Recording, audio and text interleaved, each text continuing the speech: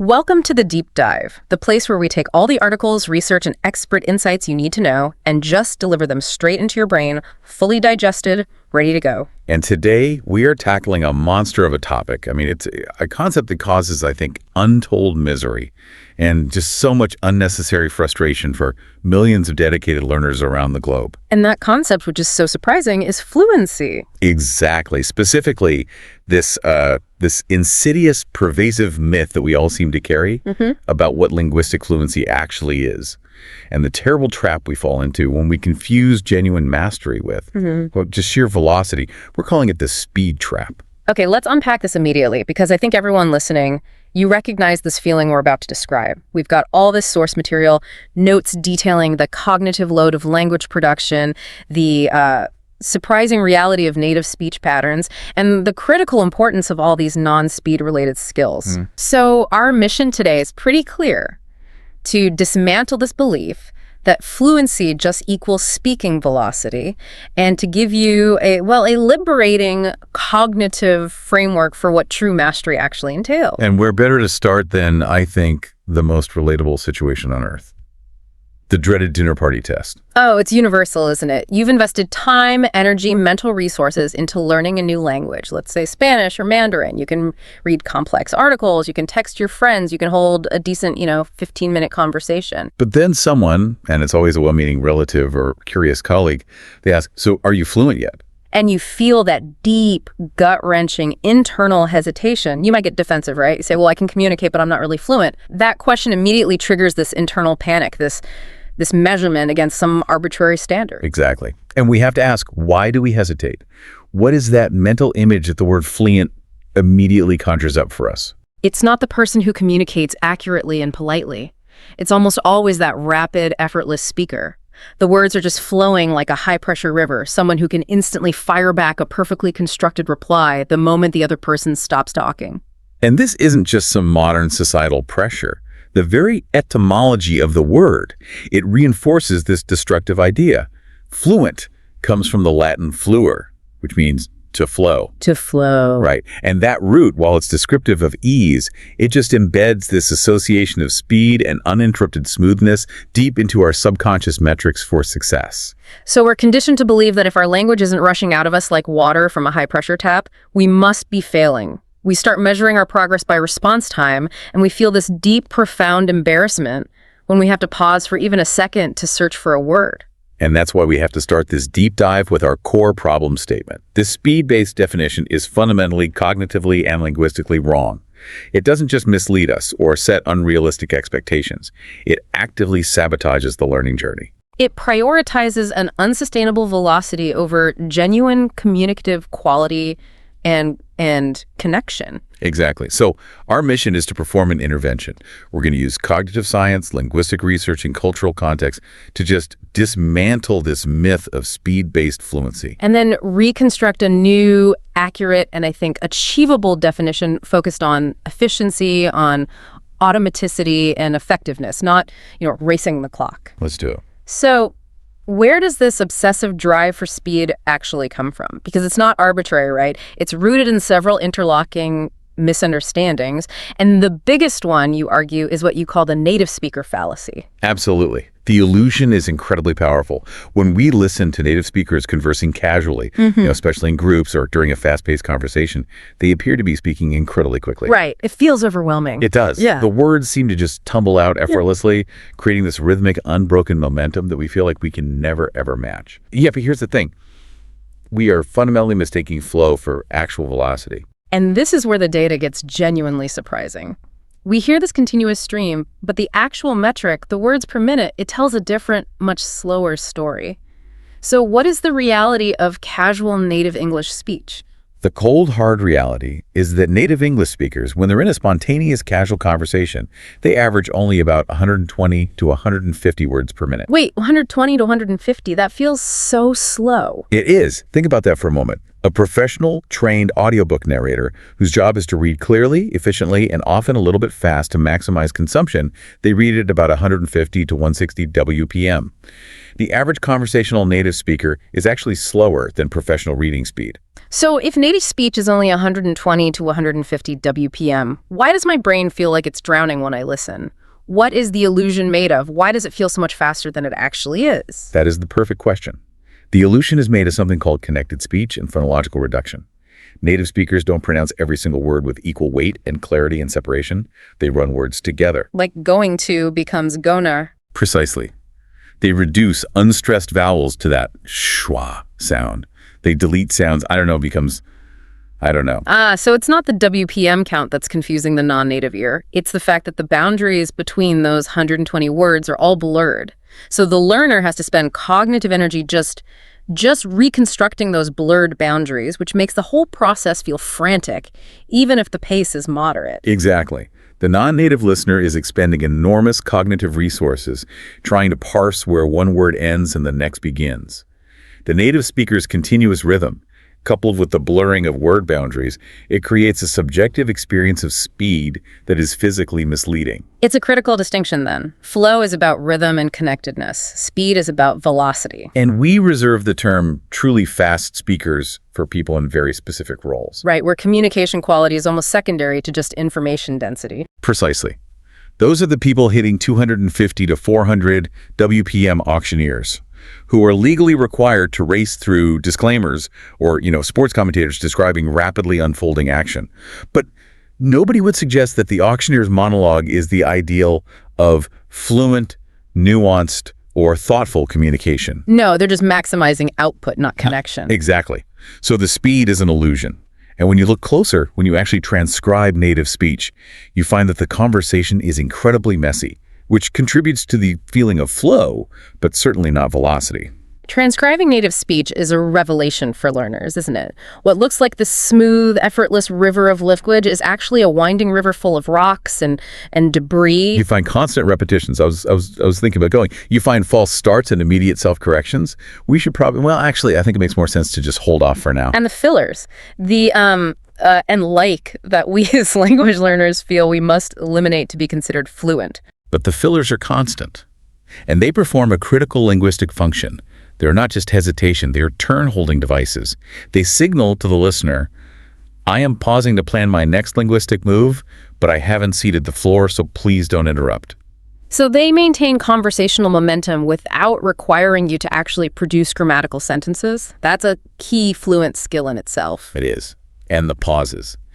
We, as non-native speakers, often feel like we can't take a pause without signaling failure or inadequacy, but native speakers pause all the time, often for long stretches, right in the middle of a sentence. And they're totally comfortable doing it. Totally. Native speech is often full of syntactically incomplete sentences, fragments, elliptical speech, where the context just replaces the grammatical structure. The communication works because the listener fills in the gaps, the speakers use shared context, and the overall goal of information transfer proceeds without a glitch. So we're striving for this standard of smooth grammatical perfection that even native speakers don't come close to achieving on a moment-to-moment basis. But that pressure isn't just internal, is it? It's reinforced by the systems we learned in. Let's talk about the classroom legacy. Traditional teaching methods bear a significant responsibility for the speed myth, 100%, because they were historically focused on testing immediate recall. Just think about the structure of oral exams, vocabulary quizzes. Right. Rapid recall is rewarded. You see a sentence in the target language, you have to instantly translate it. Any hesitation, even for a millisecond, is often perceived by the teacher and marked down as uncertainty or a lack of mastery. And this creates this deep-seated Pavlovian psychological conditioning that equates speed with success and hesitation with failure. Students are rewarded for reflexively blurting out the answer, even if the answer is slightly less accurate, simply because it was fast. And they internalize this equation so thoroughly that they carry it into their adult self-learning journeys. The psychological pressure to respond instantly just remains embedded in their subconscious long after they've left the oral exam stage. They fear that gap of silence. And if the classroom wasn't enough, media and entertainment have just cemented this myth, making these unrealistic expectations part of our global cultural fabric. We've been fed a diet of cinematic shorthand. When Hollywood needs to establish quickly that a character is linguistically brilliant, a super spy, a brilliant diplomat, a polyglot academic, how do they show it? Through rapid-fire conversations, effortless and instant code switching between languages, and instantaneous responses to complex questions. Yeah, the character who pauses thoughtfully for 5 seconds to construct a nuanced reply is rarely the one portrayed as the linguistic powerhouse. Instead, they give us the West Wing or Gilmore Girls version of speaking, just a barrage of flawless, rapid-fire dialogue. Exactly. And every time we see a protagonist instantly translating some complex geopolitical statement or smoothly navigating a multilingual social situation with speed of thought production, it just reinforces the lie that true fluency means instant, flawless language. It sets an impossibly high and totally manufactured bar. So learners start measuring their own progress against these cinematic expectations, and when their own reality, which is full of necessary pauses, messy grammar, searching for the right word, doesn't match the movie version, anxiety spirals, and it leads to this self-fulfilling prophecy of linguistic failure. It's a vicious cycle. So if we agree that speed is the wrong metric, we need to understand the cognitive alternative. Let's shift our perspective entirely, moving from the outside, that misleading noise we hear, to the inside, what the human brain is actually doing when we communicate. Right. What does the cognitive architecture of language production actually tell us? Walk us through it. The brain is coordinating multiple, highly complex processes simultaneously whenever we speak. In psycholinguistics, we break language production down into 3 main, interconnected, and resource-intensive stages. And understanding these stages shows us exactly why rushing is just disastrous. Okay, so what's the first stage? First, you have conceptualization. This is the highest level of planning. It's figuring out the intent, what you want to say. Yeah. This involves accessing the meaning, organizing your thoughts logically, establishing the general shape of the message, and deciding on the rhetorical goal. Am I persuading? Am I explaining? Am I complaining? And for a non-native speaker, conceptualization can be hampered by an inability to think in the target language, right? Forcing them to conceptualize first in their native tongue. Absolutely, which adds this whole other layer of delay and complexity. But even if they are thinking directly in the target language, they move quickly to stage 2, formulation. And this is where the meaning becomes language. This is the translation stage. You take that organized thought and turn it into linguistic form. This means selecting precise words, lexical selection, and applying the grammar syntactic planning. This is where your verb conjugations, case endings, prepositions, word order, it all gets slotted into place. This, I imagine, is the biggest bottleneck for learners. They might know the rules, but applying them isn't effortless yet. Precisely.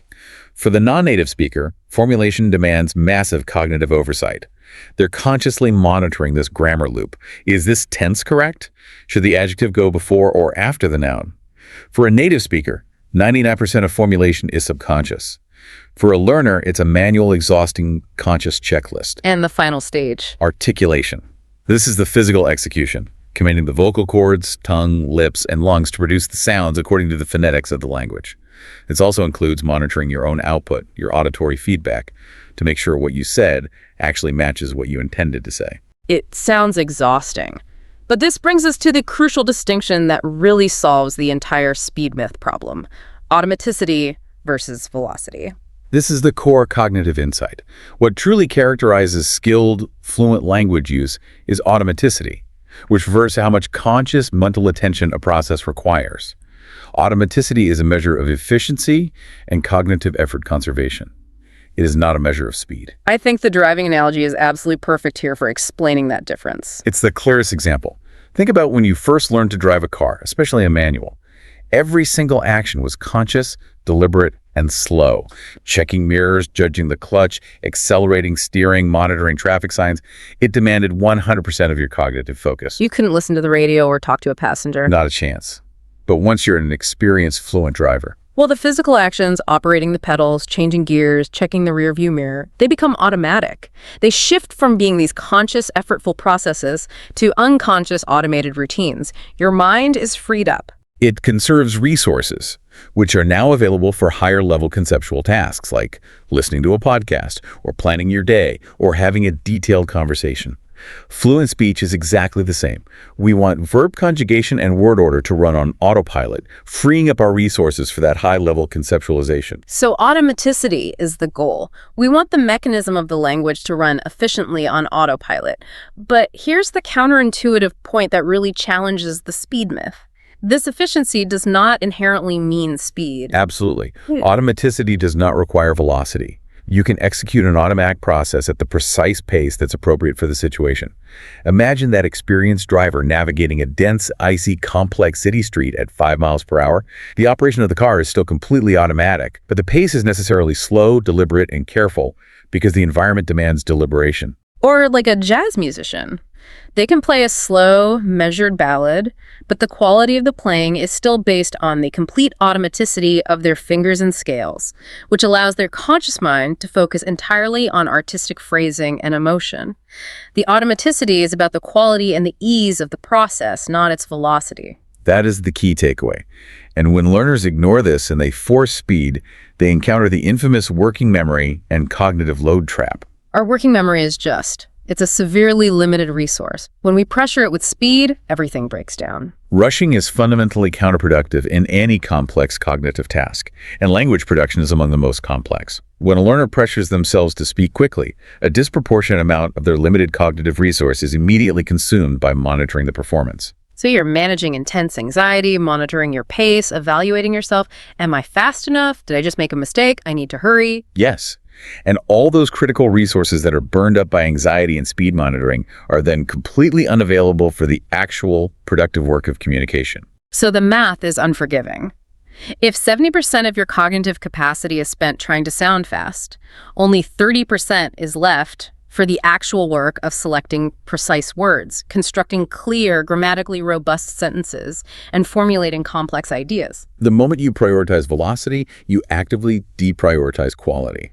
You end up saying something fast but vague or fast but riddled with formulation errors because you just didn't have the mental capacity to monitor that grammar loop. I can see a listener pushing back on this, though. They might argue, but don't I need to practice speaking fast initially just to build muscle memory? If I always speak slowly, won't I forever be slow? That's a highly logical and a very common misconception. But the goal of practice is not just to build muscle memory, it's to build accurate muscle memory. If you practice fast and inaccurately, you're essentially training your brain that the wrong response is the fastest and easiest path. You're paving the wrong road. You are. The correct trajectory is to practice slowly and accurately until the accurate response becomes automatic. Once accuracy is automatic, the speed can increase naturally and sustainably without the cognitive load collapsing. You have to build a foundation of automaticity first, and speed is the natural byproduct of that efficiency, not the starting point. Okay, so we filed the stopwatch in the trash. If words per minute is irrelevant and automaticity is the process, we need to understand what the actual measurable outcomes of true fluency are. What are the criteria that linguists and communication experts actually use to define mastery? We need to move away from the single metric of velocity and embrace fluency as a comprehensive composite score. There are 5 key components that define a genuinely fluent speaker, and none of them rely solely on speed. Okay, let's start with number 1, which has to be the absolute core purpose of language itself: communicative effectiveness. This is paramount. At its heart, fluency is about successfully conveying meaning and achieving your specific communicative goals. Did you explain the process clearly? Did you persuade the client? Did you connect emotionally with your friend? Your fluency is measured by how well you succeed in that goal relative to the context. And speed plays a minimal role here, sometimes even a negative one. Often negative. We see this in high-stakes communication. Highly effective public communicators like Abraham Lincoln or figures like Warren Buffett are known for speaking thoughtfully and methodically. They use a measured pace to increase the impact and allow for surgical word choice. Like a skilled negotiator, they intentionally slow down their pitch or their response. They do this because deliberation signals authority, and it ensures every word is chosen for maximum strategic effect. So effectiveness depends on 4 distinct qualities: clarity, accuracy, appropriateness, and engagement. And rushing undermines all 4 of them. It's a 4-way sacrifice. Rushing ruins clarity by forcing vague phrasing. It ruins accuracy by skipping over grammatical checks. It ruins appropriateness because you don't have time to consider the register. And it absolutely ruins engagement because you're focused on yourself, not the listener. Okay, moving on to component number 2, Linguistic range. This is about the depth and breadth of the speaker's available toolkit. A truly fluent speaker has access to a wide range of vocabulary, syntactic structures, and idiomatic expressions. And crucially, they know how to shift between registers formal versus casual, technical versus layperson effortlessly. Which allows them to discuss diverse topics and find alternative, clearer ways to express an idea if the first attempt fails. Exactly. I like the chess grandmaster analogy here. A grandmaster's mastery isn't shown by how quickly they move a piece. Their deliberation, which might take 5 or 10 minutes for a critical move, reflects an enormous depth of strategic understanding. They aren't slow because they lack skill. They are slow because they are considering 20 different high-level options and all their consequences. Precisely. Similarly, the fluent language user has access to this vast repertoire of structures, and they use the pause to select the one that will deliver maximum effect. The time taken reflects depth of strategy, not lack of vocabulary. Component number 3 shifts the focus entirely from output to input. Comprehension depth or perceptive fluency. Right, because fluency is not just about what you say, it's about what you absorb. A truly fluent speaker grasps nuance, detects subtle tone shifts, recognizes implication, and understands complex cultural references or sarcasm. They process the language deeply, not just superficially. And if you're stuck in that anxiety loop of focusing on generating your next response quickly, you completely miss all those subtleties in the input. You are guaranteed to miss them. The speaker who listens carefully and processes the information thoroughly, even if they need a moment to formulate a thoughtful, relevant response, is often far more fluent in that interactive moment than the quick responder who missed a crucial detail or misinterpreted the tone. So true fluency starts with profound listening. It has to. Okay, number 4 is the skill that truly separates the polished communicators from those who only perform well in a classroom. Repair and recovery. This is the essential ability to recognize that communication has hit a roadblock, a misspoken word, a grammatical error, a listener misunderstanding, and to fix it smoothly. All speakers, native or not, hit these road bumps. And the fluent speaker doesn't panic and try to rush past it. No, they stop, they rephrase, they clarify, they provide an example, or they ask a confirming question. This is a skill that absolutely demands patience and strategic deceleration. You have to slow down to repair effectively. It requires strategic deceleration because effective repair is diagnostic.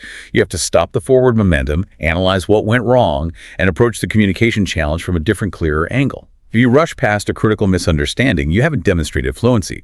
You've merely demonstrated an inability to manage real-time feedback. And finally, number 5, the social and cultural layer, which often proves the undoing of fast, highly accurate learners. Pragmatic competence. This is knowing how to use language appropriately in context. It goes far beyond grammar and vocabulary to the invisible conventions of social interaction.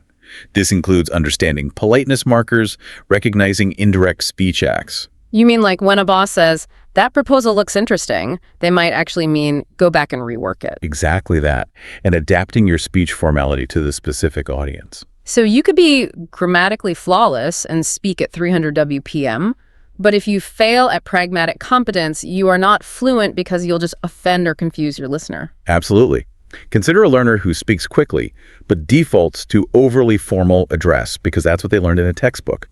If they use highly formal, academic, polite structures with a close friend in a casual bar setting, they create this enormous social distance. Or a learner who rapidly describes a problem using only technical jargon to a non-expert, failing to slow down and shift their register. They've achieved high velocity and high accuracy for that register, but they have completely failed at the goal of communication because they were pragmatically incompetent for that audience. The truly fluent speaker takes their time, they read the room, they adjust their approach, and they carefully select words that bridge the social gap, not widen it. This just reframes the entire discussion. It confirms that velocity is not only irrelevant, but actively detrimental to all 5 components of true fluency. Which leads us to the most counterintuitive truth for learners. The pause is not a mark of failure. It is, in fact, a hallmark of masterful communication. Strategic, purposeful pausing is essential. Learners often view silence in conversation as this psychological chasm, a clear indication that they don't know the word or the grammar. They feel they must fill every millisecond with noise. But skilled communicators, fluent in any language, use silence as a powerful, deliberate tool. What are the primary functions of these strategic pauses in high-quality communication? We can categorize them into 5 critical functions. First, Emphasis and impact. A pause placed immediately before or after a key phrase just amplifies its importance. Skilled political speakers, public presenters, they know this instinctively. They deliver a powerful statement, then they pause, allowing the weight of the idea to sink in and resonate with the audience. The silence creates anticipation and gives the words gravity. Yes, and that leads to function number 2, comprehension support. If you are delivering dense, technical, or complex information, pauses are necessary for ethical communication. They give the listener critical time to process what they have just heard, to categorize it, and to integrate it into their understanding. Rushing through complex ideas just ensures the listener misses half of the message. And in the real-time interaction of dialogue, pauses are the necessary infrastructure. Function number 3, turn-taking signals. A deliberate pause signals to your conversation partner that you're open to their response, or that you're transitioning from one idea to the next. It's an essential part of collaborative dialogue. Without them, conversations would just become this frantic, inefficient struggle of interruption and overlapping speech. Exactly. The fourth function speaks to the speaker's internal process thinking time. Which we discussed earlier regarding automaticity. Yes. Pauses allow the speaker to engage in crucial internal planning. They organize subsequent thoughts, retrieve the most precise vocabulary, and structure the sentence effectively, rather than defaulting to the first, easiest, and often vague option. This deliberate thought process vastly improves the overall quality of the speech. And finally, pauses convey emotion and add depth. Function number 5, emotional expression. Pauses can convey gravity, consideration, surprise, or even suspense. They add a dimensionality to speech that pure velocity just cannot achieve. The pregnant pause speaks volumes. You can communicate far more with a few seconds of silence than with a string of hurried, empty words. Okay, this requires us to draw a sharp distinction between that powerful strategic pause and the panicked, disfluent hesitation that learners are so afraid of. The difference is primarily in the confidence of the delivery and the perception by the listener. A strategic pause is marked by confidence. The speaker maintains composure, appropriate body language, and they seem thoughtful. The listener perceives them as considering their answer carefully, which is a sign of respect. But disfluent hesitation is different. It's often externally marked by anxiety. That anxious hesitation is tied to visible markers of stress fidgeting, looking away, uncomfortable self-interruptions, and those drawn-out filler sounds like, The speaker appears lost or flustered, not deliberate. So if I'm a learner struggling with that anxious hesitation, my impulse would be to just speak faster to eliminate the gap. But you're saying the key insight is to do the opposite. Exactly. The solution to anxious hesitation is not to speed up and try to mask it. That only collapses your cognitive resources further. The solution is to become radically more comfortable with silence and transform that anxious, panicked gap into a confident, deliberate tool. The goal isn't to eliminate pauses, it's to transform them from psychological panic signals into confident, purposeful breaks. And you need to internalize this reframe. If I pause, I am not demonstrating failure. I am demonstrating professionalism and thoughtfulness. You are performing an act of self-respect and respect for your conversation partner. So when you pause, you're showing that you care about finding the right words, that you're engaged enough to consider their point carefully, and that you're willing to deliver quality over simple speed. Yes. Native speakers respect thoughtful, deliberate speakers. They only judge the panic-filled hesitation that signals cognitive overload. Simply slowing down and embracing the silence communicates competence, even if the eventual output is imperfect. It's clear that prioritizing speed is conceptually wrong. But beyond the conceptual, we need to address how chasing this false metric actively damages the language learning process in several predictable structural ways. Oh, the damage is significant, and the consequences compound over time. The first and perhaps most devastating long-term effect is what linguists call the fossilization of errors. Okay, let's define that clearly for the listener. When a learner rushes, they do not have the cognitive time necessary to apply the grammatical rules they have painstakingly learned. Because they're stressed for speed, they immediately fall back on the easiest, fastest retrieved patterns, which are often incorrect, simplified, or just approximations based on their native language structure. And if they continue rushing in every conversation, what happens to those incorrect patterns? They become ingrained habits, they fossilize, they shift from being conscious errors to becoming part of the learner's automatic underlying linguistic system. And once these incorrect patterns are integrated into the automated part of the brain, they are extraordinarily difficult to unlearn later. So you've successfully built Fluent inaccuracy. You're fast, but you're consistently wrong on the same core structures. Exactly. The learner who chooses to speak slowly, consciously monitoring and applying the correct grammatical forms, even if they sound hesitant or inefficient now, is actually building a far better, more accurate foundation for the future. They're building accurate automaticity. Yes. While the fast but wrong speaker may sound more confident in the short term, they're creating massive long-term structural problems that require immense effort to correct. Speed ensures the wrong habits stick. The second major casualty of the speed trap is vocabulary narrowing. This is particularly insidious because it limits the learner's ability to express nuanced thought. When the priority is speed, the learner defaults to the words that are fastest to retrieve from their memory bank, regardless of precision or rhetorical strength. This is closely related to the tip-of-the-tongue phenomenon. When you rush, you don't allow your brain the necessary search time to retrieve the precise word. You just grab the closest, most common substitute. So they grab good instead of reaching for exceptional. They use the generic thing when they know the precise word is mechanism or phenomenon. Exactly. Their passive vocabulary, the words they recognize when reading, remains large, but their active working vocabulary just shrinks dramatically to the handful of words they can retrieve instantly. They prevent themselves from utilizing their full linguistic range. Whereas the deliberate speaker uses that necessary pause to engage in the search process, reaching for the more precise term, and actively expanding and reinforcing their working vocabulary every time they speak. Right. And the third major damage point is listening degradation, which turns conversation into a unilateral exercise in self-performance. The obsession with achieving a quick response fundamentally damages the ability to listen effectively. The speed-focused learner is anxiously rehearsing their own reply. They're working on their formulation and conceptualization while the other person is still speaking. They are half listening, half rehearsing. They're only processing enough input to know when the other speaker stops, leading to poor comprehension because they are not fully present. Effective conversation requires fully listening, processing the entire input thoroughly, and then responding thoughtfully. The pressure to speed just cuts that critical listening phase short. Which brings us to perhaps the most damaging effect: anxiety amplification. The speed imperative transforms every single conversation into an exhausting, high-stakes performance test where the speaker must constantly prove their fluency through rapid response. And this chronic anxiety, this constant need to monitor the clock, is often a primary cause for learners hitting plateaus and eventually just losing motivation entirely. It creates a state of monitoring language overload. The cognitive function dedicated to self-correction and evaluating performance just goes into overdrive. When practice feels punishing rather than rewarding, learners often quit, or they reach a functional level and simply stop improving, perpetually feeling inadequate because they are measured against an impossible, irrelevant stopwatch standard. So we've established that native speech is messy, that slow and deliberate is often better, and that rushing damages the learning process.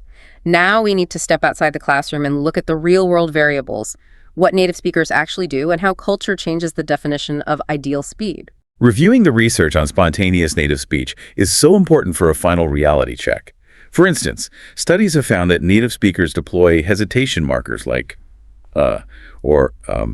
approximately once every 4 to 5 seconds during spontaneous speech. Every 4 to 5 seconds. Yes.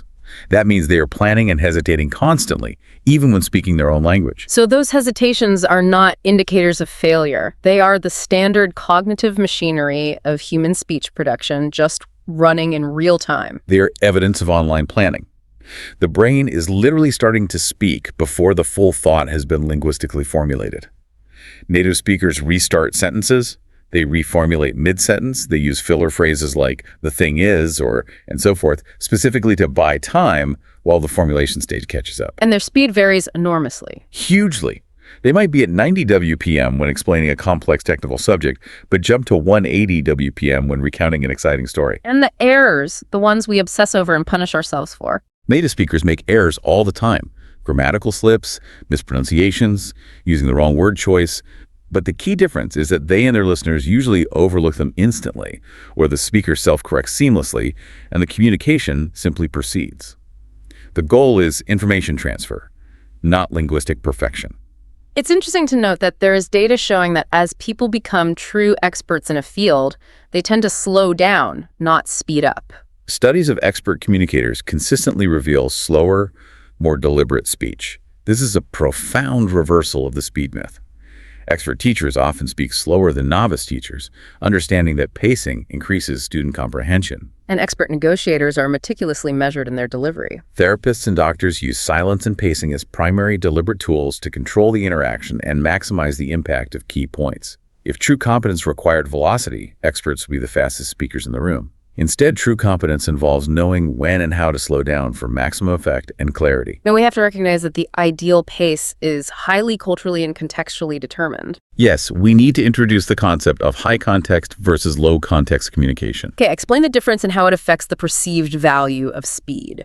In low-context cultures, like the United States, Germany, or Australia, meaning is expected to be explicit, direct, and efficient.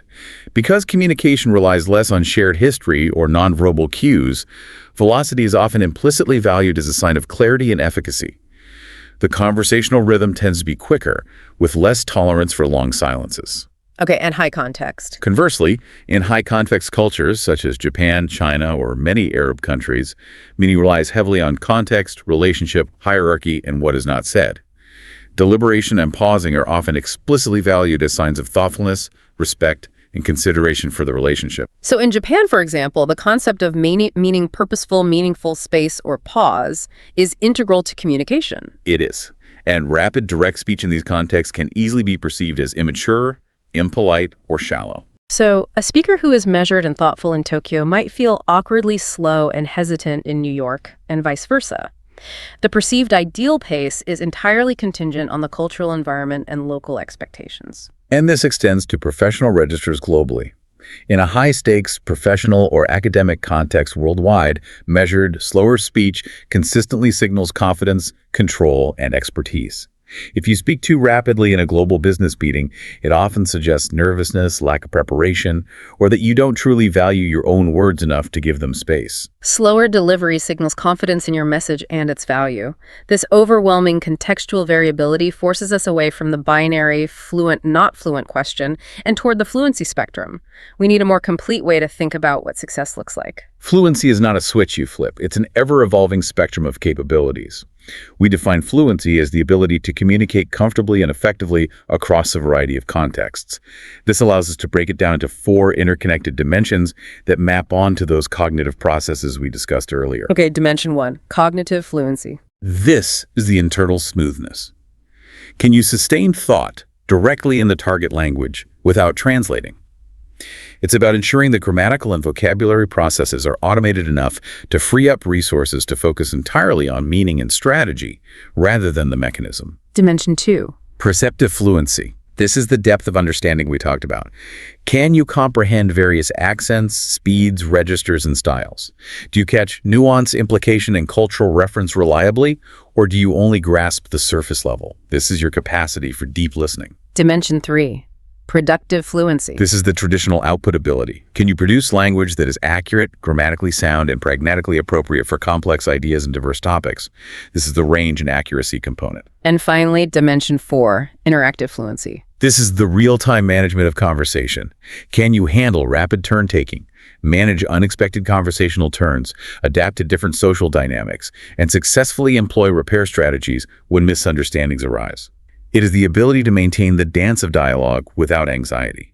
By using these 4 dimensions and the spectrum model, we replace the paralyzing question, am I fluent yet, with the far more useful diagnostic question. Like, in what contexts is my cognitive fluency high? Which of these 4 dimensions do I need to prioritize developing right now? It transforms the goal from an impossible standard into an achievable contextual process of continuous improvement. This is where we turn theory into action. Now that we've dismantled the myth of speed and established this robust framework for true fluency, how does the learner listening right now practically shift their approach and liberate themselves from the stopwatch? Step 1 has to be a psychological intervention. Redefine your goals. You have to stop fixating on arbitrary metrics like WPM or reaction time. You need to articulate functional, context-based goals that actually reflect communicative effectiveness in the context you care about. Okay, give us some examples of specific, achievable, non-speed-based goals. Instead of aiming for fast Spanish, aim for specifics like, I want to be able to comfortably discuss my work's technical challenges with a colleague in French, Or, I want to watch 2 specific German movies without subtitles and grasp 80% of the nuance. Or, I want to be able to tell a 5-minute-long complicated story in Japanese without getting stuck. Those goals require comprehension, appropriate vocabulary, accurate structure, and confidence, none of which mandate maximum velocity. They focus on function. Exactly. Step 2 is an active exercise in counter-conditioning that addresses the fear of silence. Practice slow production deliberately. You need to actively embrace slow speech, even though that Pavlovian conditioning will make it feel profoundly uncomfortable and wrong at first. But slow practice has compounding crucial benefits for building accurate automaticity. We need to turn this into a structured drill. How does a learner make this deliberate and concrete? We recommend the 5-second pause challenge. During any practice conversation with a tutor, a language partner, or even just speaking to yourself, intentionally pause for a full 5 seconds after your conversational turn before you start speaking. Force yourself to sit in the silence. And use that time not to panic, but to consciously engage the conceptualization and formulation stages. Give yourself the time necessary for accuracy development, to consciously apply the grammar rules, and for vocabulary stretching, to retrieve the precise term. That deliberate timeout is also a powerful form of confidence building. You're proving to yourself repeatedly that pausing is not a catastrophe. Yes, and the slow pace also forces pronunciation improvement. Rushing often covers up clarity issues and encourages phonetic sloppiness. Speaking slowly reveals issues that rushing hides, allowing you to build better articulation habits. Which leads directly to step 3, develop comfort with silence. Beyond the 5-second challenge, the psychological ability to hold space is a critical component of confident interactive fluency. You must practice transforming those anxious gaps into deliberate tools. When you speak, maintain eye contact and composure during the pauses. Don't avert your eyes or fidget. Project confidence while you are thinking. The goal is to notice that your conversation partner respects the pause, rather than judging it. You're trading a panicked, rushed, low-quality response for a measured, high-quality, thoughtful response. Exactly.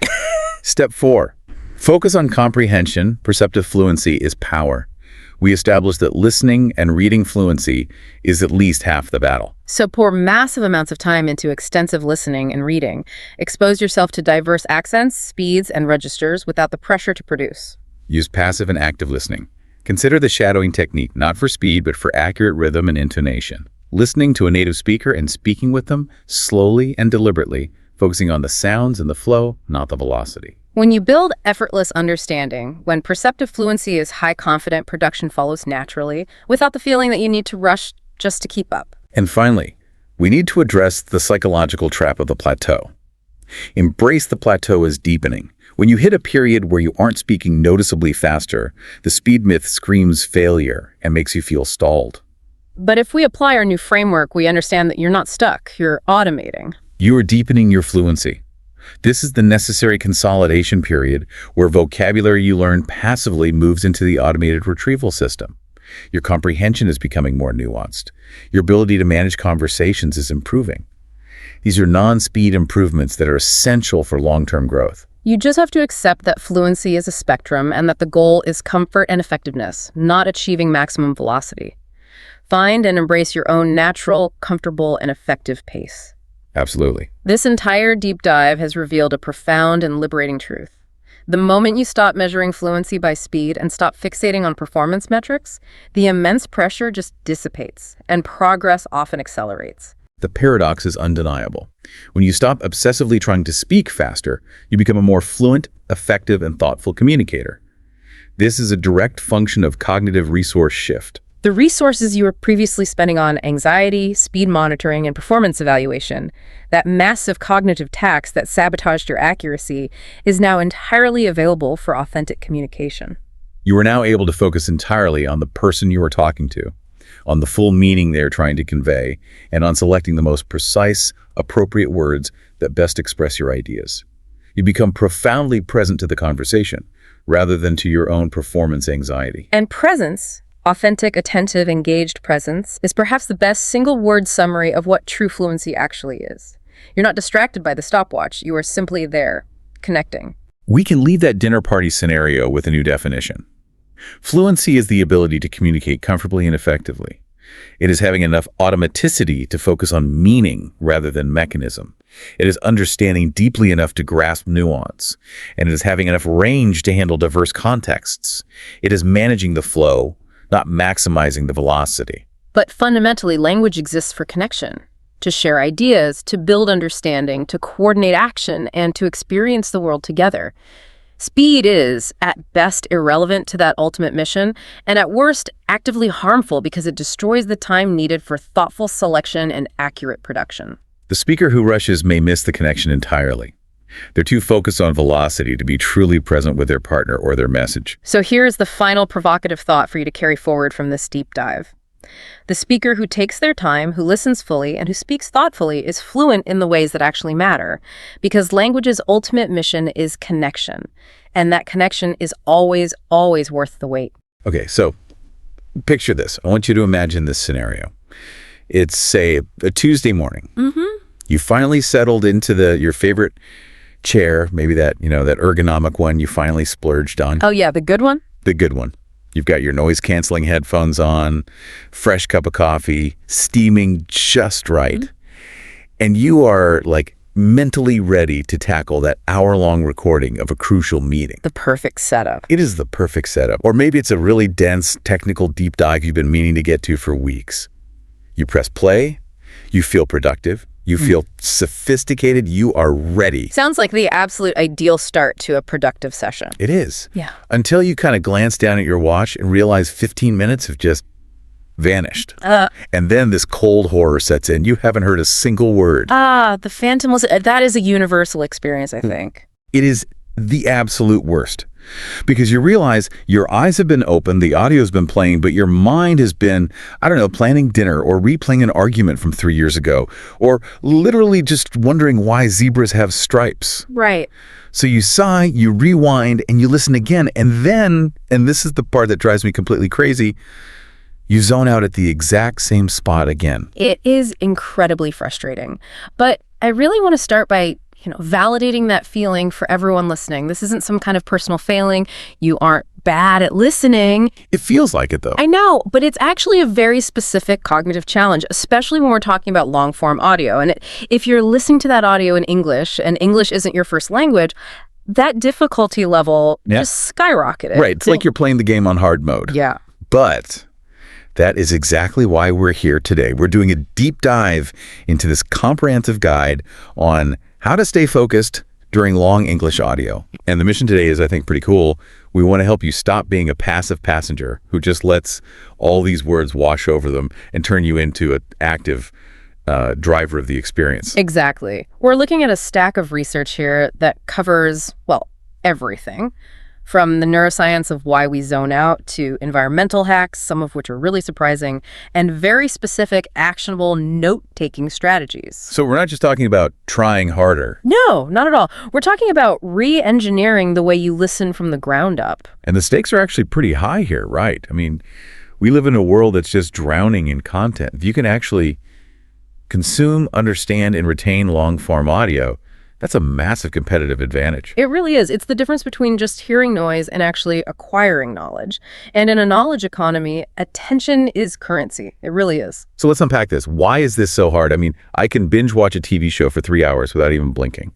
Why can't I listen to a 45-minute lecture without my brain actively trying to escape?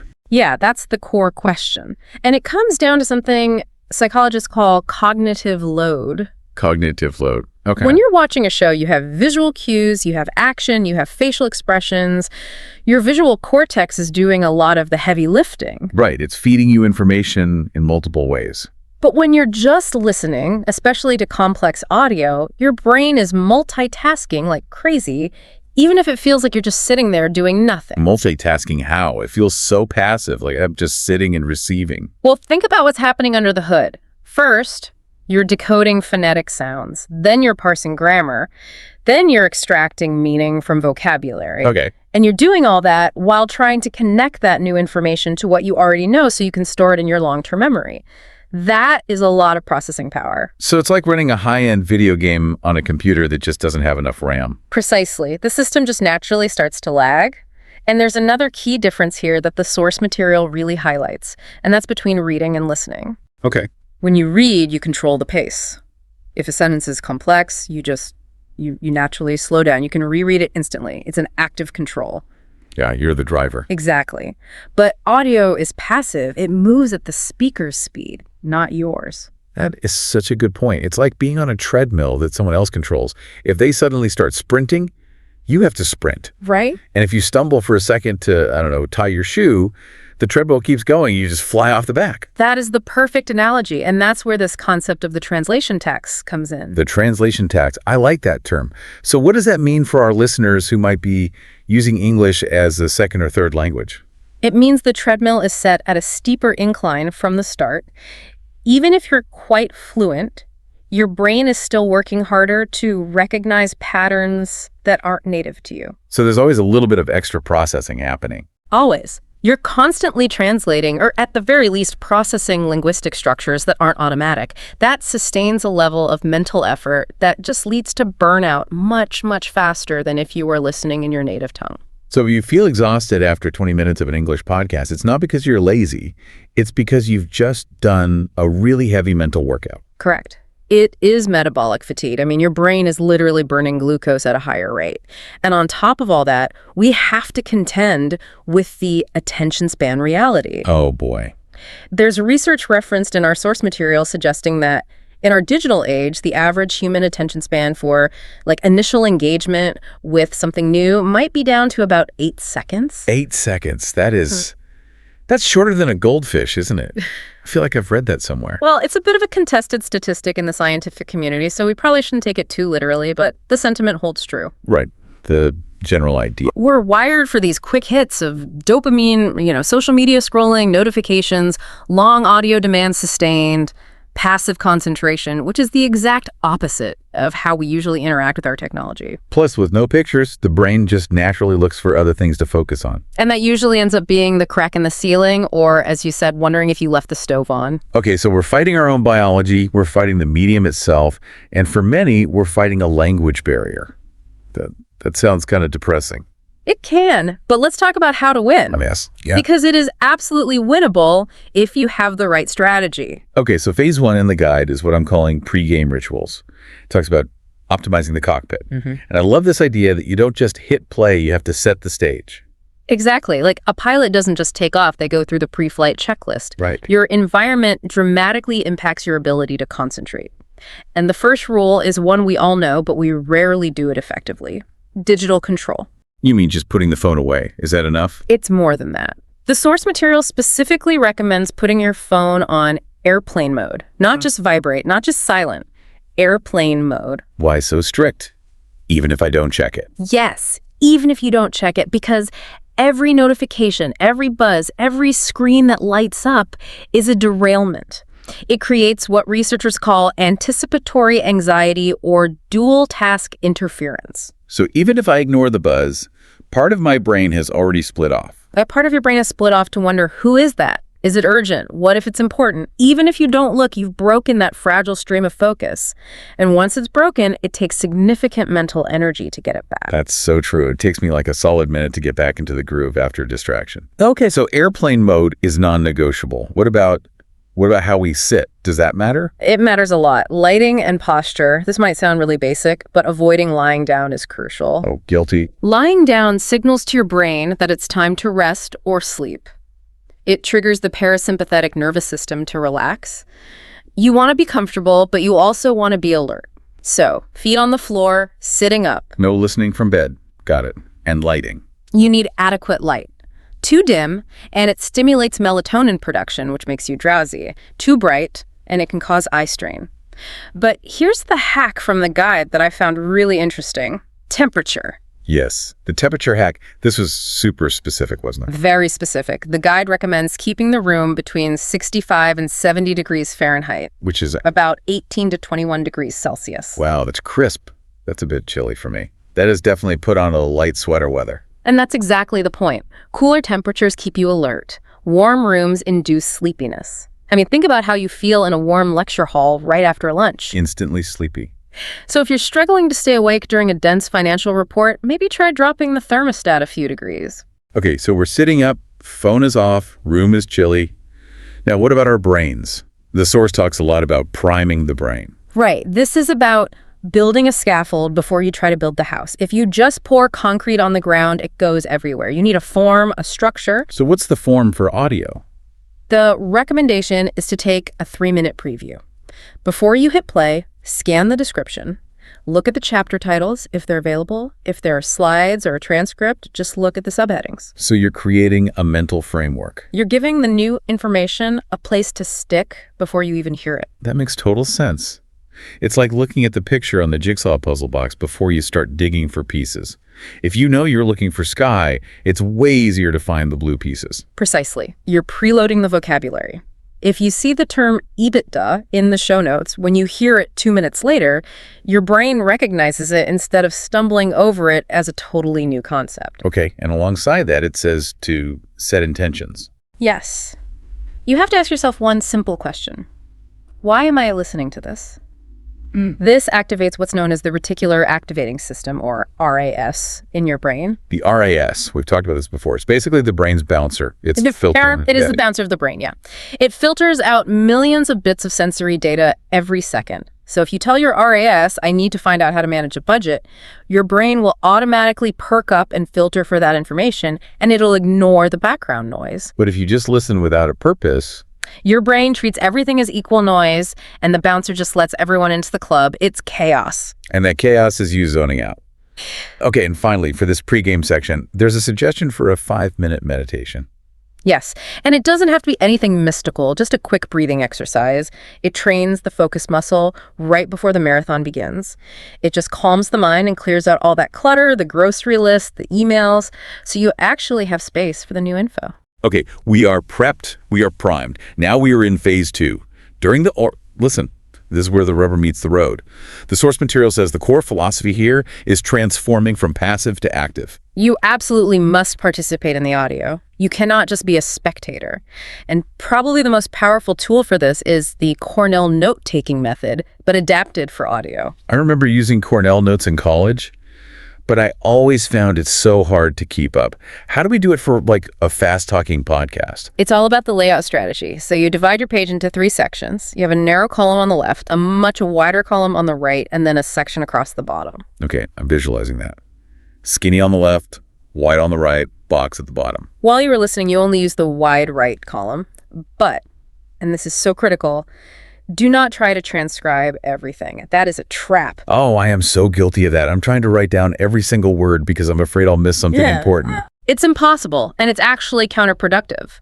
You switch from listening for meaning to listening for dictation, and your brain can't do both well at the same time.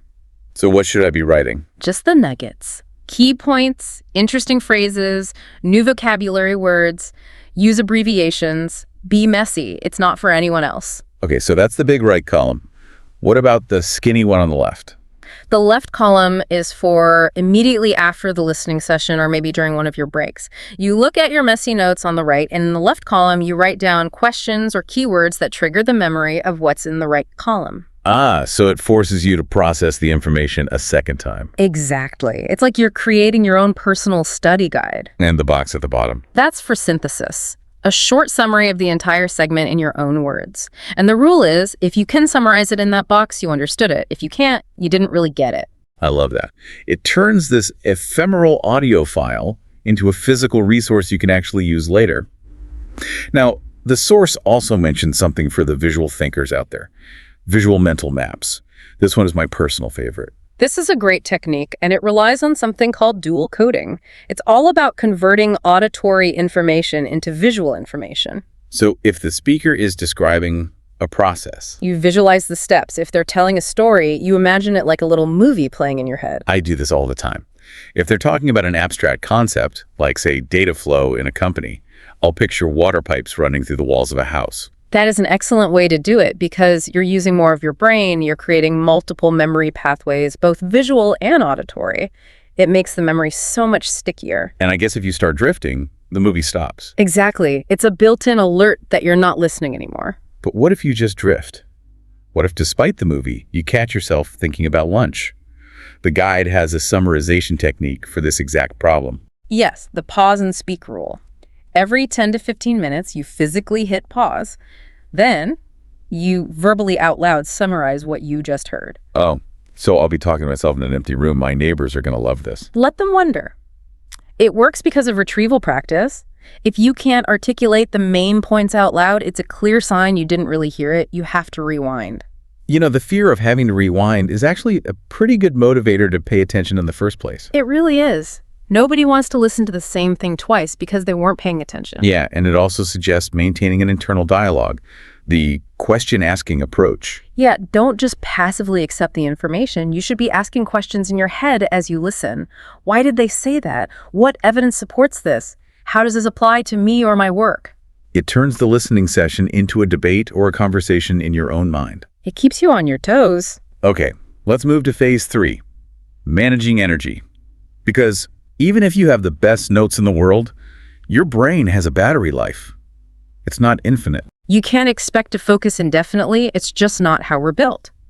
The guide recommends adapting the Pomodoro technique for audio. So the standard Pomodoro is 25 minutes of work, then a 5-minute break. Right. And that works really well. But the guide suggests some modification for especially complex content or for second language listening. What's modification? Shorten the work period to 20 minutes and then lengthen the break to maybe 7 or 8 minutes. Just acknowledging that the translation tax we talked about burns the battery faster. Precisely. And we need to talk about what you do during that break. The guide is very, very strict about this. What you do during the break matters just as much as the listening itself. Let me guess. No scrolling Instagram. Absolutely not. Do not check your email. Do not check social media. That fragments your attention. You create what's called attention residue. Attention residue. Yeah. If you look at a stressful email, part of your brain stays stuck on that email even when you go back to the audio. So you start the next 20-minute segment with only like 80% of your brain actually available for the task. Correct. You need to give your brain a true rest, a real reset. Okay, so what should we be doing in those 7 or 8 minutes? Physical movement is key. Stand up, walk around, get oxygen flowing to the brain, hydrate, drink some water, have a healthy snack like nuts or fruit, not sugar that's going to cause a crash later. And there was a rule for your eyes too, right? Since we might be staring at notes or a screen. The 20-20-20 rule. It's great. If you're taking notes on a screen, every 20 minutes, you look at something that's 20 feet away for 20 seconds. What does that do? It reduces eye strain. And believe it or not, eye strain is a huge contributor to that feeling of brain fog we get. So relaxing your eyes actually helps relax your mind. I love that. It's so simple and easy to remember. Now, how do we know when we've just hit the wall? When is it time to stop for the day? You need to learn to recognize the signs of genuine fatigue. If you start rereading your notes and they just don't make any sense, or you feel physically restless, or your mind is wandering every 30 seconds, don't push through. So the no pain, no gain mentality doesn't work for focus. It is completely counterproductive. You'll retain less and just burn yourself out for the next day. You aren't building muscle, you're just depleting neurotransmitters. Take an unscheduled break if you need it. There's no shame in that. Okay, let's talk about the fun stuff. Phase 4, tech support and advanced tactics. We live in the future. We should be using the tools of the future. And playback speed is an incredibly powerful lever. Most people know they can speed up or slow down audio, but the strategy behind when and why you do it is really interesting. For learners, slowing it down to, say, 0.75x speed makes a lot of sense. It gives you that extra split second to process a difficult word. Exactly. It buys you processing time, which is invaluable. Yeah. But for more advanced listeners, or if you're struggling to focus on content that feels a little bit slow, the guide paradoxically suggests speeding it up. Wait, really? That feels so counterintuitive. Speeding it up to focus better. It works because of the cognitive load we talked about earlier. If a speaker is talking really slowly, your brain has all this gap time between their words. And in that gap, Your brain thinks, I wonder what's for dinner. But if you bump the speed up to 1.1x or maybe 1.25x, you demand its total attention. There is literally no room for your mind to wander. that is fascinating. It's like driving a car really fast. You have to look at the road. If you're driving slowly, you can look around at the scenery. That's a perfect analogy. It creates a scarcity effect for your attention, and you can also use variable speed. Slow down for the dense, technical parts, and then speed up for the anecdotes or the intro. What about transcripts? I sometimes feel like they're a safety net for me. They are, but they can become a crutch if you're not careful. The guide suggests using a strategy called dual processing, which is basically reading along while you're listening. This is great for really difficult content because it's multisensory. But the key is not to just read and ignore the audio, right? Right. And you should also use it as a clarification tool. So instead of rewinding 10 times to catch one mumbled word, just glance at the transcript. It saves so much time and frustration. Okay, let's talk gear. Do headphones really matter that much? Noise cancellation is a game changer. It directly reduces the cognitive load of having to filter out background noise. Ah, so it's a conservation of energy thing. Exactly. If your brain doesn't have to work to ignore the coffee shop chatter or the dog barking next door, it has more energy to spend on processing the English audio. And speaking of noise, the guide mentions some really niche hacks involving, well, more noise. Yes, white or brown noise. Brown noise? I've heard of white noise. That's like static. What on earth is brown noise? It's a lower frequency sound than white noise, so think of a deep rumble or heavy rain or a strong wind. For a lot of people, white noise is actually too high-pitched and kind of annoying. I find it a little grating, yeah. Brown noise can mask those distracting environmental sounds without competing with the frequencies of human speech. It's much less intrusive. So it creates a sort of sonic blanket around you, isolating you with the audio. That's a great way to put it. It just isolates you. Interesting. And there was a mental hack in here called memory palaces. This sounded very Sherlock Holmes to me. This is actually an ancient technique. It's called the method of loci. You mentally place facts in specific rooms of your house. So let's say the speaker talks about a marketing strategy with 3 pillars: price, product, and promotion. Okay, price, product, promotion. I have to remember those. So you imagine walking up to your house. On your front doormat, there is a giant glowing price tag. That's price. Okay, got it. Price tag on the mat. Then you walk into your hallway, and there's a giant wrapped box of the product blocking your way. And then you walk into your kitchen, and there's a huge billboard on your fridge for the promotion. It sounds a little wild, but I can see how that would work. It uses our spatial memory, which is usually much stronger than our auditory memory. Exactly. Later, when you want to recall those points, you just mentally walk through your house again. What was on the mat? Oh, right, the price tag.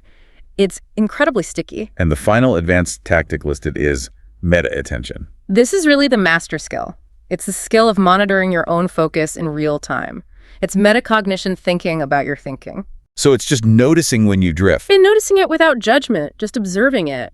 Oh, I drifted. Interesting. Okay, back to the audio. It's like being the friendly security guard of your own mind. Hey, you thought about dinner. Get out of here. Back to work. Laughs.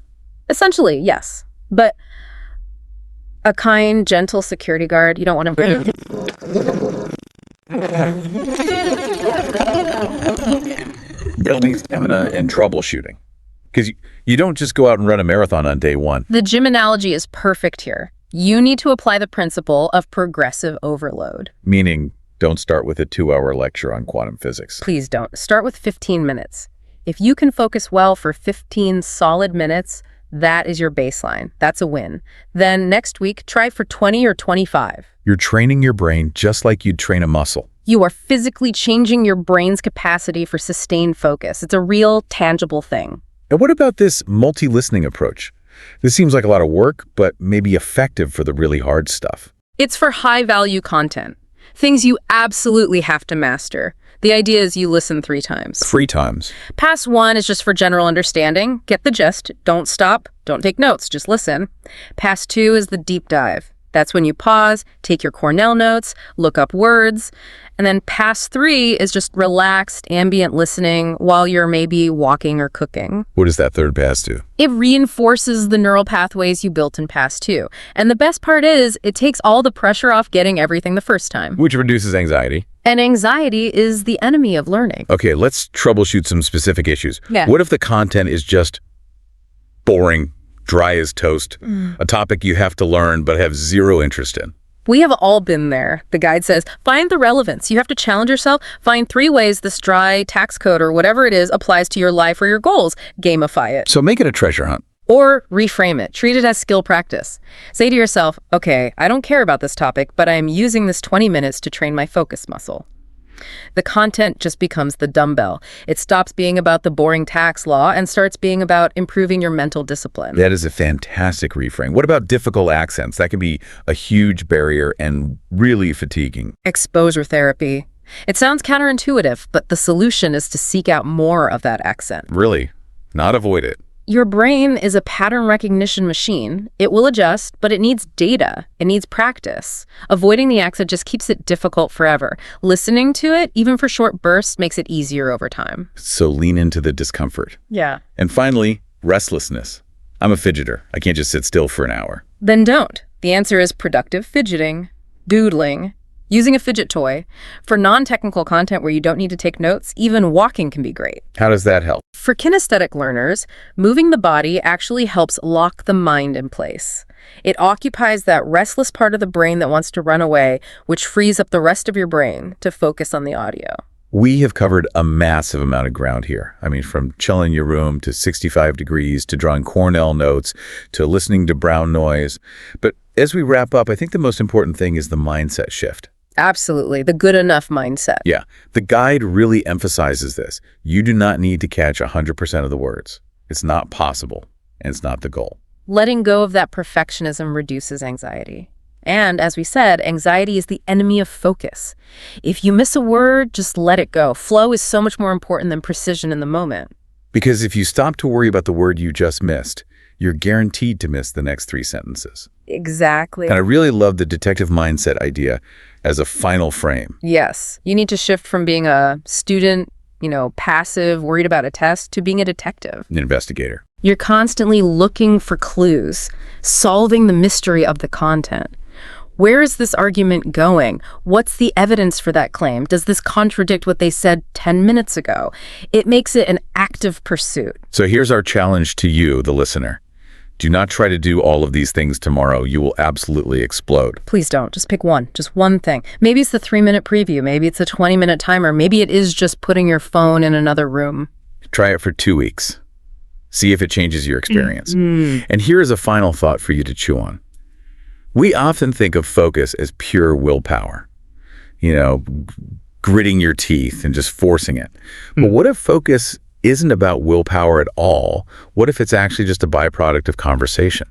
That's a great way to put it, because if you aren't talking back to the audio, at least in your own head, are you really listening? Think about that next time you hit play. Thanks for diving in with us. Happy listening. Hello. Welcome to the Learn English Lab. Today's podcast is Think in English. Don't translate. It sounds like, the simplest instruction in the world, doesn't it? Just think in the language. Right. It's the advice every teacher gives. It's probably printed on the first page of every textbook.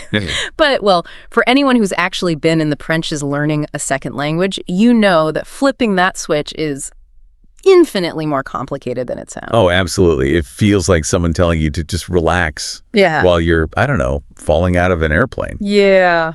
I think we really need to start by properly setting the scene here, because this is a pain point that literally every single language learner has felt deep in their bones. You know the moment. You're in a conversation, maybe you're just ordering a coffee or trying to chat with a colleague, before a meeting starts, and someone asks you a simple question, and you freeze. The deer in the headlights moment. The brain lock. That's it. You know exactly what you want to say. In your native language, the thought is sitting right there, fully formed, articulate, maybe even funny. But then your brain just goes into this frantic panic mode archive search. You're hunting for the matching words in English. You're trying to arrange them. You're double-checking grammar rules you learned in high school. And by the time you actually open your mouth, the moment has passed. It's gone. The rhythm is broken. Or, and this is maybe even worse, you stumble through it awkwardly, using a word that's technically correct, but sounds completely unnatural, and the person just looks at you with that polite confusion. Right. And it feels terrible. It feels like your brain just crashed. It is such a confidence killer. You walk away thinking, I know the answer. Why couldn't I say it? That is the universal struggle. It really is. It's the defining frustration of the intermediate learner.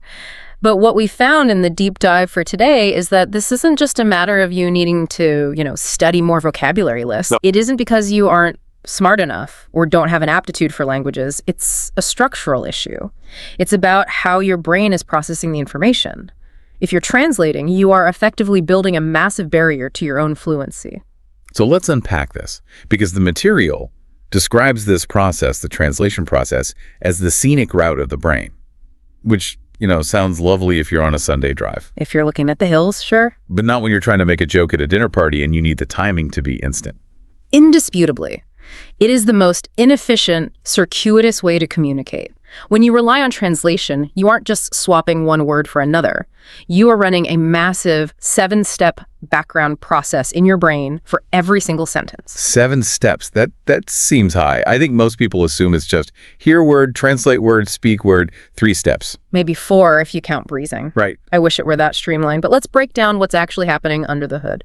So, step 1, you receive the English input, you hear the sounds. Step 2, you have to convert that input into your native language just to understand it. You aren't understanding the English, you're understanding the translation of the English. Okay, so right off the bat, you're adding a whole extra layer of processing. A huge one. Then, step 3, you process the actual meaning, the emotional or logical content, but you're doing that processing in your native tongue. You are thinking about the answer in Spanish or Japanese or German. Okay, so you're already 3 steps deep, you're burning energy, and you haven't even started thinking about your reply yet. Not at all. You're just at the comprehension stage. Yeah. Now comes the output.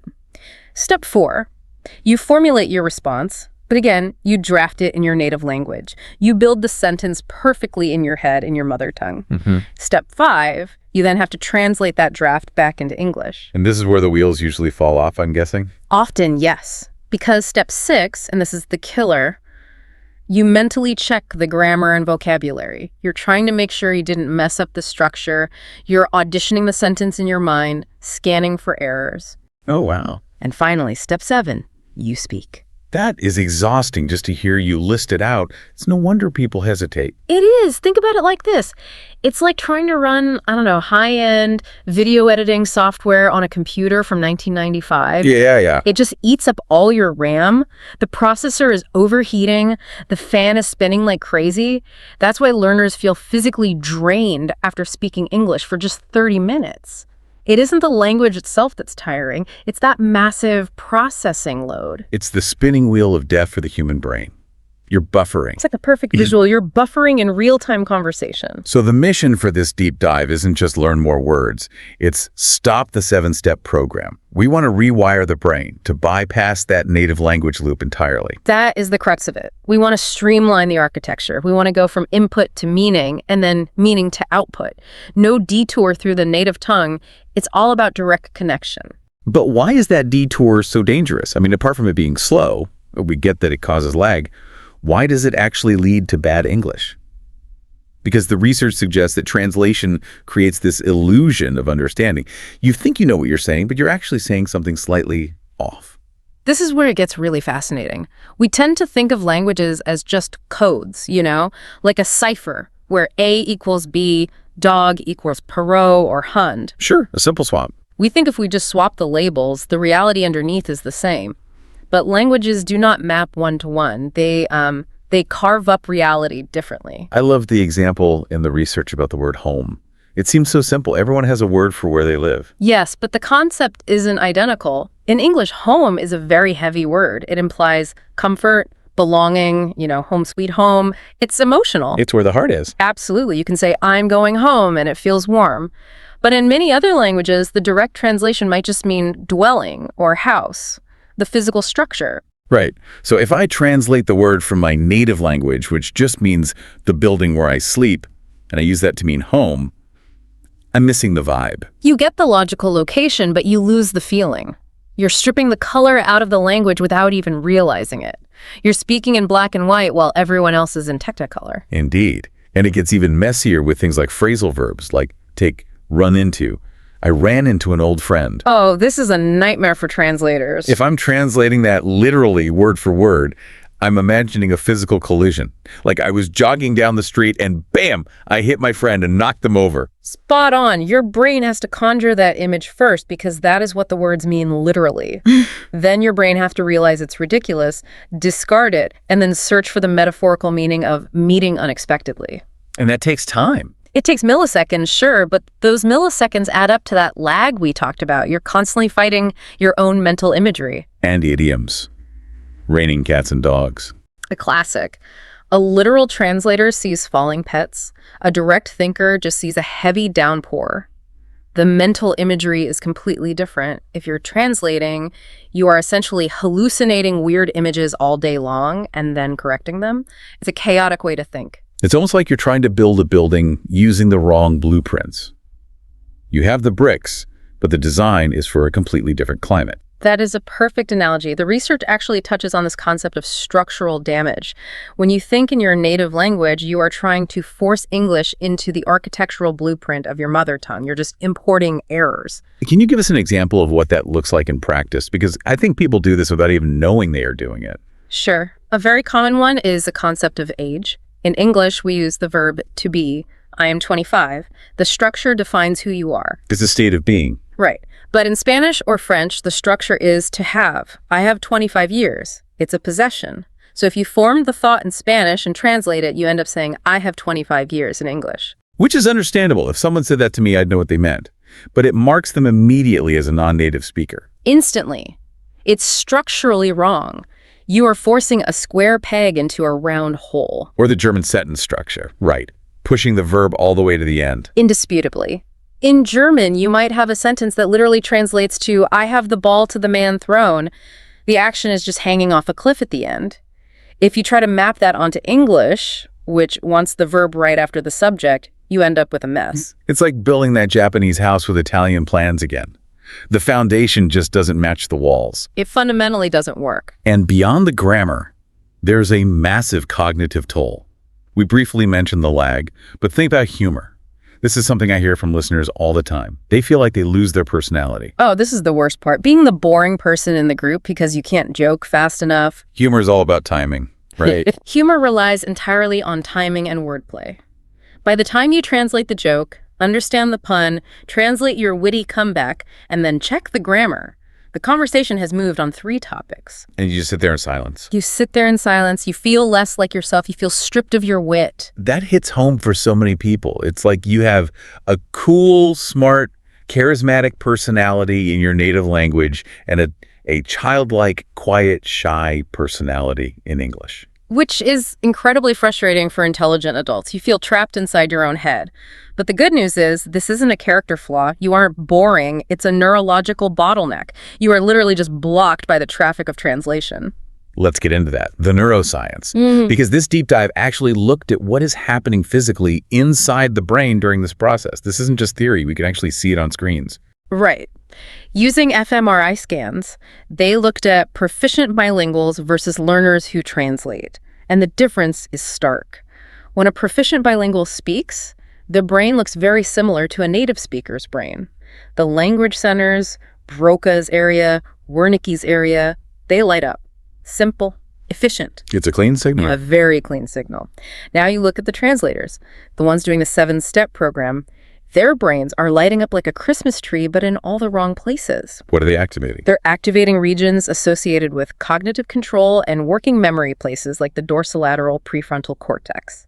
Essentially, their brain is panicking. It's problem solving, not speaking. It's working twice as hard to achieve half the result. It's high effort, low efficiency. It's like sprinting just to stay in the same place. That's it. And there's also the concept of switching costs. Every time you toggle between your native language and English, there is a measurable drop in accuracy and speed. You're burning glucose just flipping that switch back and forth. It's like paying a toll every time you want to say a sentence. It is. And eventually, you run out of change. So the goal is to create a separate neural pathway, a highway just for English, so we don't have to route all the traffic through the downtown of our native language. I love that visualization. Yes. And the brain is plastic. That's the most important takeaway here.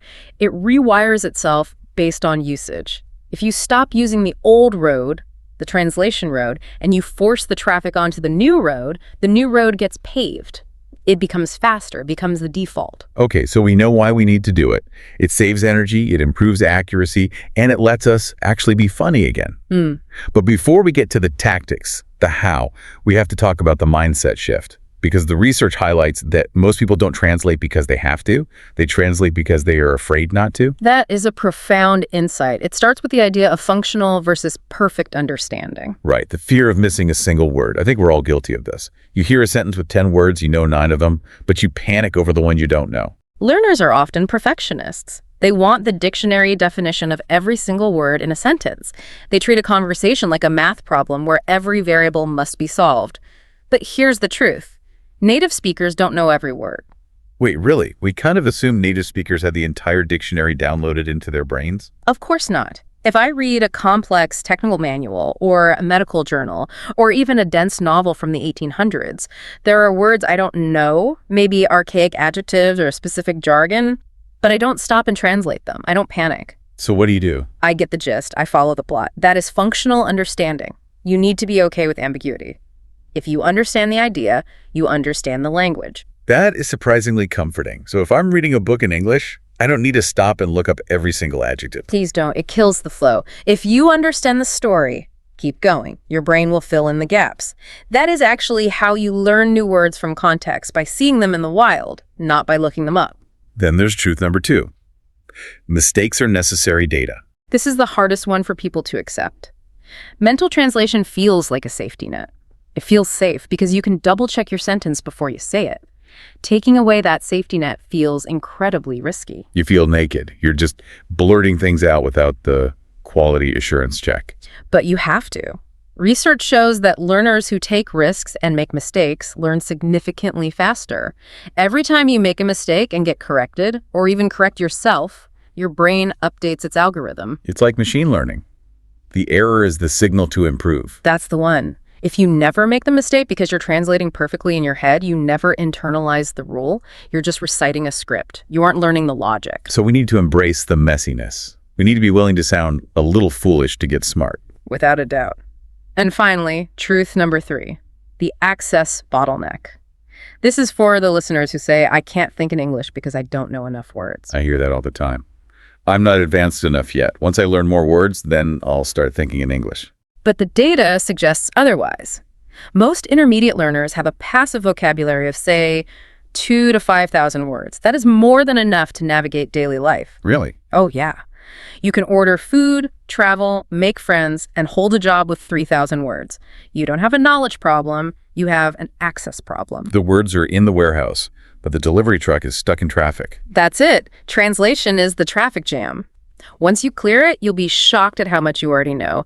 You'll realize you have words for almost everything. You just couldn't reach them fast enough because you were filtering them through your native language. Okay, let's clear the traffic. Let's get to the practical strategies. The deep dive organizes these into levels, which I love. It makes it feel like a game. Level 1 is the daily grind, things you can do alone right now. And the most effective one, the foundation of everything, is the internal monologue. Talking to yourself. Ideally, yes. We all have a running commentary in our heads. I'm hungry, this coffee is cold, I need to call my mom, that guy just cut me off in traffic. Start turning that voice into English. Just narrating your life. Start simple. Don't try to debate philosophy yet. Stick to the present tense. I am walking to the door. I am opening the door. I'm looking for my keys. The sky is blue. And what happens when I hit a wall?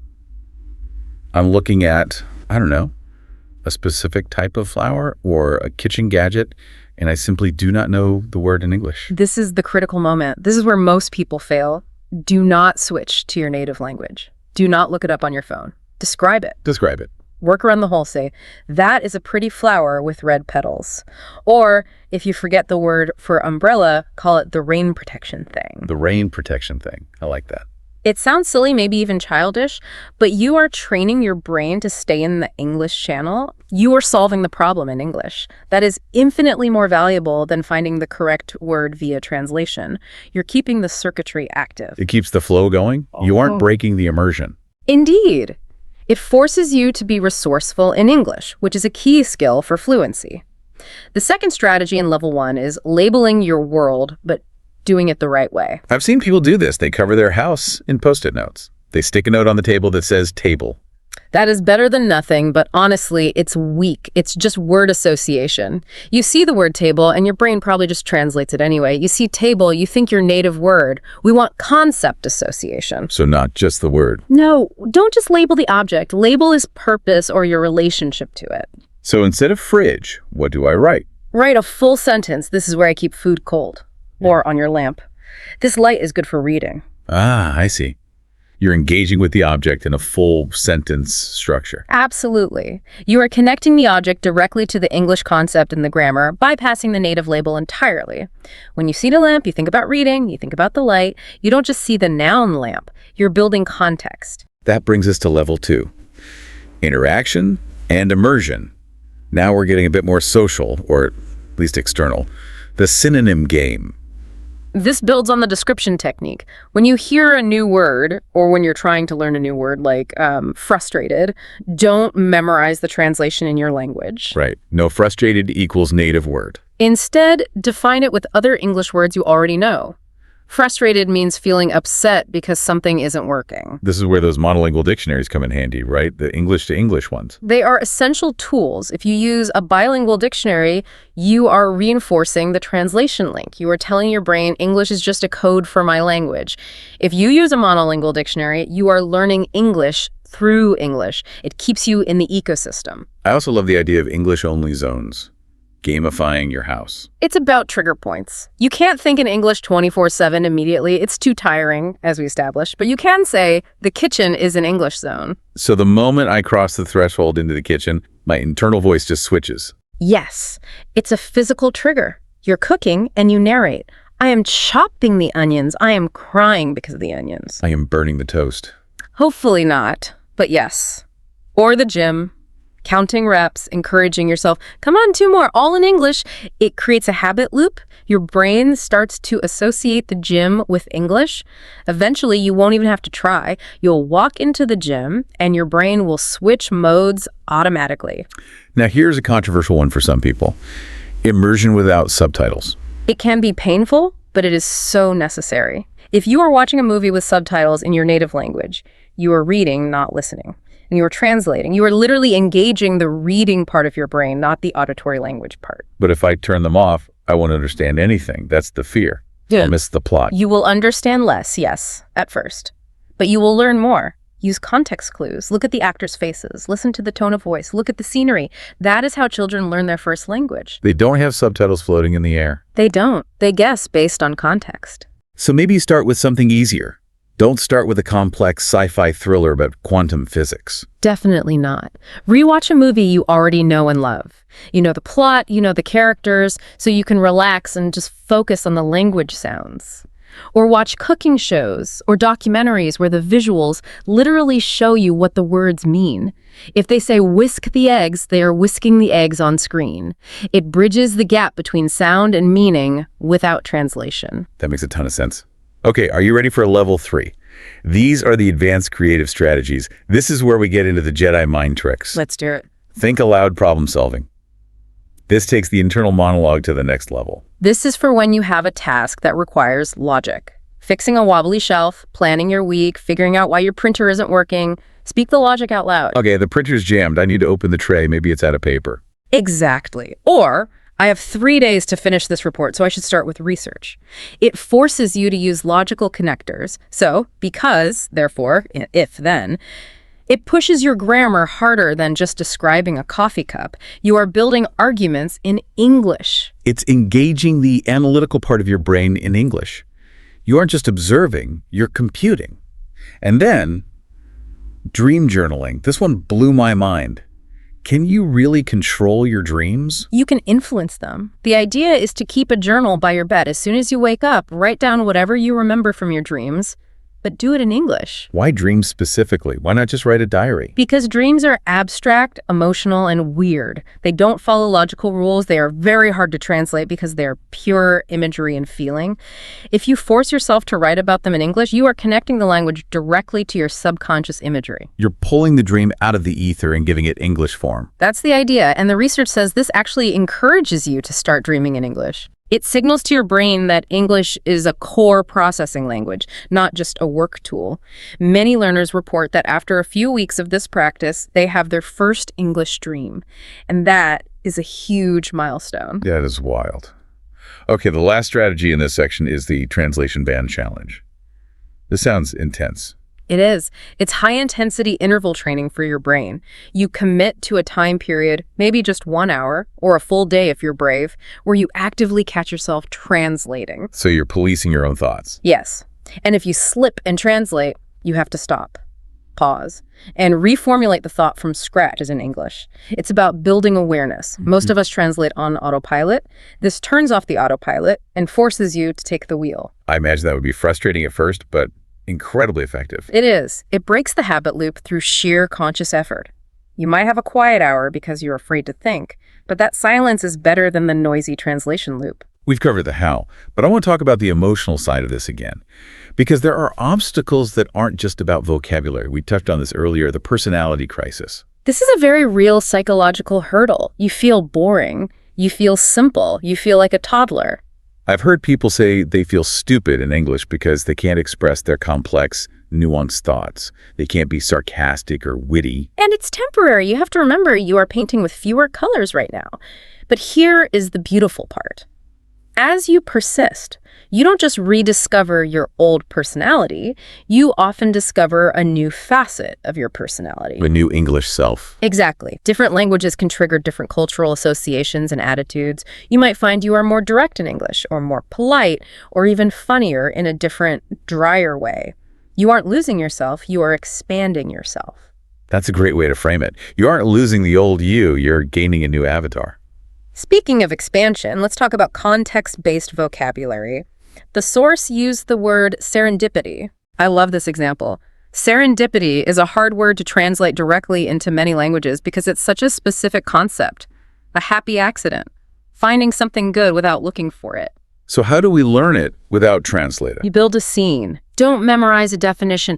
Imagine finding a great restaurant by accident when you were lost in a new city. That feeling, that joy of finding something good when you weren't looking, that is serendipity. So you attach the word to the feeling and the scenario, not to a word in your native language. That's the key. You wire the word serendipity to the emotional center of your brain. So when you feel that feeling again, the word serendipity pops up, not the translation.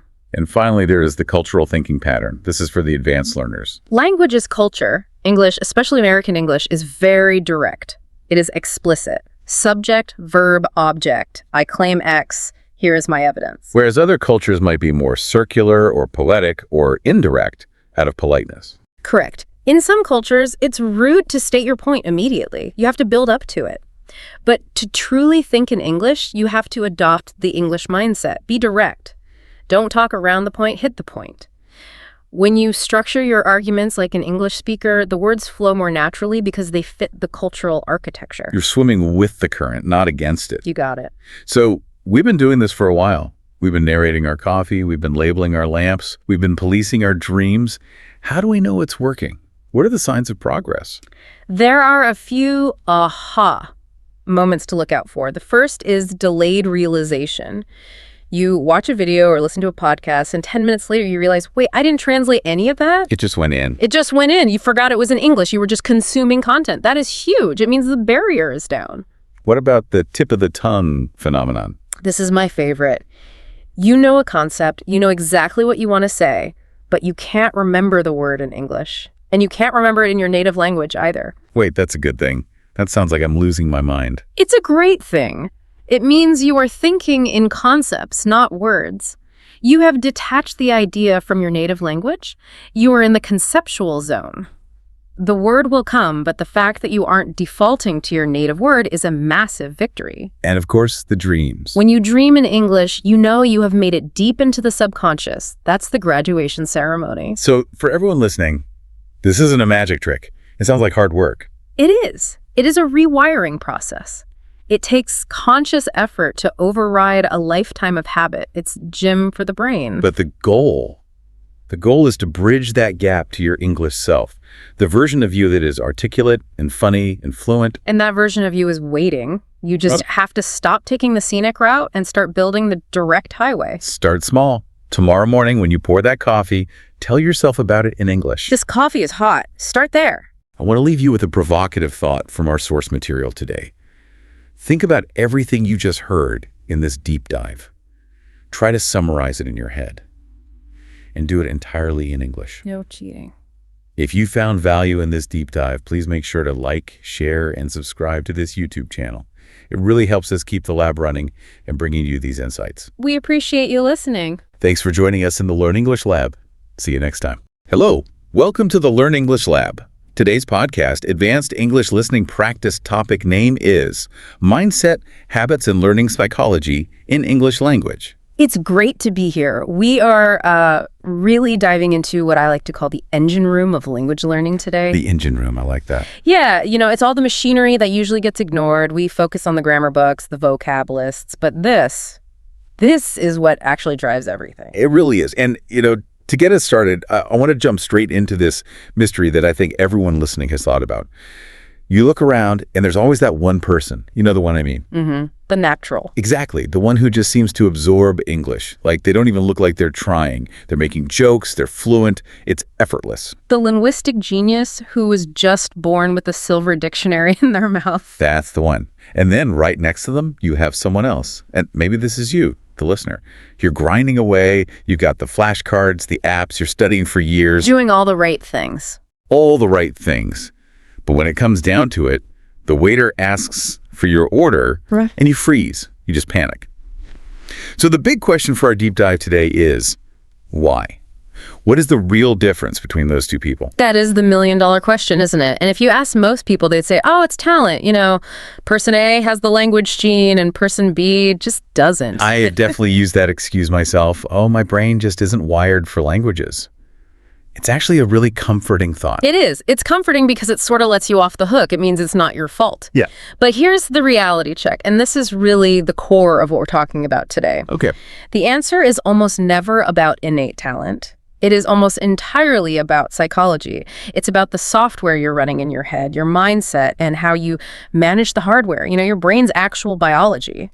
So failing to learn English isn't really an IQ problem. It's, a strategy and psychology problem. That's it in a nutshell. It's your operating system. You can have the most powerful computer in the world, a brilliant brain, but if you're running buggy software, the whole thing just crashes. Today, we're going to debug that software. Debugging the brain. I love that. Yeah. So let's lay out the roadmap. We're going to start with that psychological software you mentioned, the mindset. Mm-hmm. And then we'll get into the nitty-gritty neuroscience, how the adult brain actually learns, neuroplasticity. Right. And then the science of making it all automatic, habit formation. Mm-hmm. Because knowing what to do is useless if you don't do it consistently. And finally, we have to talk about the elephant in the room. Yeah. Emotions, anxiety, fear, and how they can physically, chemically just block your brain from learning anything. Okay, let's dive right in then. Section 1, the foundation. You said mindset. Now, that word gets thrown around a lot, on Instagram and in business seminars. What do we actually mean here in terms of cognitive science? We're talking about the work of psychologist Carol Dweck primarily. And her research shows we tend to view our own abilities through one of two specific frameworks, a fixed mindset or a growth mindset.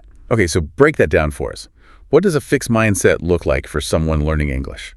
A fixed mindset is the belief that your abilities like intelligence or your knack for languages are basically set in stone. They're static. It's that little voice inside that says, I'm just bad at languages. Or the classic one, I'm too old to learn this. I hear that all the time. All the time. And people really believe it's a biological fact. I'm 40, my brain is hard, it's over. So what happens when that person makes a mistake? Well, in a fixed mindset, every single mistake is seen as proof of that core limitation. You use the wrong verb tense and your brain goes, see? Told you. You're just not good at this. And so you stop trying? You avoid challenges. You stay quiet in a meeting because you don't want to be exposed as untalented. It becomes a total self-fulfilling prophecy. Right, because you're scared of looking stupid, you don't practice. Because you don't practice, you don't get better. And because you're not getting better, you conclude you have no talent. It's a vicious closed loop. Now let's flip that. The growth mindset. And this is not just about positive thinking, it's the deep understanding that your ability is something you develop through dedication and hard work. So it's not that you're good or bad at English. Exactly. You're just at a certain point on a learning curve.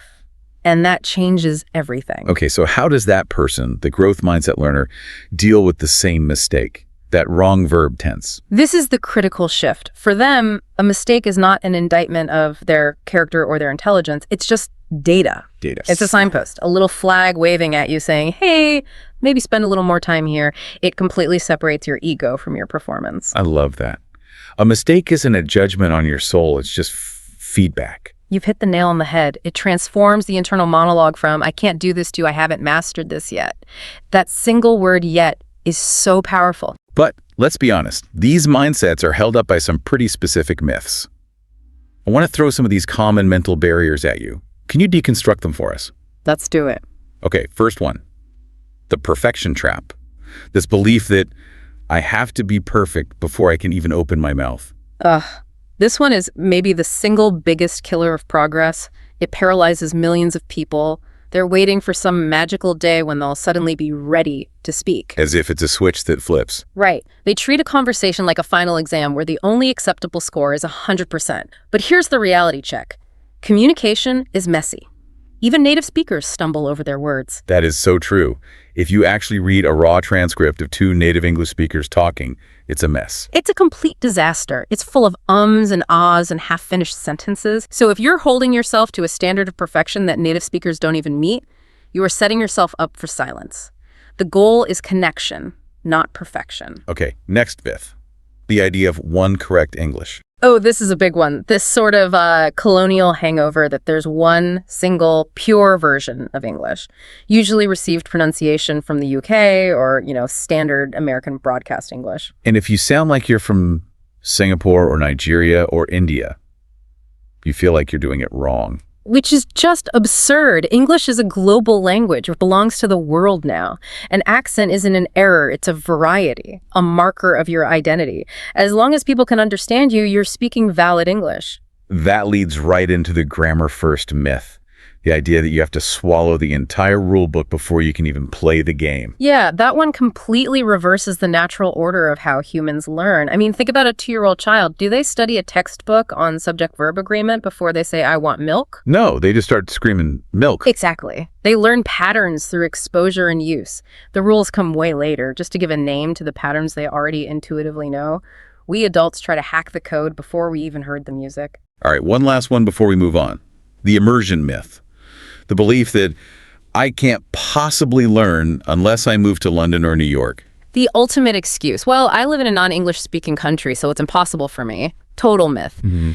Your geography is not your destiny. Mm-hmm. I know people who live in the heart of the U.S. and barely speak English because they just stay in their little language bubble. And I know people in rural villages in Asia who are C2 level fluent because they curate their digital environment. So it's about the quality of your engagement, not your GPS coordinates. 100%. If your phone, your music, your movies, your news are in English, you are immersed. Okay, that is a fantastic foundation. So we need a growth mindset. We need to kill these toxic myths. But let's look under the hood. You mentioned the hardware. What's actually going on in the brain? This brings us to section 2, the neuroscience of learning. The big headline here is one word: neuroplasticity. A word we hear a lot. What does it actually mean? That the brain is like plastic. Basically, yeah. It means the brain is malleable. It can be shaped. For a long, long time, scientists thought that after a certain age in childhood, the brain just sort of hardened, like concrete. A critical window? Right. And once it closed, you were done. We now know that's completely false. The brain can reorganize itself. It can form new connections. It can physically change its structure at any age. Okay, but I have to play devil's advocate. It does feel harder to learn as an adult than it did when I was 6. If my brain is still plastic, why is it such a struggle? It's a different kind of struggle. Sure, kids have advantages in what's called implicit learning. They just absorb sounds and mimic accents without overthinking it. But adults, we have massive advantages we tend to completely ignore. Like what? Metacognition, for one. We can think about our own thinking. We have huge existing frameworks of knowledge. We're not starting from scratch. That's a good point. A child has to learn the concept of justice for the first time. You already know what justice is. You just need to learn the English label for it. You're connecting new wires to old ones. So we have a better strategy, even if our raw absorption speed is a bit different. A much more sophisticated strategy. And a huge part of this is pattern recognition. Your brain is, at its core, a statistical engine. It's constantly subconsciously predicting what comes next. Give me an example of that in language learning. Okay, take a simple phrase like, I am going to. You don't consciously sit there and study the rule that this indicates a future intention every single time you hear it. No, of course not. You just hear it thousands and thousands of times in context. Your brain's pattern machine kicks in and it just predicts, oh, okay, when I hear this sound cluster, an action in the future usually follows. You internalize the pattern without the rule. So you need to feed the pattern machine. You need the data. You have to feed the machine. This is the difference between explicit study learning rules and implicit learning, just getting tons of exposure. You really need both, but you can't skip the exposure part. Now, there was one piece of research in our notes that honestly blew my mind. It was about sleep. Ah, yes, the sleep connection. Very cool stuff. We think of sleep as downtime, a break from learning. But you're saying we're actually learning while we sleep. We absolutely are. It's fascinating. During REM sleep and deep, slow-wave sleep, your brain is incredibly active. It's doing something called consolidation. Consolidation. It's taking the fragile, short-term memories from the day, from your hippocampus, and transferring them to your neocortex for stable, long-term storage. It's like moving a file from your computer's RAM to the hard drive. That is the perfect analogy. And get this. Your brain literally replays the neural firing patterns of what you learned that day. It's like it's practicing while you dream. Oh, kidding. No. There was a study where they played audio of vocabulary words to learners while they were asleep, words they had studied earlier, and their retention was significantly better than the group that didn't get the audio cues. So if I study for hours and then pull an all-nighter to study even more, I'm actually sabotaging myself. You are actively destroying your own progress. It's like typing up a whole document and then just shutting the computer down without hitting save. Sleep isn't a break from the work. Sleep is the work. That's a massive takeaway. Don't cram. And speaking of not cramming, that brings us to the spacing effect. Yes, this is one of the most solid, robust findings in all of cognitive psychology. If you have 6 hours to study, 6 one-hour sessions spread across a week are infinitely more effective than one 6-hour marathon session. And why is that? Is it just that we get tired and lose focus? That's part of it, but the real reason is about the effort of retrieval. When you cram, the information is fresh in your short-term memory. It's easy to access. But when you wait a day, you start to forget it a little bit. Right. So when you try to recall it, your brain has to work harder. It has to struggle to find that neural pathway again. And that struggle is a good thing. The struggle is the entire point. That effort, that retrieval practice, signals to your brain, hey, this piece of information is important. Strengthen this connection. Rereading feels easy, but the struggle to remember is where the real learning happens. Okay, so we've got the mindset. We understand the brain's hardware. But knowing how to learn is very different from actually doing it. This brings us to section 3, building atomic habits. Ah, yes, the knowledge-action gap. The graveyard of all good intentions. So let's break down the habit loop. What are the core components? Every habit, good or bad, follows a simple 3-step loop. Cue, routine, reward. If you want to build a consistent English habit, you have to consciously design this loop. You can't just rely on willpower. Because willpower is finite. It runs out. It's a battery that drains. Habits are automatic. They don't require willpower. So let's build a loop for someone listening right now. What's a good cue? A cue has to be obvious and specific. I'll study English tomorrow is a wish, not a plan. It's too vague. A good cue is after I pour my morning coffee. Ah, so you're stacking it onto an existing habit. Exactly. The coffee is the cue. You're anchoring the new habit to something you already do automatically. Okay, I've poured my coffee. That's the cue. Now for the routine. And this is where everybody goes wrong. They make the routine way too big. They say, I will study for 1 hour.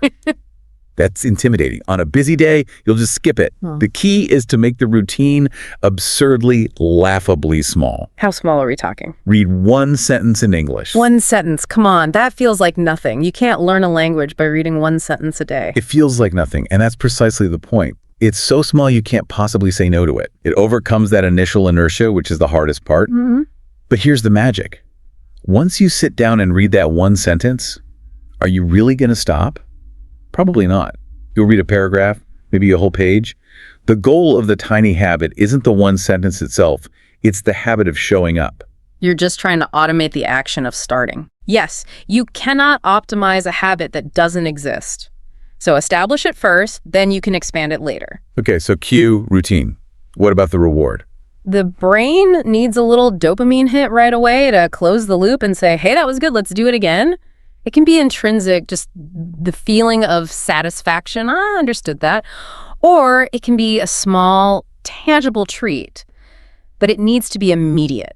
There's another layer to this in our notes that I found really profound. The idea of identity-based habits.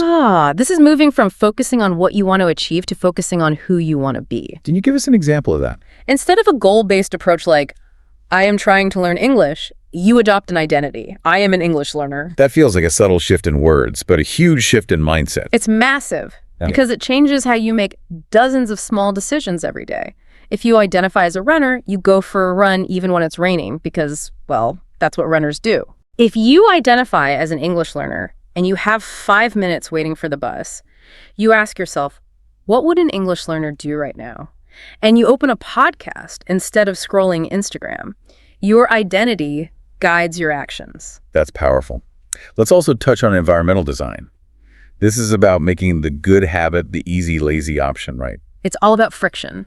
We are wired to follow the path of least resistance. If your English textbook is buried under a pile of papers in a drawer, that's high friction. You won't do it. But if it's sitting on your pillow? Zero friction. Yeah. You have to literally trip over it, change the language settings on your phone, put the flashcard app on your home screen, and move the social media apps into a folder on the 3rd page. Increase the friction for bad habits, decrease it for good ones. Design your life so that learning English becomes the inevitable outcome of your environment.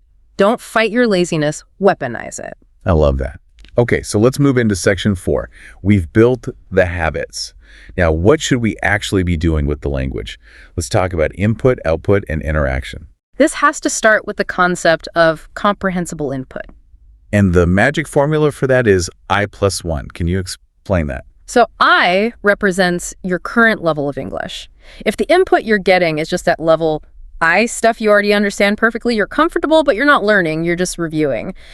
If the input is at I+10, like you're a beginner watching a university physics lecture, it's just noise. You get overwhelmed and learn nothing. The Goldilocks zone. Exactly. You need I+1.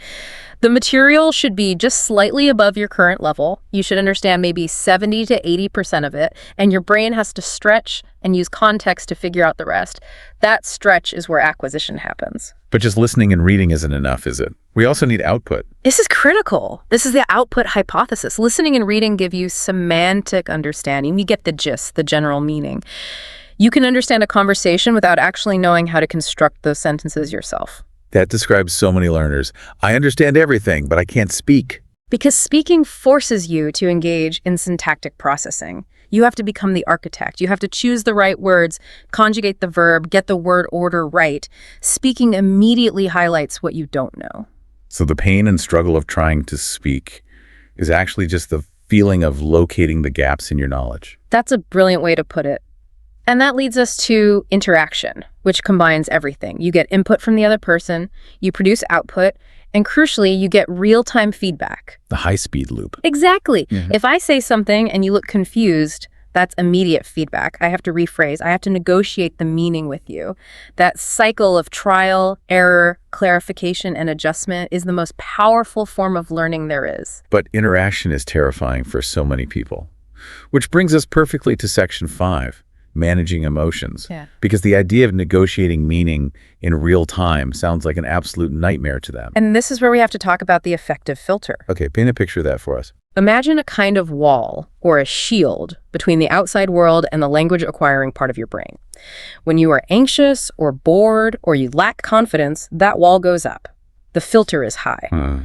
You could be in the best English class in the world with the best teacher, but if that filter is up, the input just bounces off. It never gets in. It never reaches the part of your brain that learns language. So if I'm stressed about making a mistake or I feel stupid, I am physically incapable of absorbing the lesson. Literally.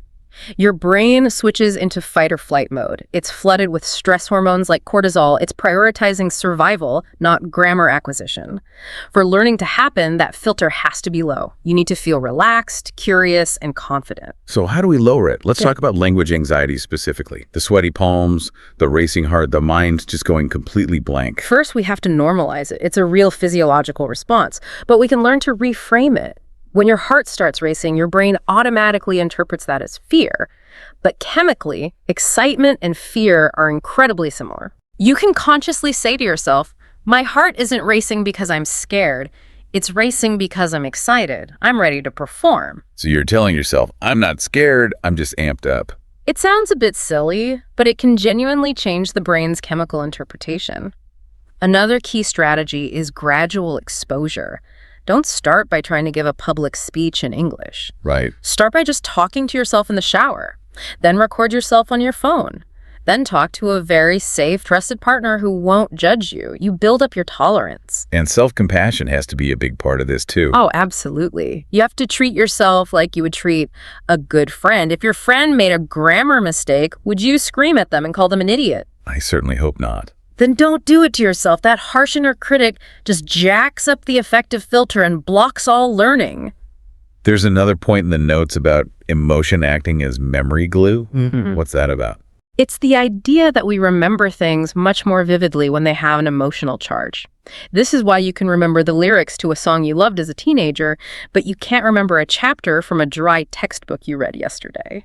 So we should be learning English through things we actually love. Connect it to your passions. If you love cooking, watch cooking shows in English. If you love video games, play them in English. That emotional engagement, that joy or excitement, acts as a fixative for the memory. Boredom is the enemy of learning. Okay, we're heading into our final section now. Section 6, overcoming challenges and playing the long game. Because this isn't a sprint. It's a marathon. And to run a marathon well, you need metacognition. Which is thinking about your thinking. We touched on this earlier. Yes. The most successful learners are self-managers. They're constantly self-monitoring. They ask themselves, did I really understand that, or did my mind just drift off? They evaluate their own strategies. Is this flashcard app actually working for me, or am I just mindlessly swiping? They take ownership of the process. But what happens when you hit a plateau? That awful feeling when you've been working so hard for months, but you feel like you're not getting any better at all? It's so demoralizing. Plateaus are not just common, they're inevitable, but they're usually misunderstood. We think progress should be this nice, steady, linear climb. But real learning is what's called punctuated equilibrium. Punctuated equilibrium. Sounds fancy. It just means you have long, flat periods where it feels like nothing is happening, and then you have a sudden jump in ability. During those flat periods, your brain is consolidating, it's reorganizing the files, you are getting better. It's just not visible on the surface yet. So a plateau isn't a dead end. It's more like a loading bar. It's a loading bar. And you also have to remember, advanced gains are just harder to see than beginner gains. Going from 0 words to 10 words is an infinite increase. Going from 10,000 words to 10,010 feels like nothing. So what's the solution if you feel really, truly stuck? Shock the system. Change your method completely. If you've only been doing input, switch to 100% output for a week. If you've been studying formal grammar, go learn some casual street slang. Your brain adapts to routines, so you need to give it a new, novel challenge to spark that neuroplasticity again. Let's talk about the tension between accuracy and fluency, the battle between trying to be correct versus trying to be smooth. You can't really do both well at the same time, especially early on. It's just too much cognitive load. The best strategy is to oscillate your focus. What do you mean? Like have messy days and strict days? That's a perfect way to put it. Have some sessions where your only goal is flow. Don't stop, don't self-correct, just talk and get the ideas out no matter how messy. Then have other sessions, maybe when you're writing, where your focus is 100% on precision. But don't let the quest for accuracy paralyze your fluency in a live conversation. We've touched on motivation, but let's dig into intrinsic versus extrinsic. Right. Extrinsic motivation is things like, I need to pass this exam, or I need English for a job. It's great for getting you started. It's a powerful kick, but it has a shelf life. Right. It burns out. And intrinsic. Intrinsic motivation is learning for the love of it. I love this music. I find this culture fascinating. I just enjoy the challenge. That's the fuel that will keep you going for years. It's sustainable.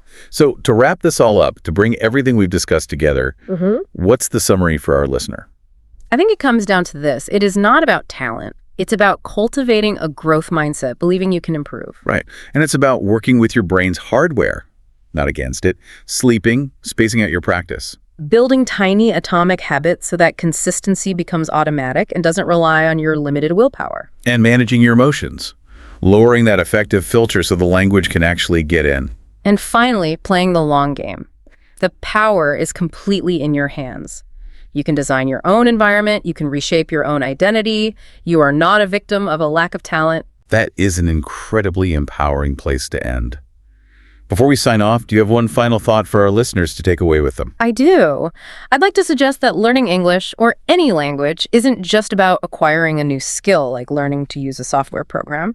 You are literally rewiring your brain. You're building new neural pathways. You're expanding your identity to include new perspectives, new ways of expressing yourself. You are becoming a slightly different, more complex, more interesting version of yourself. And that is a profound journey. It's a transformation that is absolutely worthy of your patience and your self-compassion. A more complex version of yourself. I love that. Thank you so much for this incredible deep dive. It was my pleasure. And before we go, please remember to like, share, and subscribe to this YouTube channel. It really helps us out. Thanks for listening. Hello. Welcome to the Learn English Lab. Today's podcast is How to Organize Your Answer Before You Speak. It's a pleasure to be here. This is one of those topics that feels a bit like a secret weapon. A secret weapon? How so? Well, it's a skill that, once you have it, it really changes the way you move through the world. But until you do, the lack of it can be, genuinely painful. I think we need to start right there in the pain. Because the source material for this deep dive, it touches on something very specific and I think very universal. We have all been there. You're in some kind of high-stakes conversation.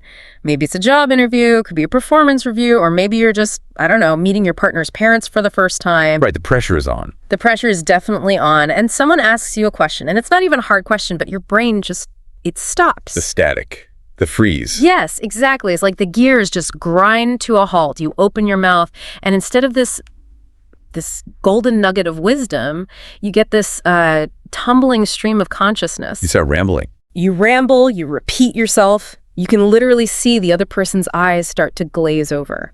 And then the conversation ends. You walk out of the room, you're feeling terrible, and 5 minutes later, boom. The perfect answer appears. Out of nowhere. The perfect sentence, complete with the right vocabulary, the perfect tone, but it's too late. The moment's gone. It's gone. That experience is so fundamental to the human condition that the French, they actually have a specific idiom for it. Oh, really? Yes, they call it l'esprit de l'escalier. Okay, my French is a little rusty. What does that translate to? It means staircase wit. Staircase wit. Yeah. It captures that specific agonizing frustration of thinking of the perfect comeback or the smartest argument just as you're physically walking down the staircase leaving the building. That is painfully accurate. But why does that happen? Is it just bad luck? Or is there something, chemical going on upstairs? It's biology. It's actually a completely predictable physiological response. So it's not just me? Not at all. Yeah. When you're in that high pressure moment, the interview, the confrontation, your brain perceives a threat. Yeah. It doesn't matter that it's just a question. Your amygdala, which is the primitive part of the brain responsible for the fight or flight response, it just lights up. So it interprets the social pressure as actual danger. As danger, spot on. So my brain thinks the interviewer is a saber-toothed tiger. Essentially, yes. And when that amygdala takes over, it hijacks resources from the prefrontal cortex. Okay, and the prefrontal cortex that's the important bit for speaking, right? It's the CEO of your brain. It's where all the logic, structure, planning, and critically language organization happens. So in the exact moment you need it most, your structure center is effectively offline. And that explains the rambling. I'm not thinking, I'm operating on pure instinct, which is basically survive this moment. Correct. Your goal is escape. And then once you leave the room and you hit that staircase, the threat perception just vanishes. The amygdala calms down. The CEO comes back online. The prefrontal cortex is back in business. And suddenly, clarity. Staircase wit is just your brain functioning normally again, but with, just terrible timing. That honestly makes me feel a lot better knowing it's not just me being inadequate. But here's the thing. I look around and I see people who don't seem to have this problem. You look at certain CEOs or politicians or even just that one friend we all have who's just effortlessly charming. They get asked a tough question and they don't freeze. They speak in paragraphs. They do. They really do. And the assumption, I think, for most of us is that they were born that way, that it's some kind of talent. You either have the gift of gab or you don't. And if you don't, well, tough luck. And that right there is the single most persistent and I think damaging myth in communication. That it's a gift. That it's a gift. We treat articulate speaking like it's a personality trait, like having blue eyes or being tall. But the reality, and all the research bears this out, is that organizing your thoughts is a technical skill. A skill. It's no different than learning to write code, learning to play the piano, or, learning to bake a souffle. So the smooth talkers aren't wizards. They didn't just wake up like that. They are mechanics. The people you admire, the ones who sound so effortless, they are not winging it, I promise you. They are running internal scripts and frameworks, often subconsciously, that they have practiced thousands and thousands of times. They have a toolkit that they pull from. I love that idea, a toolkit, because a toolkit is something I can go out and get, or in this case, I can learn. And that is really the mission of this whole deep dive. We're going to dismantle that myth of natural talent, We're going to hand you the blueprints. By the end of this hour, we want you to be able to move from that rambling mess state to being, well, persuasive, confident, and sharp. Okay, so we're talking specific frameworks. We are. We're going to cover specific frameworks, PrEP, STAR, the rule of 3. But maybe more importantly, we're going to discuss how to deploy them when your heart is pounding and your brain wants to shut down. Before we get to the how, though, can we stick with the why for just a bit longer? Because I think there's a temptation to say, okay, so I ramble a little bit. I'm a chatty person. Is it really that big of a deal? It is a massive deal. I mean, the stakes are incredibly high. Every single time you answer a question, whether it's, what do you think of this project, or tell me about yourself, That one always gets me. you are shaping the listener's impression of your entire professional capacity. That sounds a little harsh. It is harsh, but it's just how the human brain works. We use heuristics or, mental shortcuts to make judgments. And if your speech is disorganized, the listener subconsciously assumes your thinking is disorganized. Oh, so if I can't structure a sentence, they assume I can't structure a project. Accurately. There are generally 4 attributes that communication theory assigns to a high-quality answer. If we were grading your response, we'd be looking for these 4 things. Okay, let's hear them. First, it must be clear, Clear, meaning what exactly? meaning the listener understands your point immediately. There's no decoding required on their part. If they have to work to figure out what you mean, you've already lost half the battle. Okay, clear. That makes sense. What's number 2? Second is concise. And I want to be a little careful with this word because I think people often misunderstand it. I'm guessing most people, including me, just assume concise means short, like the shorter the better. And that's the trap. It doesn't necessarily mean short. Concise means efficient. It means a high signal-to-noise ratio. Signal to noise, okay. You could speak for 5 minutes and be perfectly concise if every single sentence adds value. Or you could speak for 1 minute and just be rambling if you're just filling the air with fluff. I feel personally attacked right now. I am definitely guilty of the fluff. We all are sometimes. I get nervous that if I give too short an answer, I'll look like I don't know what I'm talking about, or maybe that I'm being rude or dismissive. And that's a very common anxiety. We over-explain because we want to prove we did the work, we have the knowledge. But the listener, especially if they're a busy executive, they value time above almost anything else. Right. So if you bury your main point under 3 minutes of context, they don't interpret that as you having an abundance of knowledge. They interpret it as a lack of confidence. Wow. Okay, so concise is really about respecting the listener's bandwidth. Indeed. The third attribute is persuasive. So not just stating facts. Right. A good answer isn't just a data dinner. It has a point of view, and it's backed up by some kind of evidence. And the fourth, and this is a tricky one, is memorable. Memorable seems like a really high bar. I mean, I'm just answering a question about a spreadsheet. Does it really need to be memorable? Well, if you want to get that promotion, Yes. think about it. The human brain is a sieve. Research shows we forget something like 50% of what we hear within an hour. 50% in an hour. That's incredible. It's huge. A structured answer provides these little hooks that can stick in the memory. If you just ramble, the information passes right through that sieve. No hooks. So we have clear, concise, persuasive, and memorable. Those are the pillars of a good answer. Now let's talk about how we knock those pillars down. What are the specific pitfalls people fall into? We mentioned rambling. That feels like the obvious one. Rambling is definitely number one. It usually happens because you start speaking before you know how you're going to finish. Yeah. You're essentially thinking out loud. So you're discovering your own opinion at the same time as the person listening to you. Yes, and that's a very uncomfortable ride for the listener. It's like getting in a car with a driver who has no map and is just hoping they eventually find the destination. That is a spot-on analogy, and it's exhausting for the passenger. What's another one? Another major pitfall is repetition.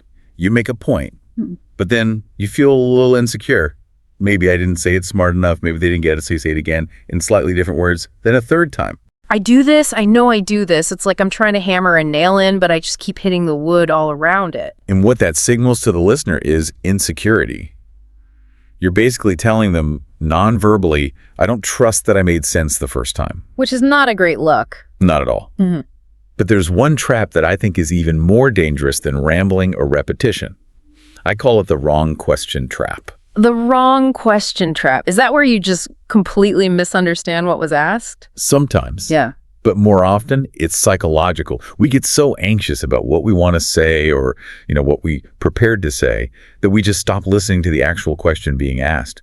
We answer the question we wished they had asked. Oh, I've seen this a million times in job interviews. The interviewer asks, so what would you say is your biggest weakness? The classic. And the candidate immediately says, I work too hard, or I'm a perfectionist, which is just a humble brag and completely avoids answering the real question. Correct. Or a boss asks, is the project on schedule? And the employee answers, well, we've been working really, really hard and the team morale's great. Deflecting. Completely. The boss didn't ask about effort. They asked about the schedule. So by answering the wrong question, you're not just being unhelpful, you are signaling that you either aren't listening or you're hiding something. And I have to imagine the cost of all this isn't just, a bit of awkwardness. It has to have real career consequences. Immense consequences. There's a lot of research in organizational psychology that shows listeners directly conflate organization with intelligence. Wait, really? Absolutely. If you speak clearly and with a logical structure, you are perceived as having a higher IQ, being more trustworthy, and having more leadership potential. So hold on.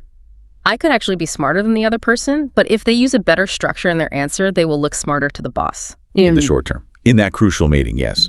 Because in that moment, perception is reality. If you come across as scattered, you're perceived as scattered. If you are architectural in your speech, you're perceived as solid and reliable. Architectural. I really like that word. It implies a plan, a design. Okay, so we are sold on the why. We don't want to look scattered. We want to look architectural. Let's start building. Before we get to the fancy acronyms like pre-P and STAR, what are the core principles? What's the foundation we're building on? I'd say the foundation consists of 3 fundamental mental shifts. The very first one is intentionality. Intentionality. Most people speak by accident. They react. The phone rings, they pick up, they start talking. An effective speaker, before they speak, they pause and establish a clarity of purpose. Which means asking yourself, what's the question? The question is, why am I opening my mouth right now? Am I trying to inform? Am I trying to persuade? Am I trying to defend my position? Am I just trying to entertain or build rapport? If you don't know the goal of the play, you can't possibly score. It sounds so simple, but in the heat of the moment, I can tell you I definitely do not ask that question. I just think, oh no, there's silence. I need to say something. And that is the exact habit we need to break. Because if you're trying to persuade someone, you need a very different structure than if you're simply trying to inform them. The second principle flows from that. Focus on the listener. Empathy. It is essentially empathy.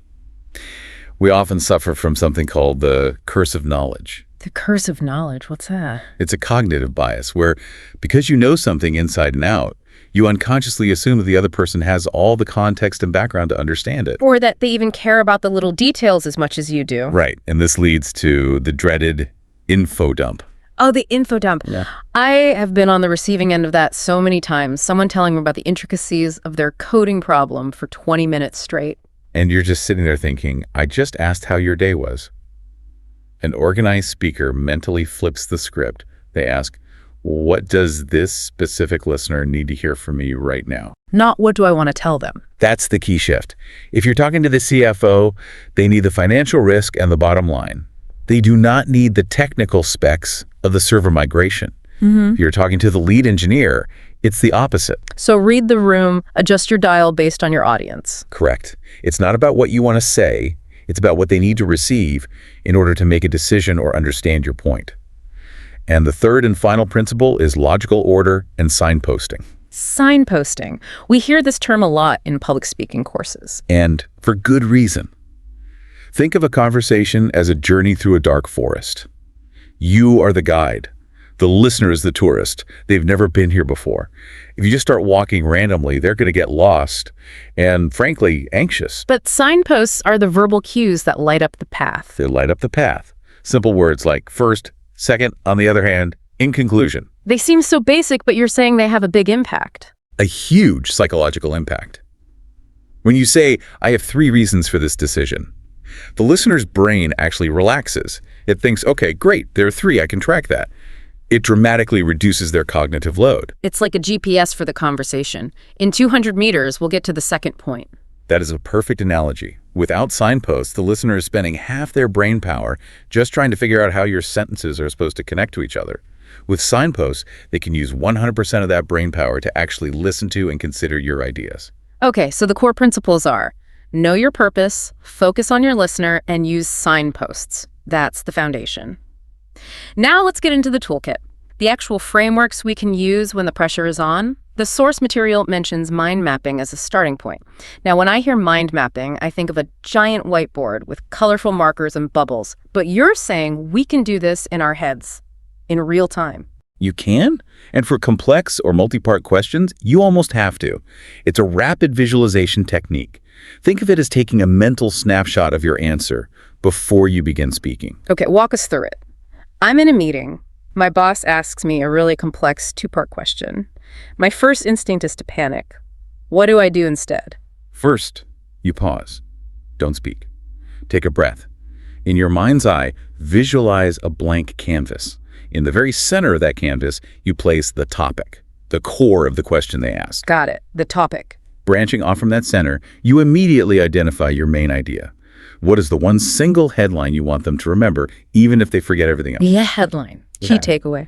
Then you visualize just 2 or 3 supporting points, not 7, not 10. 2 or 3 key things that prove your main idea. And finally, you visualize one last branch, the summary, which is the so what, or the call to action. Can we try this with a real example? Let's say I ask you, what is the biggest challenge facing our industry right now, and what should our top priority be in response? Okay, it's a 2-part question. I pause. I might even say, that's a great question.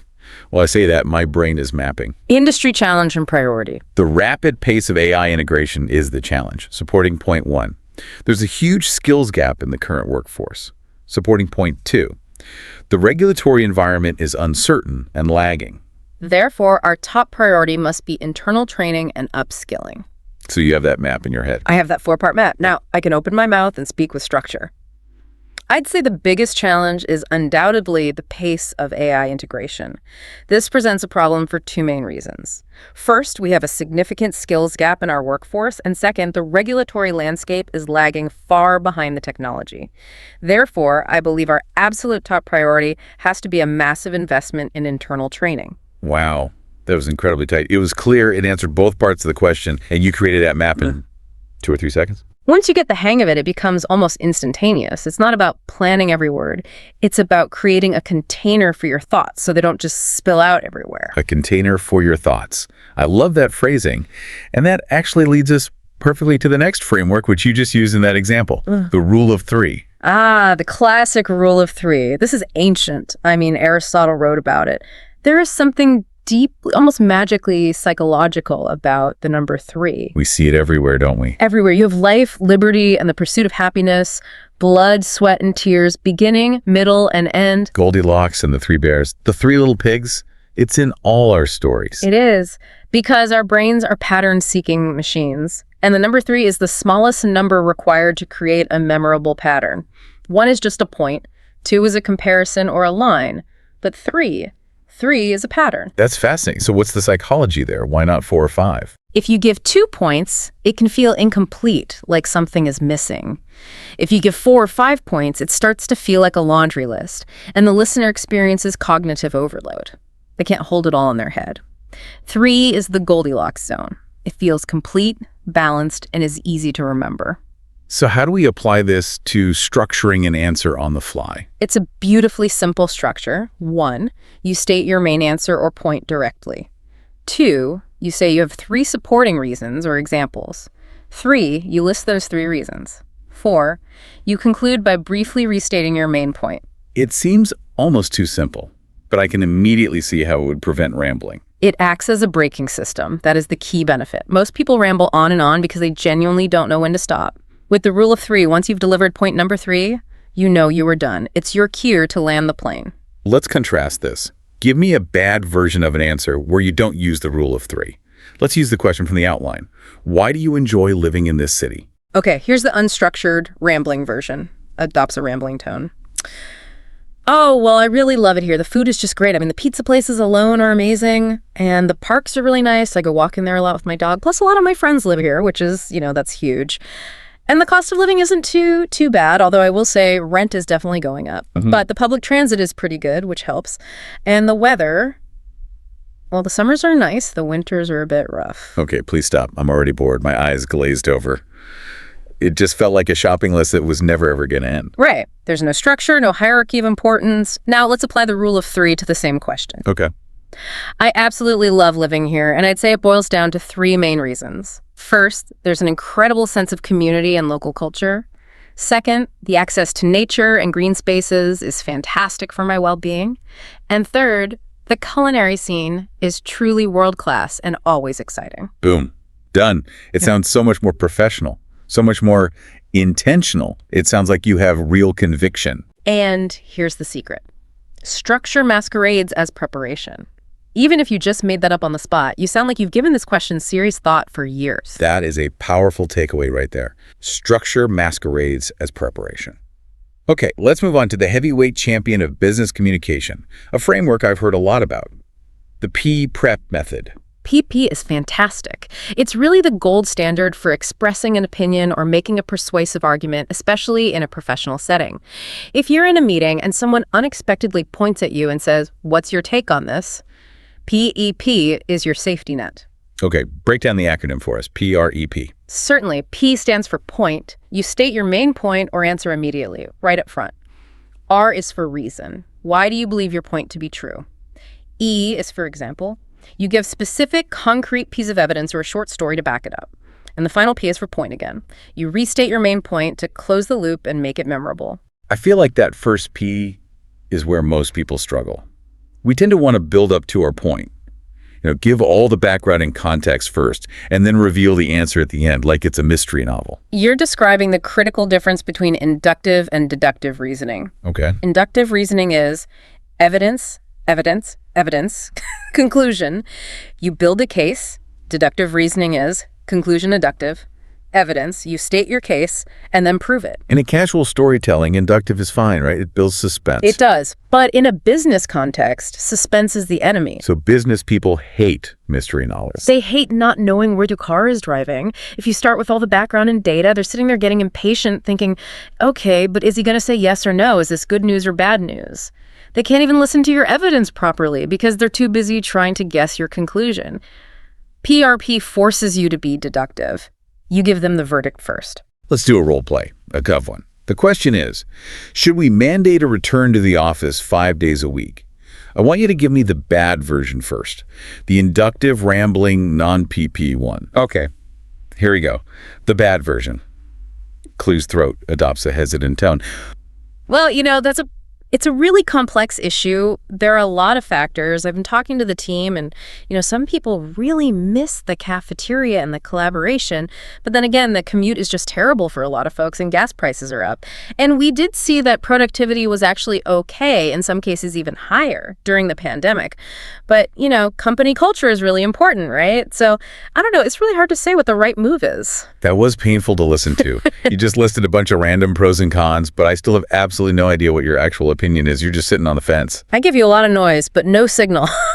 Now, let's apply PPPP to the exact same question. Okay, let's hear it. Adopts a confident tone. I believe we should not mandate a full 5-day return to the office.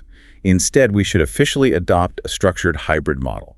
The primary reason is that a hybrid model allows us to balance the clear need for in-person collaboration with the equally clear benefits of focused, deep work that many employees find at home. For instance, our own data from Q3 shows that while our creative brainstorming sessions are 20% more effective in person, individual coding output is 15% higher on remote days. Therefore, a structured hybrid schedule isn't a compromise. It's a strategy to leverage the best of both worlds for maximum productivity. The difference is absolutely night and day.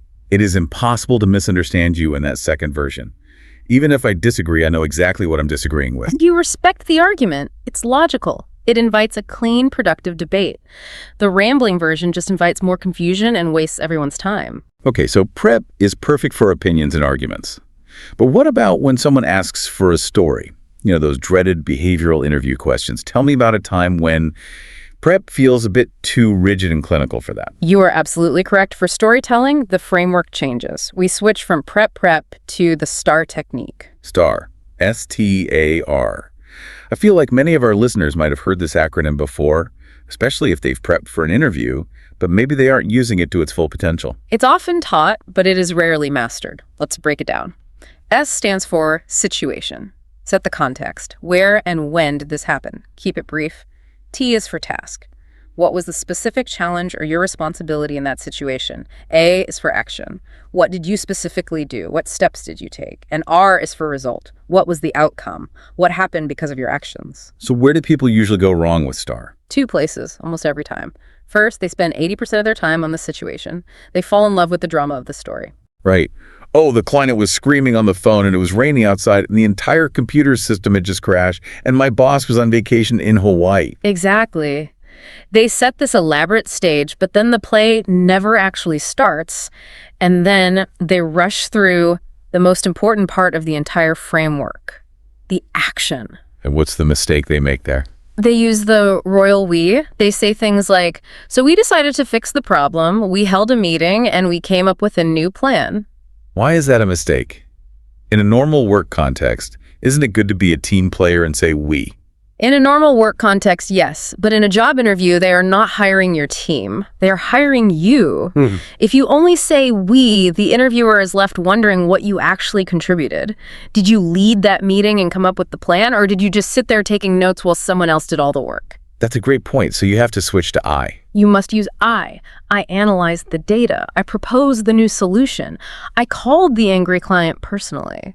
It can feel uncomfortable for people because we're often taught to be modest. Right, don't brag. But modesty in an interview is a fast track to rejection. You can and should acknowledge the team's role, but you must focus on your specific individual contribution. Let's hear a good STAR example in action. The prompt is, tell me about a time you had to manage a crisis. Okay. Here's a structured STAR response. In my previous role, our main parts supplier unexpectedly went bankrupt just 2 weeks before a major product launch. Brief, clear, high stakes. My specific task was to secure a new source for the critical components to ensure we didn't miss our launch date and lose Q4 revenue. I immediately created a list of 3 potential alternative vendors. I then led the negotiations for emergency contracts with 2 of them, and I personally reorganized the logistics schedule with our warehouse team to accommodate the new expedited shipping routes. As a result, we launched the product on time, met all of our initial sales goals, and actually ended up saving 5% on material costs with one of the new vendors, which became a long-term partner. That is such a satisfying story arc. It's lean, there's absolutely no fluff, it has a problem, an action, and a happy, quantifiable ending. And it clearly positions you as the hero of your own story. You faced a dragon, you swung the sword, you won. That is what an interviewer wants to hear. So we have prep for opinions and STAR for stories. That covers a huge chunk of professional communication. But I want to pivot back to that biological factor we started with, the nerves. The amygdala hijack. Exactly. Yeah. Because I can know pre-prep and STAR backwards and forwards in theory, but when my heart is pounding and my palms are sweating, sometimes my brain just goes completely blank, that blank stare moment. The fight, flight, or in this case, freeze response, it shuts down that prefrontal cortex, which is exactly where you store your knowledge of prep and STAR. So what strategies can we use to hack that response?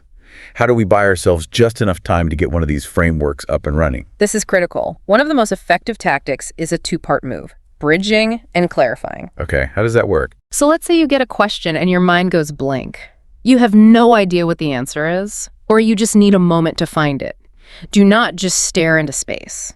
First, you clarify the question. By repeating it back. By paraphrasing it back to them. Something like, just to make sure I understand correctly, you're asking about the marketing budget for Q3, specifically regarding our social media spend. Ah, okay. That buys you, what, 5 or 6 seconds? It buys you 5 crucial seconds, but more importantly, it does something in your brain. It forces your logical brain to engage with the verbal content of the question, which helps to dampen the emotional panic response. You are forcing the CEO to get back online. Okay, so that's clarifying. What's the bridge? The bridge is a phrase that connects the difficult question you were asked to a related topic that you are more comfortable and prepared to talk about. A classic bridge is, that's a very interesting question about the budget. What I think is really the core issue here is our overall return on investment. Ah, so you're steering the conversation. Politicians are masters at this, almost too good at it. They are. And you don't want to be evasive or dishonest, but bridging allows you to gracefully pivot from a gotcha question to your safe ground, where you might have a structured answer ready to go. Another thing you mentioned in the outline is something I find really difficult. The power of the pause. I feel like this is the hardest piece of advice to actually follow because silence in a conversation feels terrifying. It feels like a void, like a failure. In our own heads, a 3-second pause feels like an hour of dead air. We think the audience is judging us, thinking we've forgotten our own name. Yes, exactly that. But we need to completely reframe how we think about silence. Think about it this way. In any room, who is it that rushes? The junior person, the intern, the person who's anxious and trying to prove they belong there. Correct. The junior person rushes because they feel their time isn't valuable. They feel like they need to get the answer out as fast as possible before they get interrupted. Now, who pauses? CEO, the judge, the expert on stage. Right. They know the room will wait for them. Silence is actually a powerful status signal. When you pause deliberately, you are subconsciously signaling to everyone, I am confident enough to take up space and time to formulate a thoughtful answer. So instead of panicking in the silence, you lean into it. You own it. When you get a tough question, take a visible breath. Look thoughtful, and you can even say the magic words. That is a great question. Let me think about that for a moment. Let me think for a moment. It's such a simple phrase, but it feels like it gives you permission to actually breathe and let your brain work. And the listener doesn't interpret it as stupidity. They interpret it as thoughtfulness. They think, wow, he's really considering my question seriously. It builds respect. What about chunking? How is that different from, say, the rule of 3? It's related, but it's more of a mental process. Chunking is the act of breaking down a very complex topic into smaller, bite-sized pieces before you speak. If you have to explain a complex engineering process, for example, don't just start reciting the technical manual from memory. Which would be a total info dump. A total info dump. Instead, you chunk it. You say, to understand this process, you need to know about its 3 main phases. First, there's the design phase. Second is the build phase. And finally, we have the test phase. You speak in headlines. And speaking in headlines not only helps a listener follow along, but it also helps you stay on track. It absolutely does. It becomes your own internal map. If you know you're currently in the design phase chunk of your answer, you won't accidentally start rambling about something from the test phase. It keeps both you and your listener oriented. And finally, under this section on nerves, we have active listening, which feels like it brings us full circle back to that idea of empathy. It does. Because you cannot organize a brilliant answer to a question you didn't fully hear. When we get nervous, we tend to focus on our own internal monologue, that frantic voice saying, oh God, everyone is looking at me. Do I have spinach in my teeth? What am I going to say next? The voice of panic. Exactly. You need to consciously silence that voice and focus 100% of your attention on the person who is asking the question. Listen to their words, their tone, what's behind their question. And in a way, that takes the pressure off you. It's not about you anymore, it's about them. Yes, it shifts the spotlight. And remember to aim for clear and good, not flawless and perfect. Perfectionism is the enemy of fluency. If you are listening with genuine intent, your brain will naturally start to form a relevant response based on what is being said rather than what you fear. Let's zoom out a bit. We've got the theory, we've got these great frameworks, we've got the panic hacks. How does this all apply to the real world? Let's look at some specific scenarios. Let's start with the place this matters most for many people, the workplace, specifically meetings. We have all been in that meeting where someone is asked for a simple update and they proceed to talk for 5 minutes, thinking out loud. And at the end of it, everyone in the room is actually more confused than when they started. It's the worst. It just drains all the energy out of the room. It's an energy vampire. So instead, apply the strategy. 1, you can thank the previous speaker. That's a valuable point, Sarah. 2, you structure your response. I have 2 thoughts on that. 3, you use evidence or data shows. 4, you summarize. So in short, I support this move. It just sounds so much more authoritative. It commands respect. What about presentations, especially that scary Q&A session at the end? For Q&A, here's a huge tactical advantage. Always repeat the audience member's question out loud. Why is that so important? It serves 2 critical functions. 1, it ensures that everyone else in the room who might not have heard the question knows what you're talking about. But 2, and this is the secret weapon part, it buys you 5 to 10 seconds to structure your answer using PP. So while you're repeating the question, your brain is already working on the answer. It's stealthy preparation. The question is this model scalable? You say to the audience, the question is a very important one. Is this model scalable? And in those few seconds, you're thinking, point, reason, example, point. Then you can launch into, yes, it is absolutely scalable for 2 key reasons. That's brilliant. What about outside of work? Like difficult conversations with family or partners. This is high stakes in a totally different way. Emotion is high, logic is low. When emotion is high, logic usually goes completely out the window. Structure can actually be a tool to de-escalate the situation. How so? If you're in an argument, instead of just reacting emotionally, you can try to impose a structure. You could say, okay, wait, I want to talk about X. Here's my experience of what happened. Can you tell me how you see it? It creates a container for the conflict, rather than just a chaotic free-for-all. It prevents that classic thing where you start arguing about who is supposed to take out the trash, and suddenly you're somehow arguing about something your mother-in-law said 5 years ago at Thanksgiving. Exactly. That is rambling in an argument context. Structure keeps you on the designated topic. We are talking about the trash. Here is my point about the trash. And this even applies to casual socializing. We all have that one friend who tells a story that just never ends. Don't be that friend. Be succinct. Use a summary signpost. To make a long story short, it was a wild trip. It makes you a better conversationalist because you aren't dominating all the airtime. You're leaving space for others. I want to look at some expert voices or, celebrity examples. Who out there does this really, really well? Well, Barack Obama is a classic case study for the rule of 3. If you go back and watch his speeches or his debate performances, he almost always says, there are 3 things we need to consider. Or we can look at this in 3 ways. And it makes him sound so logical and composed. It feels very steady. It has a certain cadence to it. It does. Yeah. Then you have someone like Oprah Winfrey. She is an absolute master of the listener-focused principle. She listens fully. You can see her physically taking it all in. And then she responds with a very clear point, but it's often anchored in a relatable story or an emotion. She connects the dots for her audience in a powerful way. She validates the person speaking, she summarizes their point, and then she adds her own insight. It really is a beautiful dance to watch. And finally, if you watch top CEOs during their quarterly earnings calls with Wall Street analysts, they are using PRP constantly and with surgical precision. They clarify assumptions, they use hard numbers as their evidence, and they summarize their main point frequently. They know that billions of dollars of stock value can depend on them being crystal clear. So if it's good enough for Obama, Oprah, and the Fortune 500, it's definitely good enough for us. But here's the rub. This sounds like a lot to remember. I'm feeling really motivated right now listening to this, but I'm worried that tomorrow, in a real meeting, I might forget it all. How do we actually build the habit? That's the most important question, because this is a muscle. You cannot read a book about how to do push-ups and expect to get strong. You have to actually do the push-ups. So what's the first exercise? The first step is simple reflection.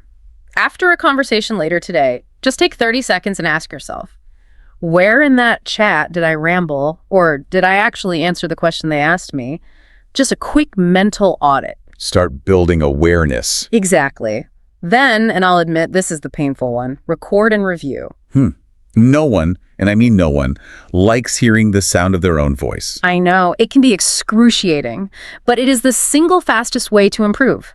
Use the voice memo app on your phone. Record yourself answering a common mock interview question. Then listen to it back. You will immediately hear the ums, the ahs, the rambling sentences. You'll hear exactly where you lost the structure. It's like game tape for athletes. They have to watch their mistakes to get better. Speakers should too. Indeed. And finally, and this is the one you can do anytime, practice aloud. You can do this completely alone. You don't need an audience. While you're driving to work or doing the dishes, ask yourself a random question. What's my favorite movie and why? Okay. Then answer it out loud using PRP. My favorite movie is The Matrix. Because it completely revolutionized science fiction aesthetics and storytelling. I mean, those bullet time scenes create a visual language that movies are still using today. That's why it's my all-time favorite.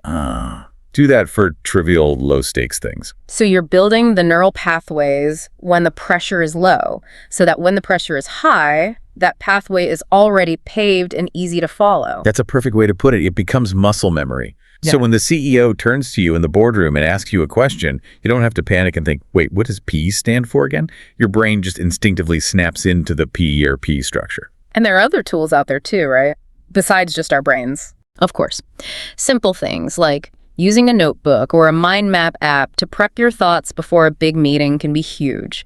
There are also apps like Ori or Speechify that can analyze your speech patterns. And I'd say watching TED Talks is fantastic homework. But don't just watch for the content, watch for the structure. See if you can spot the signposts, the rule of three, the PRP method in action. That's actually a fun game, Spot the PRP. It completely changes how you listen to everyone, from news anchors to your own friends. We have covered a massive amount of ground today. This has been incredible. I want to try and bring it all together for our listeners. If someone takes away just the core toolkit from this deep dive, what is it? What are the essential steps? The summary, the emergency cheat sheet is this. 1. Pause. First and foremost, do not rush. The silence is your friend, not your enemy. 2. Identify the main point. Ask yourself, what is the one single thing I want this person to remember? 2. Identify the main point. Ask yourself. 3. Select a structure. Is this an opinion? Use PRP. Is it a story? Use STAR. Is it a list? Use the rule of 3. 2. Identify the main point. Ask yourself. 4. And after you're done, check for understanding. A simple, does that answer your question, shows confidence and ensures you are clear.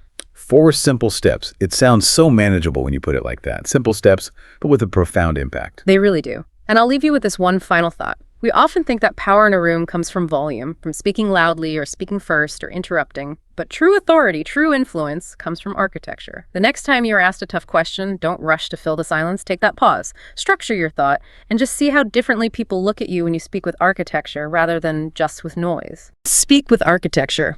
I love that. That is a fantastic note to end on. If you found this useful, please remember to like, share, and subscribe to this YouTube channel. It really helps us keep unpacking these important topics for you. Absolutely. Now go out there and practice those frameworks. You've got this. Thanks for listening. We'll see you next time. Hello. Welcome to the Learn English Lab. Today's podcast is How to Combine Listening, Speaking, and Vocabulary. It sounds like a bit of a mouthful, doesn't it? Yeah. But, if we're being honest, this is the holy grail. Yeah, it really is. This is the single most requested topic we get, and I think for a very, very good reason. Oh, absolutely. And I think it comes from a place of deep, deep frustration for a lot of people. You know the feeling. I certainly do. You spend hours, maybe even years, memorizing these long vocabulary lists. Right, the flashcards, the apps. You got your flashcards, you've got your apps, you're so religious about it. But then the moment you actually have to open your mouth to speak to a real live human being, you freeze. It's the classic brain freeze. It's like the hard drive just crashes right when you need to access the file. That is the perfect way to describe it. The words are in there somewhere, you know they are, but they're buried under layers of panic and you just can't find them. Or, on the flip side, you have the podcast junkies. And these are the folks who listen to hours and hours of English content every single week. Right, they're consuming constantly. Constantly. They feel like they understand everything. They're nodding along to the news. They're laughing at the jokes in a sitcom. But when they go to speak, their own sentences just feel clunky. Robotic, unnatural. Yeah. Exactly. It is an incredibly common experience. And I just want to start by validating that feeling. If you're listening to this and you're nodding your head, you are not broken. You aren't bad at languages. That's so important to hear. It is. The problem isn't usually a lack of effort. In fact, most people who are suffering from this are probably working harder than anyone else. The real problem is a lack of integration. Integration. Okay, that's the key word for today, because I think most of us, myself included, we treat these skills, listening, speaking, and vocabulary, as totally separate buckets. That's it. That is the root of the issue. We treat them as silos. Tuesday is vocabulary day, so we sit and stare at a list of words in a complete vacuum. Yeah. Wednesday is listening day, so we put on our headphones and just kind of tune out the world. Thursday is speaking day, maybe, if we're feeling brave that week. If we can find someone to talk to. Right. But the brain doesn't work in silos. Language is an ecosystem. Everything is connected. So our mission for this deep dive is to basically smash those silos. We are going to take a wrecking ball to that whole Tuesday is vocab day model. We are dismantling it completely. We're looking at a comprehensive guide on how to treat these skills as one single interconnected loop. Because when you combine them, learning, it stops feeling like rote memorization. It stops feeling like a chore. It does. It stops feeling like work. It starts to feel a little bit like magic. I love that, moving from memorization to magic. It's all about creating a system where your listening directly feeds your vocabulary, and that vocabulary, in turn, directly feeds your speaking. It becomes a self-reinforcing engine. Okay, so instead of pushing a boulder up a hill every day. You're building a flywheel that just starts to spin faster and faster on its own. Okay, I love that image. So before we get into the how, and I know we have a ton of really practical strategies to share, things like shadowing and the echo chamber method, we really need to talk about the why. Why does this isolation model fail so spectacularly? I mean, why can't I just memorize the dictionary and then suddenly be fluent? To understand that, we have to look at the true masters of language learning. And they're not professors. They're not famous polyglots. They're toddlers. The toddler model. I love this analogy. Think about it. A 2-year-old never sits down with a stack of flashcards. Yeah. You never see a toddler saying, "Okay, mother, today I will be memorizing the furniture category.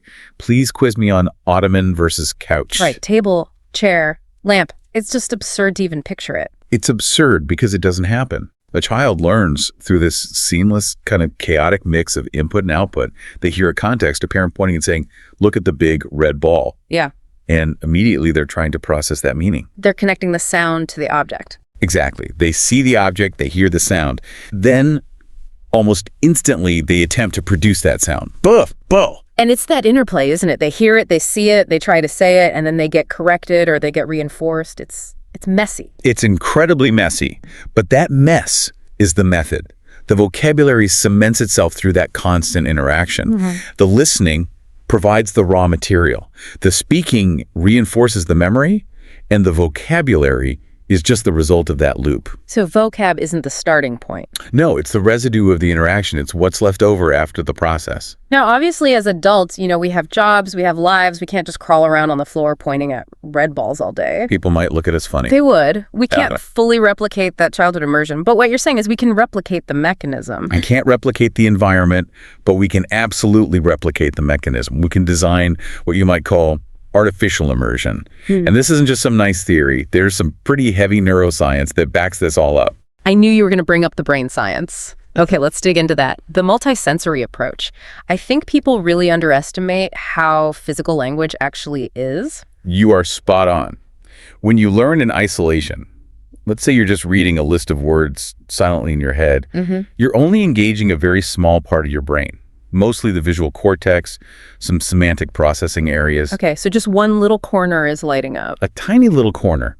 But when you integrate, you light up the whole switchboard. Explain the switchboard. What's lighting up when we do it this way? Okay, so imagine you're listening, right? That's your auditory cortex firing. You're understanding the meaning of what's being said. That's Wernicke's area coming online. Got it. But then, if you immediately speak that word aloud, you're activating the motor cortex to physically move your mouth, your tongue, your diaphragm.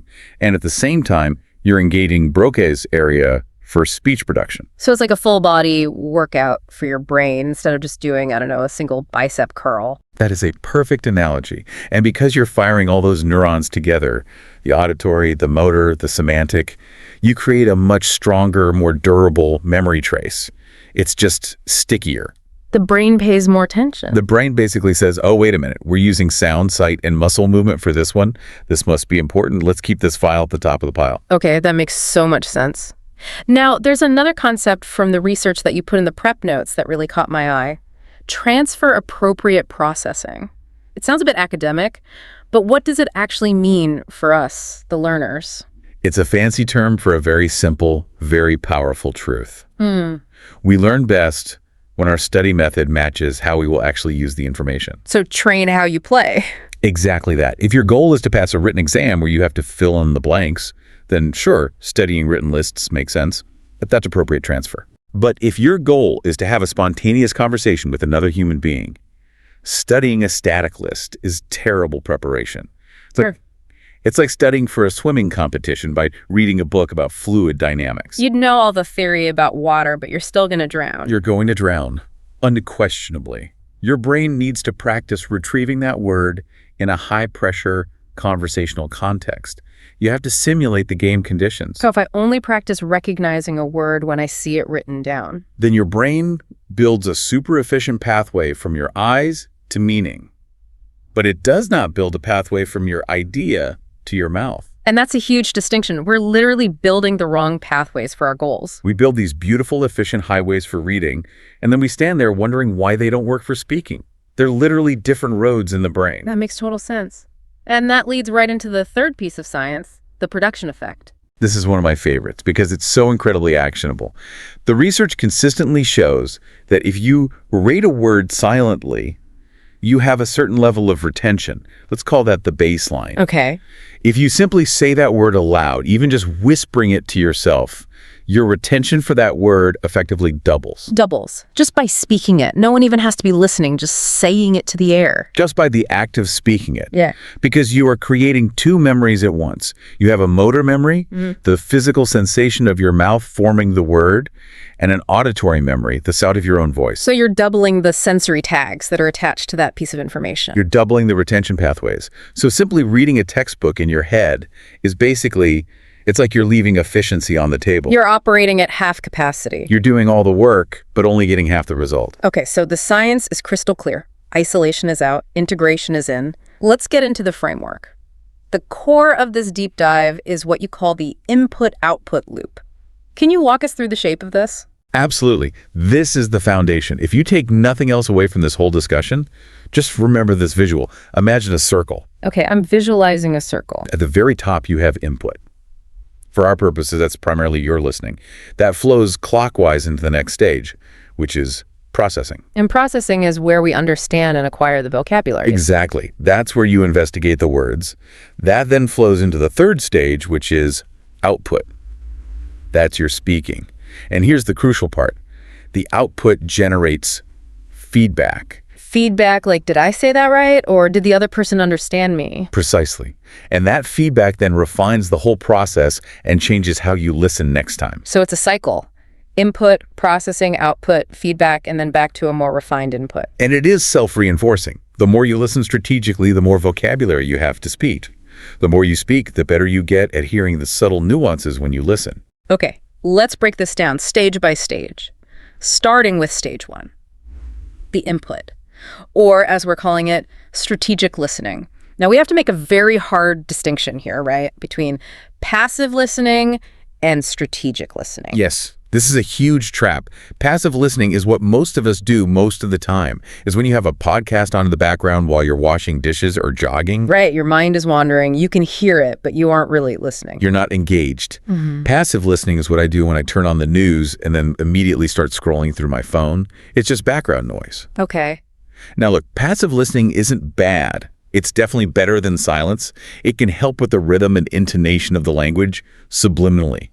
But it has very, very minimal learning value for vocabulary because your brain just filters it out as ambient noise. So strategic listening is focused, it's intentional. It is designed specifically to feed that loop we just talked about. So how do we listen strategically? I assume it starts with choosing the right material, because I think people sabotage themselves right at the beginning here. They really do. They often make one of two mistakes. They pick something way too hard because they have this no pain, no gain mentality. They'll put on a PhD-level philosophy lecture or a frantic political debate. And they understand maybe 10% and just feel completely demoralized. Overwhelmed. Or they go the other way. They pick something made for children that's incredibly boring. You know, the cat sat on the mat. And your brain just tunes out because it's not stimulated. Both are fatal errors for motivation. Yeah. You need to find what we call the sweet spot. All the research points to material where you have about 70 to 80% comprehension. 70 to 80%. Okay, let's define that. So I should be able to understand the main gist of what's happening, you know, who's doing what to whom, but there are still specific words or phrases that are just slipping past me. That is the perfect zone. If it's 100%, you're not learning anything new, you're just reviewing. It's too easy. If it's 50%, you're just overwhelmed. Your brain panics and stops trying to parse the meaning at all. It just becomes noise. But that 70 to 80% range means you can still follow the story, which keeps you engaged, but there are just enough unknown words, those gaps, to push you forward. And what about the other factor here, which is interest? How much does it matter if I actually care about the topic? Oh, it's crucial. I would argue it's maybe even more important than the difficulty level. If you love cooking, listen to cooking shows. If you are a total tech nerd, listen to tech reviews on YouTube. Because that emotional engagement, it acts like a kind of glue for your memory, right? It absolutely does. If you care about the content, your brain automatically tags that vocabulary as important. It says, hey, I need to know this word sauté because I really want to know how to cook this chicken properly. Whereas if you're bored, your brain tags it as junk to be deleted. yeah. We are biologically wired to ignore things that bore us. It's a survival mechanism. Okay, so we've got our cooking show, we've got our tech podcast. We're in that sweet spot of difficulty. What are we physically doing while we listen? We're not just sitting there passively. No, absolutely not. Strategic listening is an active sport. We are doing something called active note-taking. This is what transforms listening from just consumption into a real interaction. So I need a notebook out or a document open on my computer. You do. And you're hunting. You are hunting for 3 specific things. First, obviously, new words. But here's the key, and this is going to sound really counterintuitive. Do not worry about spelling. That goes against every fiber of my being from school. The red pen was always waiting for the spelling mistake. I know. It triggers that old trauma. But think about it. If you stop the audio to Google the correct spelling of a complex word like bureaucracy or maneuver, you've lost the flow. You've missed the next 3 sentences. You've broken the loop. Yeah. The goal in this phase is capture, not perfection. So just write a phonetic approximation. Write what it sounds like to you. So for schedule, I could write schedule or something. For maneuver, may never, whatever works to just jog my memory of the sound later. That's it. You can clean it all up later. Right now, your only job is to capture the sound. Okay, capture the sound. Don't worry about spelling. What else are we hunting for? Second, you're looking for interesting expressions. And I think most importantly, collocations. Collocations. That's a term we're going to hear a lot today. Let's define it really clearly for everyone listening. It's just a fancy word for words that naturally hang out together. They're like best friends in the language. Huh, like peanut butter and jelly. That's a great comparison. Or in language, think about rain. In English, we say heavy rain. We don't say thick rain. We don't say dense rain, even though logically those adjectives might make sense. Right. Thick rain sounds weird. It sounds weird. We say strong coffee, not powerful coffee. Even though powerful and strong are synonyms, powerful coffee sounds really strange to a native speaker. And it marks you as a learner immediately. It's one of those little tells. It's a dead giveaway. It just sounds off. So when you're listening, you want to catch those chunks of language. Don't just write down the word rain. Write down the phrase heavy rain. Or not just decision, but make a decision. Exactly. Because in some languages, you take a decision or you do a decision. In English, we make them. Capturing that whole chunk is vital. Okay, got it. So we've done our strategic listening. We have this messy list of phonetic scribbles and interesting phrases. This moves us to stage 2, the processing. This is the vocabulary part of the loop. And this is where we usually go so wrong. The traditional student takes that list, they look up the definitions in a dictionary, they memorize apple means fruit, and then they move on. Guilty as charged. I've done that 1,000 times. We all have. We need to stop doing that. That is creating dead knowledge. It's useless. Instead, we're going to use what I call the context investigation method. Sounds like we're becoming detectives. We are. We're treating words as living elements, not as isolated specimens pinned to a board. So step 1, replay the context. Go back to that specific minute in the podcast where you first heard the word. Why do I need to go back? I already heard it once. You need to hear how it was used. What was the speaker's tone of voice? Was she angry? Was she being sarcastic? Was she joking? What was the broader situation? That emotional and situational context is a huge part of the word's true meaning. That's so true. A word like fine can mean excellent, or it can mean just okay, or it can mean I am incredibly angry at you right now, depending entirely on the tone. Absolutely. If you just memorize fine equals good from a dictionary, you're going to get into a lot of trouble in your relationships. No kidding. Okay, so we replay the context. What's step 2 of the investigation? Step 2, find additional contexts. Take that word and throw it into a search on YouTube, or a tool like Youglish, or just a news search. See how other people in other situations use it. So you get a 360-degree view of the word. You see its range. Precisely. Maybe the chef on the cooking show used the word whisk for eggs. Does a car mechanic ever use the word whisk? Probably not. You need to see the boundaries of the word. Where does it live and where does it not live? And then comes the part that I think is the most critical and the most often skipped step, The personal example. This is non-negotiable. If you skip this step, you might as well just skip the whole process. You absolutely must write or speak a sentence that relates that new word to your own actual life. Can you give me an example? Let's say I just learned the word reluctant. Okay, reluctant. Don't just write down reluctant means hesitant.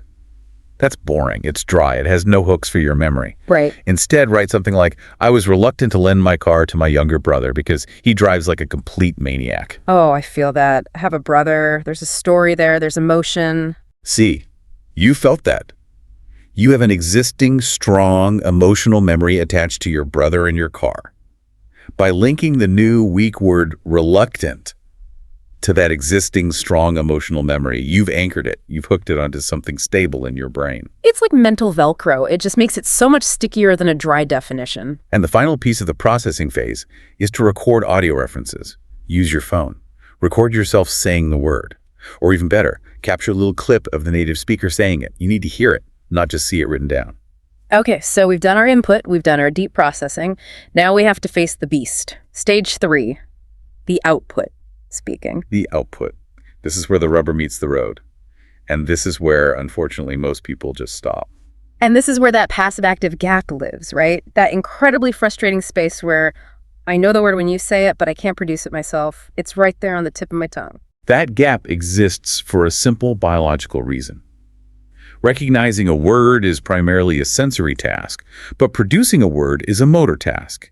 They are different skills using different biological hardware in your brain. And the only bridge between them is practice. The only bridge is deliberate speaking practice. There are no shortcuts. But here comes the big excuse, the one we hear all the time. I don't have a speaking partner. I live alone. I can't afford a tutor. My friends don't speak English. I hear this every single day, and I'm here to tell you, you do not need a partner to bridge this gap. In fact, sometimes it's actually better to do this initial practice alone. It's lower stakes. Less pressure. Far less pressure. We have 4 specific techniques here that you can do in a completely empty room. Okay, let's run through them. First on the list is shadowing. We've mentioned it a few times. Let's break it down. Shadowing is the gold standard for this kind of work. It's basically mimicking, but it's like aggressive, intense mimicking. So how does it work, step by step? You take a short segment of audio, maybe 30 seconds of that podcast you're listening to, and you repeat it immediately after the speaker. But, and this is the absolute key, you don't just repeat the words. You have to mimic the rhythm, the pauses, the emotion in their voice, the intonation. So if the speaker's voice goes up at the end of the sentence, my voice has to go up. Your voice goes up. If the speaker sounds excited and a little breathless, you should sound excited and breathless. You are an actor. You are inhabiting the character of the speaker. And this trains your ear and your mouth at the same time. Simultaneously. Yeah. And it forces you to use the connected speech patterns. You know, how words blend and smash together in natural speech that you usually miss completely when you're just reading. It forces you to stop sounding like a robot reading a script. You nailed it. Robots pronounce every word perfectly and separately. Humans smash words together. Shadowing teaches you how to smash them correctly. Okay, love that. Next technique, monologue practice. This is exactly what it sounds like. You set a timer for 2, maybe 3 minutes. You pick a topic, ideally the topic of the podcast you just listened to, so the vocab is fresh, and you just go. Just talk to the air. Talk to the air. Talk to your cat. Talk to your reflection in the mirror. It doesn't matter who the audience is. The goal is to force your brain to retrieve those words you just studied without looking at your notes. It's going to be messy. It will be messy. You will stumble. You will pause. You will say a lot. That's the point. That's where the learning happens. It's like a dress rehearsal before the main performance. It is. And crucially, you have to record it. Listening back to your own monologue is painful, I know. It can be super cringeworthy, but it is the single fastest way to spot your own errors. You hear things you didn't even know you were doing. Things like, oh my gosh, why do I keep saying every 3 seconds? Or I really mispronounced that word. Okay, third technique, conversation simulation. This one sounds a little bit theatrical. It is, and you have to embrace the silliness of it. It involves role-playing both sides of a common scenario. Let's say you just learned vocabulary about booking a hotel room. Okay. You play the guest and you play the hotel receptionist. So I'd be like, hi, I'd like to check in, please. And then I switch voices. Certainly, sir. Do you have a reservation with us? Yes, it's under the name Smith. That is exactly the idea. It feels ridiculous. You will feel silly doing it, but your brain doesn't care that it's fake. It is practicing the retrieval pathways just as if it were in a real conversation. You're building the muscle memory. You're building the muscle memory of that interaction so that when you actually get to a hotel check-in desk, your brain goes, oh, wait, we've done this before. I have a script for this. The panic is gone. It's like visualizing success, but you're doing it out loud. And the final one for this stage, read aloud. So simple, but so effective.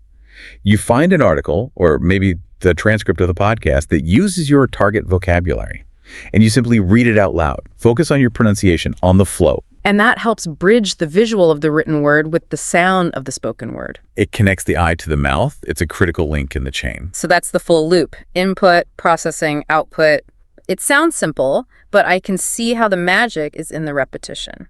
Now, what if we want to go deeper? Let's talk about some advanced integration strategies for the listeners who are really hardcore. Okay, ready to level up. Let's do it. First up, you have something called the layered listening approach. And this is for when you want to squeeze every single drop of juice out of one piece of content. Right. Instead of listening to 5 different podcasts one time each, which is what most people do, the idea here is you listen to one podcast 5 times. But each time you listen, you have a different mission. You're peeling back the layers of an onion. I like that. So walk us through the 5 layers. Let's say we have a 5-minute audio clip. What's layer 1? Layer 1, just comprehension.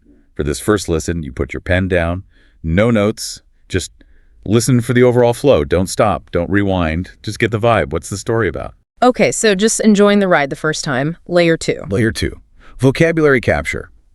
Now you listen again, but this time you pause frequently. You have your notebook out. This is where you do your active note-taking. You're mining for the gold, for those new words and collocations. Got it. Layer 3. Layer 3, pattern recognition.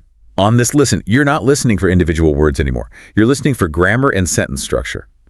How did the speaker connect those 2 sentences? Where did they pause for effect? Why did they use the past perfect tense in that specific spot? So you're looking under the hood of the car at the engine. You're looking at the mechanics. Exactly. Layer 4. Layer 4. Shadow practice. Now, you don't listen to the whole thing. You pick the hardest 30-second chunk of that clip and you put it on a loop. And you shadow it again and again and again until you sound exactly like the speaker, until you can match their speed and their intonation perfectly. And the final layer, layer 5. Layer 5, verification. You listen one last time all the way through, no stopping, and you just enjoy the incredible fact that you now understand 99% of it. The words that were just a blurry mess in layer 1 are now crystal clear. It's a massive confidence boost. Wow, that's intense, but I can see how incredibly effective that would be. You would really own that piece of content by the end. You own it. It becomes part of your active knowledge forever. Okay, next advanced strategy, the echo chamber method. This sounds very immersive. This is an immersive theme week. The idea is that instead of bouncing randomly from topic to topic, Monday you listen about sports, Tuesday about politics, Wednesday about cooking, you pick one specific topic for the entire week. Okay, let's pick one. Let's say entrepreneurship. Perfect. Okay. So Monday and Tuesday are massive input days. You only listen to podcasts about startups. You only read articles about venture capital. You watch clips of Shark Tank or Dragon's Den. You ignore everything else. So your brain is just being bathed in this very specific repeated vocabulary. Exactly. You're just hearing the words investment, equity, pitch, scale, valuation over and over and over again. By the 50th time you hear the word equity, you don't need a dictionary anymore. You just know what it means because you've heard it in 10 different contexts. So it's immersion through repetition. Okay, what about Wednesday and Thursday? That's your deep processing time. You take all that vocabulary you gathered and you organize it. You make flashcards. You study the contexts. You look up the collocations for investment. Is it a heavy investment, a sound investment, a risky investment? And then the weekend is for output. Maximum output. On Friday, Saturday, and Sunday, you have to produce. You give a presentation to yourself, to a friend, to a camera about a new startup idea. You write a blog post analyzing a business. You force yourself to actively use all those words you've been soaking in all week. The huge benefit here seems to be the natural, spaced repetition that's built in. That's it. You don't have to force yourself to memorize the word equity because the environment, the echo chamber you created, do all the heavy lifting for you. It just sinks in naturally. I love that. And the last advanced strategy, conversation mining. Now, this one requires a partner, right? Ideally, yes. If you have a tutor or a language exchange friend, the first step is to ask them if it's okay for you to record your conversations. With permission, of course. Very important. Don't be a spy. Absolutely. With permission. Then afterwards, you mine that conversation for gold. Most people have a lesson and then they just forget about it. But the real learning is in that recording. So I listen back and I find the moments where I struggled. Exactly. The moments where you were grasping for a word, where you said, ugh. I wanted to say frustrated, but all I could think of was sad. You note that gap. That gap becomes your personalized curriculum for the next week. And you should also pay attention to what they said. Yeah. The other person. Yes. Did they use a cool phrase or an idiom you didn't know? Steal it. Write it down. Your goal is to create a study list for the next conversation that is based directly on the problems from the last conversation. That creates such a direct, powerful feedback loop. It does. It stops you from making the exact same mistakes for 6 months in a row, which is what so many of us do. You fix the leaks in your boat one by one. Okay, now I can hear the listeners saying, this all sounds amazing, but you people are crazy. I have a job, I have kids, I have a commute from hell. I do not have 2 hours a day for layered listening. And that is a completely valid concern. We are all busy. But here's the good news. This integrated approach doesn't require massive blocks of time. It requires short, frequent sessions and a technique called habit stacking. Let's talk about the morning ritual. How can we stack these habits into a busy morning? You can do a powerful, complete loop in just 15 or 20 minutes. Let's break it down. 5 minutes of listening warm-up while you make your coffee. Just get your ears working. Listen to a short news summary podcast. Okay. Coffee is brewing. News is playing in the background. Then 5 minutes of vocab review, reading your personal sentences aloud while you eat your breakfast. Don't scroll through social media. Open your Anki deck, your notebook, and just read the sentences aloud between bites of toast. And then the output. 5 minutes of output while you're in the shower or getting dressed. Describe your plans for the day using your target vocabulary. Today, I need to attend a meeting about the budget. I am reluctant to sign the new contract until I see the final numbers. Boom. Input, processing, output, done before you've even left the house. What about the commute? For so many people, that's just dead time. Or rage time, depending on the traffic. Let's turn that rage time into productive time. The commute system is great for this. You can split it by days. Day 1 of your commute, listen and note. Use a voice recorder on your phone so you don't have to write while you're driving. Please, do not write and drive. Safety first, yes. You just speak to your phone. Note. He said the phrase, cut to the chase. Or note, I need to check the pronunciation of the word schedule. That's so smart. You're just leaving notes for your future self. Exactly. Then, day 2 of your commute. Review and shadow. You play back that same podcast from yesterday and you shadow the dialogue in the car. You're in a private metal box. No one can hear you. It's the perfect place to practice. Or scream. Or scream. And day 3, monologue practice. You just talk to yourself for the whole drive. Describe the traffic.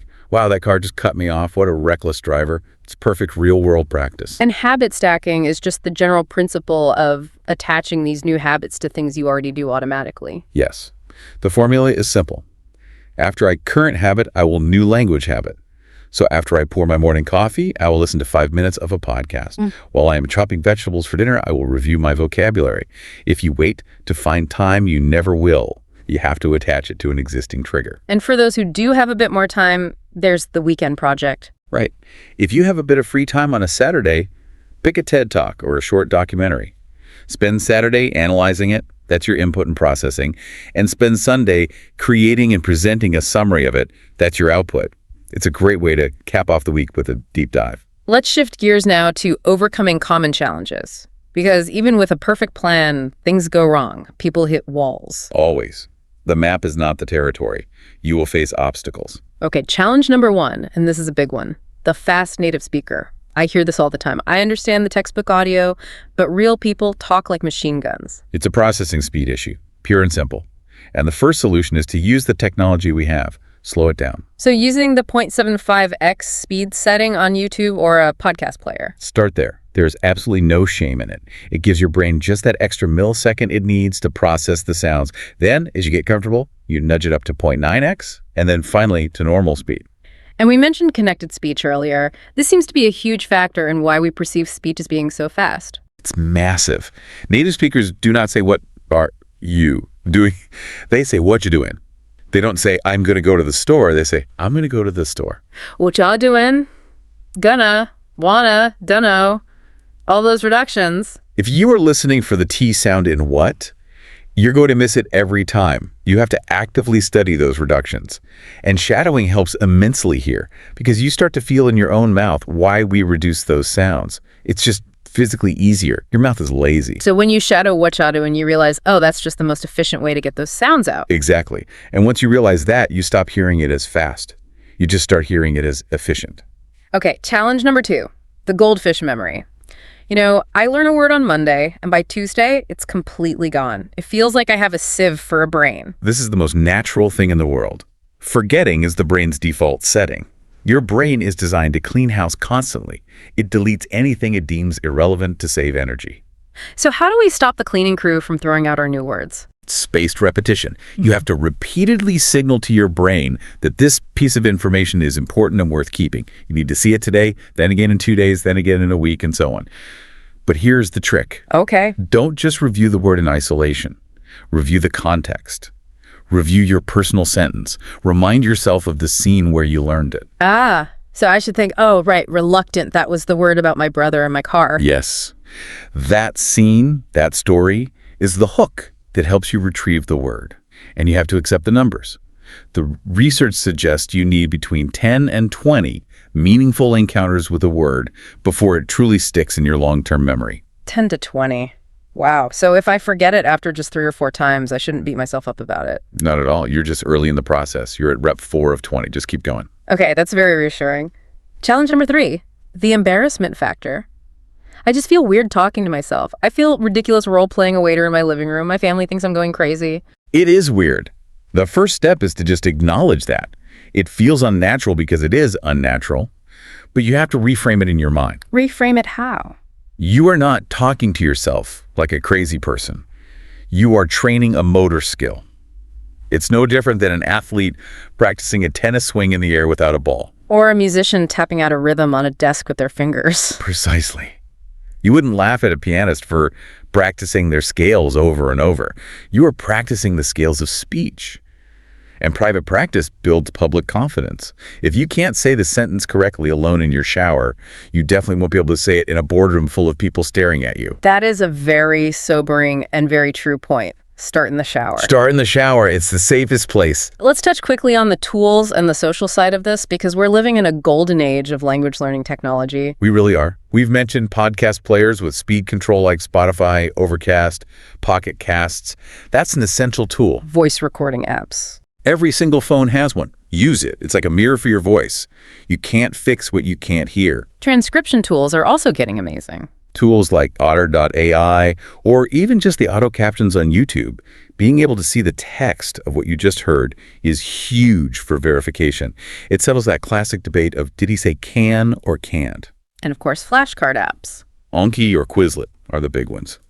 But whatever you use, make sure it has audio support. Don't just look at the word, hear the word. Anki allows you to add your own audio clips, which is perfect for this method. And finally, the social dimension. Learning alone is efficient for building skills, but learning with others can add that layer of accountability. Study groups can be great, but I'd suggest making them structured. Don't just meet up to chat randomly. Have a mission. Okay, everyone, listen to this 10-minute podcast, and we'll meet on Thursday to discuss it and practice shadowing a few lines together. Shadowing together sounds chaotic, but fun. It can be, but you learn a lot from hearing how other people interpret the sounds. And there's one more social strategy that I think is the ultimate learning hack. Teaching as learning. Oh, this is the highest form of learning, without a doubt. If you learn a cool new concept or a set of vocabulary, record a short video explaining it. Read a blog post about it. Explain it to your long-suffering dog. Even if no one ever watches the video. Even if no one ever watches it. The act of organizing your thoughts to explain something to someone else forces you to clarify your own understanding. You have to articulate your ideas. That's speaking practice. You have to organize the vocabulary logically. It hits every single part of the loop. So we have covered a massive amount of ground today. We really have. It's been a marathon. We've gone from the toddler model all the way to the input-output loop. We've broken down strategic listening, context investigation, and active production. We've looked at the echo chamber method and how to survive the what-you-doing speed of native speakers. It's a complete overhaul of the traditional, passive, list-based way of learning.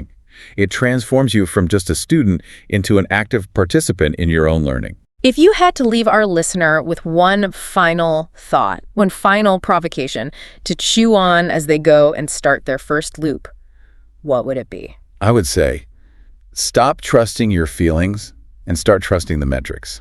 What do you mean by that? Language learning often feels like you're not making any progress. You feel dumb one day, you feel like a genius the next.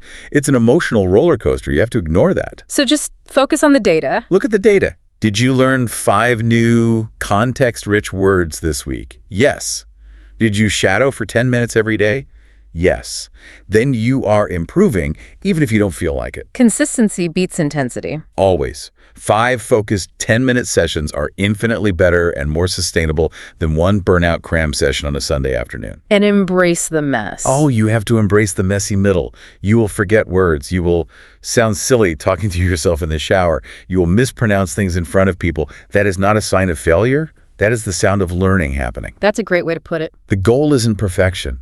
It's connection. It's communication. I love that as a final thought. The goal is connection. Well, that brings us to the end of this deep dive. I am definitely going to try the echo chamber method next week. I think my topic will be the history of coffee. Ooh, that's a good one. You'll get lots of roasting, brewing, aroma collocations. Exactly. Thank you so much for breaking all of this down for us today. And to our listeners, thank you for sticking with us. We really hope this changes the way you look at your language journey. It was an absolute pleasure. Don't forget to like, share, and subscribe to this YouTube channel. We'll see you next time. Hello, welcome to the Learn English Lab. Today's podcast is How to Understand Long Talks in English. This is a big one. It really is. I think this skill is what separates that intermediate plateau from what feels like real professional fluency. It absolutely is. And honestly, I think this is the topic that probably causes the most anxiety for learners. I was actually thinking about it this morning. I had this flashback to a dinner party years ago when I was really trying to learn French. Mm-hmm. And I was feeling okay, I had the basics down. I could order a coffee, ask for directions, the survival stuff. You had the toolkit for getting by. Exactly. But then I'm at this dinner table, and this man starts telling a story. And it's not a short story. It's this long, complicated thing about a ski trip. Oh, boy. And at first, I'm with him. I'm catching the keywords: mountain, snow, skiing. I'm nodding. I'm making eye contact. I'm in the game. You feel like you're part of the conversation? Totally. But then, maybe a minute and a half in, he makes a quick joke. And aside, everyone at the table laughs. And I didn't get it. But I laughed too, just to fit in. Of course. The social laugh. We've all done it. But that split second of distraction, of just focusing on, oh no, I missed a joke, it was fatal. By the time I tuned back into what he was actually saying, he was talking about a helicopter and a hospital, and I had absolutely no idea how we got from the ski slope to the emergency room. You lost the thread. Completely. It was gone, and I just spent the next 5 minutes with this, frozen smile on my face, just praying no one would ask me a question. That frozen smile is, it's a universal symbol for language learners, isn't it? It's that feeling of sudden panic. And I want to pause on that because what you just described, that shift from I'm following along to I am completely and utterly lost, that is not a personal failure. It feels like one. It feels like I've been studying for years. Why can't I do this? I know, but it's not. It's a specific cognitive event. It happens when we switch from short interactive conversation to extended passive listening. See, the conversation is like a game of catch. Okay. You throw the ball, I throw it back. If you throw it badly, I can adjust. If I don't understand, I can put up my hand and say, wait, what? We can pause the game. Right. You can ask for clarification. Precisely. But a long talk, a university lecture, a business presentation, a podcast, that story at the dinner party, that is a freight train. It does not stop for you. It just keeps moving down the track, whether you are on board or not. And that's the freight train we're going to try and catch today. We're not talking about how to buy a train ticket. We're talking about how to stay on for the whole journey. Yes. And the most important thing to get across right at the start is that this is a learnable skill. It's a technical skill. It's not some kind of magic talent that some people have and others don't. Fluent speakers just have better systems. They have strategies. So we can learn those strategies. We're going to take them apart piece by piece today and show you how to build them for yourself. Okay, I want to get into the strategies, the how-to, but I think we have to start with the why. Because in that moment at the dinner party, it didn't feel like a strategy problem. It felt like my brain just shut off. Why is listening so much harder than, say, reading the same information? It all comes down to a concept called cognitive load. But let's get more specific. It's about your working memory. Okay, break that down for me. Right. So imagine the part of your brain that's processing information in real time. Your working memory is like a small workbench. And I mean really small. Research suggests it can only hold about 7 items at a time, plus or minus 2. Wait, 7 things. That's it. That seems incredibly small. That's the limit for most of us. Yeah. Now, when you listen in your native language, the process is almost entirely automatic. Your brain hears a sentence like, "the cat sat on the mat." And it doesn't process each word individually. Right. If I just see a cat on a mat. Exactly. The whole idea gets compressed into one chunk. It takes up maybe one of your 7 slots on the workbench. So you've got 6 other slots free to think about the speaker's argument or what you want to say next or what you need to pick up from the grocery store. You have all this extra mental space. You have a ton of surplus capacity. Yeah.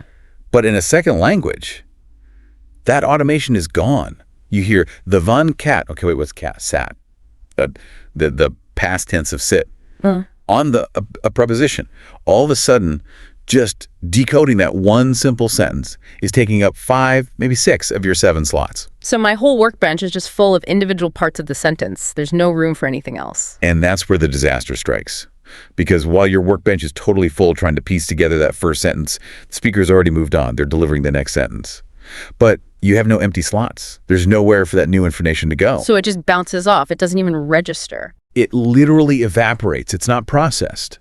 Yeah. This is the core reason you can read a sentence and understand every word, but when you hear it spoken, you miss it.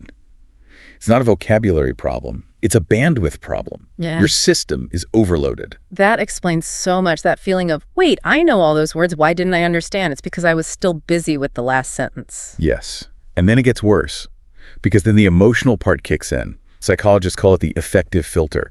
When you realize you've missed something, what happens? What did you feel at that dinner party? Panic. Just pure panic. My heart started beating faster. I felt my face get hot. Right. A classic stress response. Your body releases cortisol. Yeah. And here's the really cruel part. Anxiety has been shown to reduce your working memory capacity even further. So now, instead of 7 slots on your workbench, you might only have 3 or 4 available. So the more I panic about not understanding, The less capable your brain becomes of understanding. It's a complete downward spiral. You get overloaded, you panic, your capacity shrinks, and then you get even more overloaded. That's the fog that rolls into your brain. that is both terrifying and incredibly comforting. Because it means I'm not broken. My brain is just doing what brains do under extreme load. You're not broken at all. You're just asking your brain to perform at an Olympic level without training. There's a metaphor I really like for this. Listening in a second language isn't just listening. It's like juggling while riding a unicycle. Okay, I'm intrigued. Tell me more. The unicycle is the main thread of the conversation, the central argument or story. You have to keep pedaling forward to maintain your balance. If you stop, you wobble and fall. Okay, that makes sense. You have to keep up with the flow. And the balls you're juggling. Those are all the little mental tasks. Recognizing sounds, identifying words, understanding grammar, holding the last sentence in your head. So in my native language, I'm not on a unicycle. I'm, Okay. driving a car? You're at a luxury sedan with cruise control and lane assist. The whole process is automated. But as a learner, you're on that wobbly unicycle. And at the start of the talk, maybe you're doing okay. You're pedaling, you're juggling. It's hard work, but you're managing. Right. But then the speaker says a word you don't know, or they use a complex grammatical structure. That's not a normal ball anymore. That's a bowling ball. Ah, yes. I've been hit by many of those bowling balls. And your instinct is to focus everything on that one heavy object. What was that word? Consolidated. What does that mean? You stare at the bowling ball, And while I'm staring at, you stop pedaling, yeah. and you've dropped the other balls.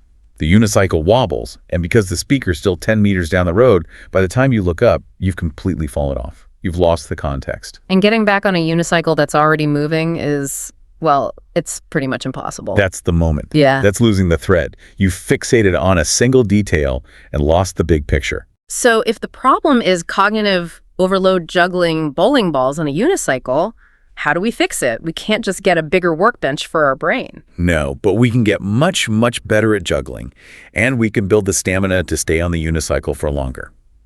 This brings us to the foundational part of the solution. We have to stop treating listening like a test you pass or fail and start treating it like athletic training. You mentioned running a marathon earlier. I did. Think about it. If you haven't run in years, you wouldn't just wake up and try to run 26 miles, would you? Of course not. I'd be lucky to make it to the end of my street. I'd probably injure myself. But that is exactly what language learners do all the time. They say, I need to improve my listening. And they immediately put on a 1-hour, super dense documentary on particle physics. I feel personally attacked right now. I have done that exact thing. Time for some immersion, and then 10 minutes later, my brain has melted and I'm scrolling on my phone. We all have. It's the weekend warrior approach. It's based on intensity, and it's destined to fail. The principle we need is called progressive overload. That sounds like something from the gym. It is. It just means you start with a weight you can actually lift, and then you gradually add a little bit more. So if you can comfortably listen to and understand a 5-minute YouTube clip right now, your goal is not a 1-hour lecture. Your goal is a 7-minute clip next week, then 10 minutes. You have to build the mental stamina. Oh, okay, but I have to push back on that a little. Is 15 or 20 minutes a day really enough? It sounds so small. Doesn't fluency require hours and hours of immersion every day? There's a very common belief, but the neuroscience suggests otherwise. It's not about the total volume in one sitting. It's about the frequency of training. Think of it like building a path in a forest. Okay. Walking that path for 15 minutes every single day will create a clear, permanent trail. But a huge 3-hour hike once a week, the forest will just grow back in between. You're building and reinforcing neural pathways. Consistency is what makes them strong and efficient. So consistency over intensity. Consistency is the most effective form of intensity over the long term. But, and this is the critical part, those 15 minutes have to be focused. We need to draw a very clear line between active and passive listening. I think I know where this is going. I'm guilty of a lot of passive listening. Podcasts when I'm driving, news in the background while I'm cooking. And there's nothing wrong with that. Passive listening is great for getting a feel for the rhythm, the intonation, the music of a language. But it does very little to improve your comprehension skills. Why not? I mean, I am hearing the words, aren't I? Sort of. But your brain is an efficiency machine. Your conscious attention is on the road or on chopping onions. So your brain treats the audio as background noise. It doesn't allocate those precious workbench slots to processing it deeply. You're not doing the heavy lifting. You're not building the muscle. So for this kind of training, we're talking about something different. We're talking about dedicated, focused, active listening. This means you're sitting down, your phone is in another room, the TV is off. For those 15 minutes, your only job is to listen. You should feel like you're working. You might even be sweating a little. That's where the growth happens. Okay, so we're committed. We're training like athletes. We're going to do our 15, 20 minutes of active, focused work every day. Now let's get into the game plan. You've broken this down into 3 phases: pre-listening, during listening, and post-listening. Right, and I'd bet that 95% of learners only do the middle phase. They just hit play and hope for the best. Which is like showing up to the marathon without warming up, without your running shoes, and without a water bottle. An excellent analogy. You are setting yourself up to fail. So let's start with phase 1, pre-listening, or what I like to call priming the brain. Priming, okay, what does that mean? Think about the absolute elite listeners in the world. Simultaneous interpreters at the United Nations. They're the Olympians. They would never, ever go into a speech cold. They spend hours beforehand priming their brains. How do they do that? The main technique is called activating your schema. Your brain stores information in interconnected networks, like a giant mind map. If I say the word beach, your brain instantly activates a whole network of related concepts. Right. Sand, ocean, sun, waves, seagulls. Exactly. Now, if you just hit play on a documentary about marine biology, without doing this first, your brain has to scramble to find that ocean file in the basement of your mind while also trying to process new information. You're starting with a disadvantage. So you want to pull that file out and put it on the desk before you even start. You want that file open and ready to go. So before you listen, you take literally 2 minutes. Look at the title, The Economics of Renewable Energy. Close your eyes and just brainstorm. Think, sun, wind, solar panels, cost, money, green. You're just warming up the relevant part of your brain. You're getting the neurons firing, and then you add another layer. I call it vocabulary tasting. I like that. It sounds much nicer than studying vocabulary. It is. You're not trying to memorize a list. You just look at the title or description and predict maybe 5 to 10 keywords you think you'll hear. So for that talk on renewable energy, I'd expect to hear solar, wind, investment, grid, maybe sustainability. Perfect. So you quickly look them up if you need to. You say them out loud. You remind your brain what they sound like, because recognizing a word you just saw takes a fraction of a second. But processing a word that feels brand new can take several seconds and derail you completely. That feels like such a simple thing, but I can see how it would make a huge difference. It's a massive return on investment for 2 minutes of your time. And the final piece of priming is to set a purpose. My purpose is usually practice my English. That's too vague. Your brain doesn't know what to do with that. You need to give it a specific mission, a question to answer. For example, I am listening to find out the speaker's main objection to solar power. Or, I need to identify the 3 steps she recommends for businesses. So it turns you from a passive receiver of information into an active hunter. A hunter is the perfect word. You're not just waiting for the information to wash over you. You are actively searching for something specific. It focuses your attention like a laser. Okay, so we're primed. We've activated our schema, we've tasted the vocabulary, we have our mission, we hit play. We are now in phase 2. During listening, this is where we're on the unicycle. This is the trench warfare. And the first, most powerful strategy here is something that most learners don't do. It's prediction. Prediction? You mean guessing? I mean, constantly, actively guessing what the speaker's going to say next. This is something native speakers do unconsciously all the time. Let's try it. I'll start a common phrase. To be or be. Not to be. Easy. An apple a day keeps that... Knocked her away. See? Your brain is a prediction machine. It loves completing patterns. When you're listening in English, you need to turn this machine on deliberately. As you listen, you should be asking yourself, okay, he just stated a problem. What's next? Probably a solution. Or she's listing points. She said firstly, so secondly must be coming soon. But wait, doesn't that take up more mental energy?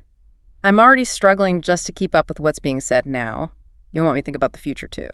It feels counterintuitive, but it actually reduces your cognitive load. This is called top-down processing. If you correctly predict what's coming, your brain doesn't have to work as hard to decode it. If you guess, he's about to give an example, and then you hear the words, for instance, your brain gets this little jolt of confirmation. It can relax. It doesn't need to process, for instance. It just confirms the prediction. And what if I guess wrong? Even better. The element of surprise makes the information stickier in your memory. You think, oh, I thought he was going to offer a solution, but instead he introduced another problem.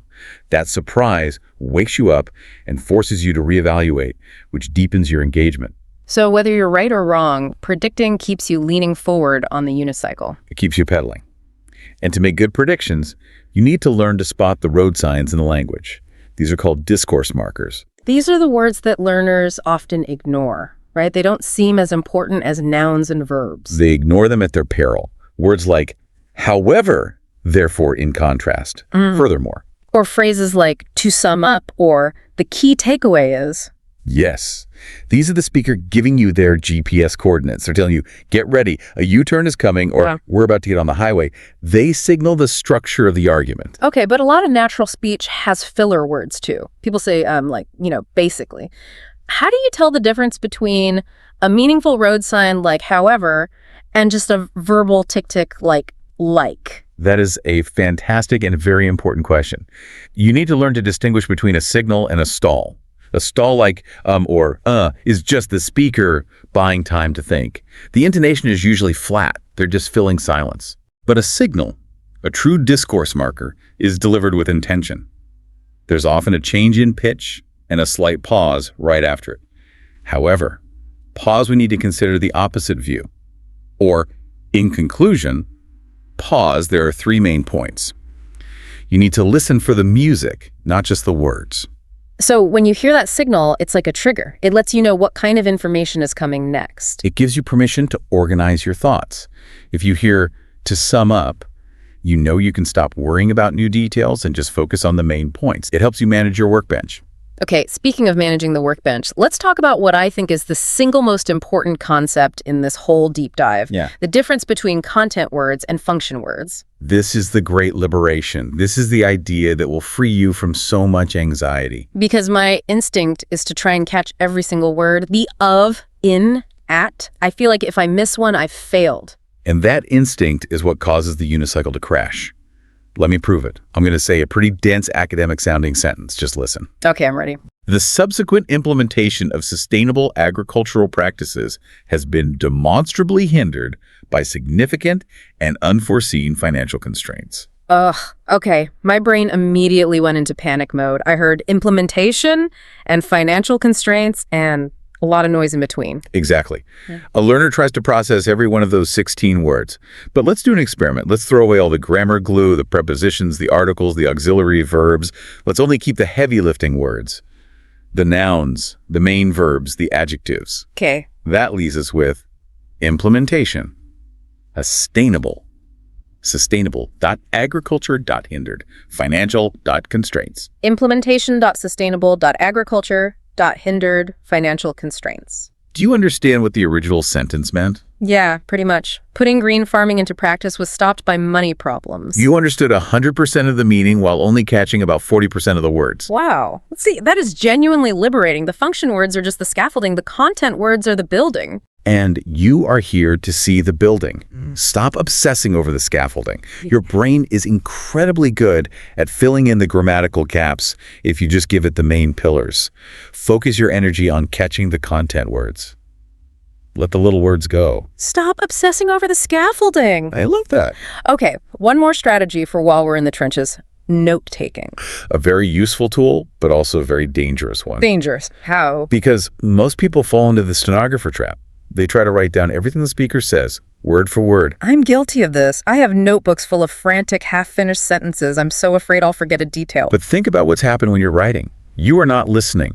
Your brain cannot simultaneously listen to a new sentence and write down an old one. It's impossible. So for every second you spend writing, you are effectively deaf. So my attempt to remember more is actually causing me to hear less. In many cases, yes. The purpose of notes is not to create a transcript. It's to create memory triggers. You should never write full sentences. So what should I write? Keywords, symbols, abbreviations, arrows to show connections. If the speaker says, the company's profits increased by 15% last quarter, which led to a rise in stock price, you don't write that sentence. You write, profit a 15% of stock. That's it. It takes 2 seconds and it captures the entire idea. You're just creating a simple map to jog your memory later, not a detailed report. Exactly. Your notes should be mostly empty space. If you're looking down at your paper more than you're actively listening, you're doing it wrong. Okay, wow. We have survived the talk. The speaker says thank you. The applause happens. We are mentally exhausted. We're done. Absolutely not. If you stop here, you leave most of the learning on the table. Phase 3, the post-listening phase, is where you consolidate your gains. This is the cool down for the athlete. It's the most important part. And the first thing you have to do right away is give yourself the summary test. Okay, what's that? Can you, either by speaking out loud to yourself or by writing it down, summarize the main argument and the key supporting points of the talk you just heard? And if I can't do it? Then you didn't truly understand it. Ouch. That's a tough standard. It's a reality check. We often fool ourselves into thinking we understood because we recognized a lot of words. But comprehension is about understanding the structure and the connections between ideas. If you can't summarize it, you miss that structure. And that's not a failure. It's data. It shows you exactly where you need to focus. So it's like a diagnostic tool. It tells you where your unicycle fell over. Precisely. And once you know where you fell, you can go back and do what I call the vocabulary harvest. You go back to that specific part of the talk, the part that confused you. You find those bowling ball words that threw you off. And I look them up in the dictionary. Yes, but don't just write down the definition. That's a classic mistake. You must write down the word in its original context. Don't just write resilience, the ability to recover quickly. Write the full sentence you heard. We need to build resilience in our coastal infrastructure. Context is everything for memory. That makes sense. So you learn the word and how it's actually used. Now, you also recommend something that I know people are going to resist. Deep repetition. They always resist it because it sounds boring. You're telling me to listen to the same 10-minute talk multiple times? Why would I do that when there's so much other content out there? Because you're not just listening for content. You're using the same piece of material to train different skills. It's like a Swiss Army knife. I recommend a 4-pass approach. Okay, lay it on me. Listen number 1. Just listen for the gist, the main idea. Don't worry about details. Listen number 2. Now you go on a vocabulary hunt. You have a notebook, and you pause every time you hear a word or phrase you don't know. Listen number 3. You focus only on pronunciation and intonation. You might even try shadowing, repeating what the speaker says right after they say it. Lesson number 4. You listen only for structure. You ignore the content, and you just listen for those discourse markers. First, however, in conclusion. So with each pass, you're putting on a different pair of glasses and looking for something different. Exactly. And I guarantee that deep mastery of one 10-minute talk will improve your overall listening skills more than passively hearing 10 different one-hour podcasts. You're building deep neural pathways, not just skimming the surface. It's the difference between digging one deep well versus 10 shallow puddles. A perfect metaphor. You'll actually find water in the deep well. Okay, that's a very comprehensive framework. But I think we need to get specific, because a talk is not just a talk. A university lecture is a completely different animal from a casual interview. Absolutely. The genre dictates the strategy. Let's do a quick run-through. First up, the classic, the academic lecture. The one that puts students to sleep. It can, but structurally, it's often the most predictable. It almost always follows the same pattern. Introduction, thesis, statement, point 1 with evidence, point 2 with evidence, point 3, conclusion. So what's the specific strategy here? You have to listen for the professor's tell. Professors desperately want you to get the main points.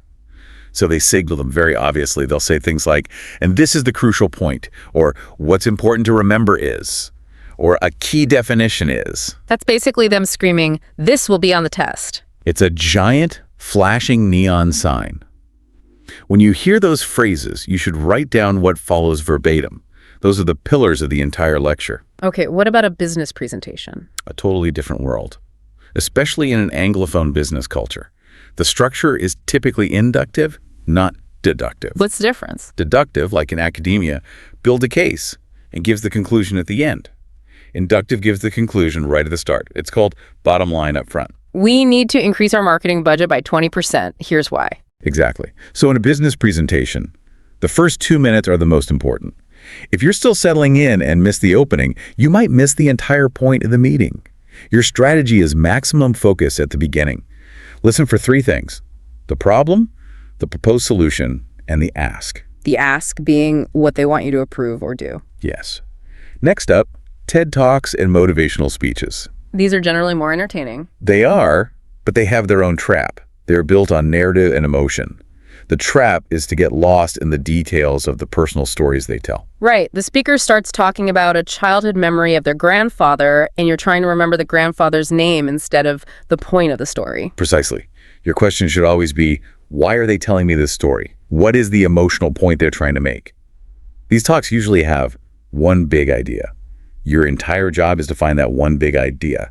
The stories are just the vehicle. Don't get distracted by the vehicle. Focus on the destination. Perfect. And finally, the Wild West of listening.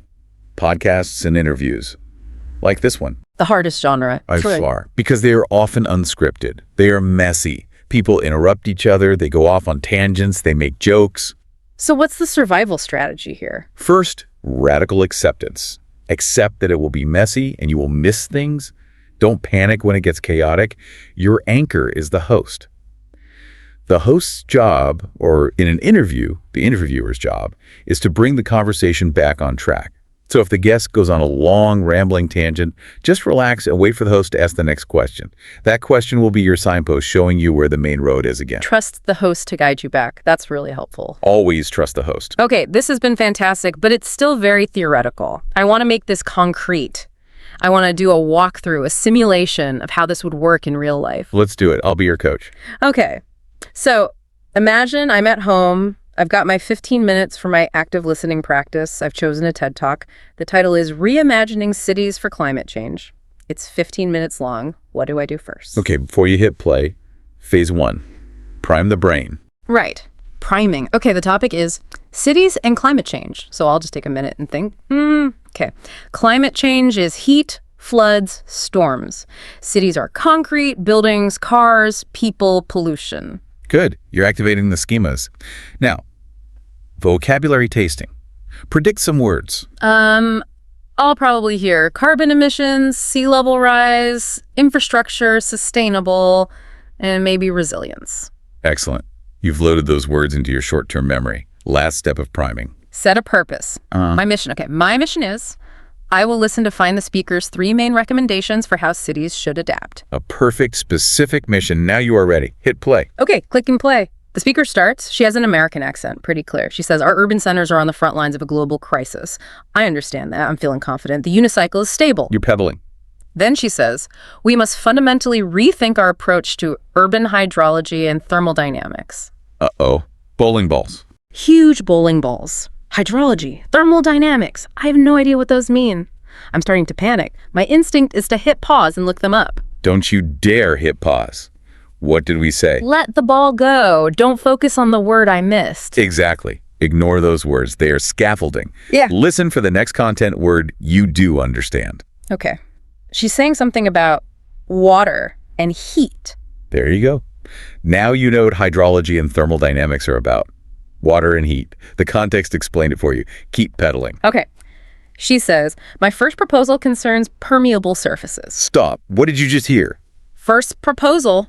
That's a discourse marker. That's recommendation number 1. Bingo. So you grab your notebook, you write 1, and then the word permeable surfaces, even if you don't know what permeable means. Got it.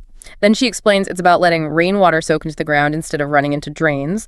So I add a little note. Let's water in. Perfect. You're doing great. What's next? She talks for a few minutes, gives examples. Then she says, secondly, we need a massive expansion of our urban canopy. Okay. Secondly, that's number 2. I write 2. Urban canopy. I guess from the context, that means more trees. You're a pro at this. You're cruising. And then my cat jumps on my desk and knocks over my water. Life happens. So there's chaos for about 30 seconds. And by the time I get back to listening, I've clearly missed the third point. The speaker is now in her conclusion saying, by implementing these strategies, we can create cities that are both livable and resilient. Applause. The talk is over. Okay. So how do you feel? Honestly, a little frustrated. I missed one of the 3 points I was looking for. I feel like I failed my mission. Reframe that immediately. You got 2 out of the 3 main points on your first listen, through technical jargon and a cat-related disaster. That is a huge win. That's a passing grade. Now we go to phase 3. Post-listening, summary test. Okay. The speaker argued that cities need to adapt to climate change by first, using surfaces that absorb water, and second, by planting a lot more trees. The third point. Yeah, fantastic. You've identified the gap in your knowledge with perfect precision. Now what do you do? Now I'm allowed to rewind. I go back to where I think I got lost. I listen again just to that section. Man. She said, thirdly, we must decentralize our power grids. There it is. You filled the gap. Now you have the complete structure. You can do a quick search for decentralized power grid and add it to your vocabulary harvest. That whole process felt so much more structured and less scary. It wasn't about being perfect. It was about having a strategy for when things inevitably go wrong. It is a game of recovery, not a game of perfection. That's active listening. That simulation really clicked for me. Okay, to wrap up, let's talk about some of the more advanced tools and mindsets. The big one is subtitles. To use them or not to use them. The great subtitle debate. The source of many arguments. My hand is up. I use them all the time. I feel like it helps me catch words I would have missed. It does help you catch the words. But it does so by turning a listening exercise into a reading exercise. I knew you were going to say that. Your brain's visual processing is faster and more dominant than its auditory processing. If the text is there, you will read it. It's almost impossible not to. Yeah. You're not training your ear, you're training your eye. So what's the rule? Never use them. That seems harsh. The ultimate goal is to function without them. But you can use them as training wheels. I recommend a 5-stage process to wean yourself off them. Okay, the 5 stages of subtitle grief. Stage 1. Subtitles in English are on N, but you make a rule. You must pause and repeat at least 5 sentences out loud per minute. Subtitles on N, but you cover the bottom third of your screen with a sticky note. You only peek when you are truly desperately lost. You only turn subtitles on for the hard parts, maybe for your second listen when you're vocabulary harvesting. Subtitles are OFF completely for the first listen. This is the goal. You only use subtitles after you've listened, to go back and check your understanding. You use the transcript as an answer key, not a crutch. And what about subtitles in your native language? Never. That is not language learning. That is entertainment. You are practicing reading in your own language. It have close to 0 benefit for your English listening skills. Okay, that's a hard and fast rule. I like it. And one last advanced technique you mentioned earlier, shadowing. The ultimate workout. This is for when you're feeling confident, Just to remind everyone, this is repeating what the speaker says as they say it, like an echo. Yes, you're speaking about half a second behind them. It is incredibly difficult. I've tried it. It feels like my brain is short-circuiting. It is cognitively demanding because it forces your brain to operate at native speed. There is no time to translate in your head. You have to bypass that slow, manual process and create a direct link from your ear to your mouth. It builds fluency, pronunciation, and processing speed all at once. But it's definitely not for day one. Definitely not. That's a marathon-level technique. Start with the 5-minute active listening sessions. Build your foundation first. This has been such a comprehensive deep dive. We've covered the biology of the workbench, the unicycle analogy, the 3 phases of listening, genre strategies. It's a complete toolkit. But I know what's going to happen to our listeners. They're going to be motivated. They're going to try this for a week, and then they're going to hit a wall. They'll have a bad day where they listen to something and feel like they understood absolutely nothing, and they'll want to quit. That moment is inevitable. It's called hitting a plateau. And I want to leave everyone with a crucial reframe for that feeling. When it feels like you're not making any progress or even going backwards, that is often the moment when the most important learning is actually happening. How is that possible? It feels like failure. Your brain's consolidating. It's like when your computer slows down because it's installing a major operating system update in the background. On the surface, things are sluggish. But underneath, a massive upgrade is taking place. Your brain is busy rewiring, strengthening connections, and automating processes.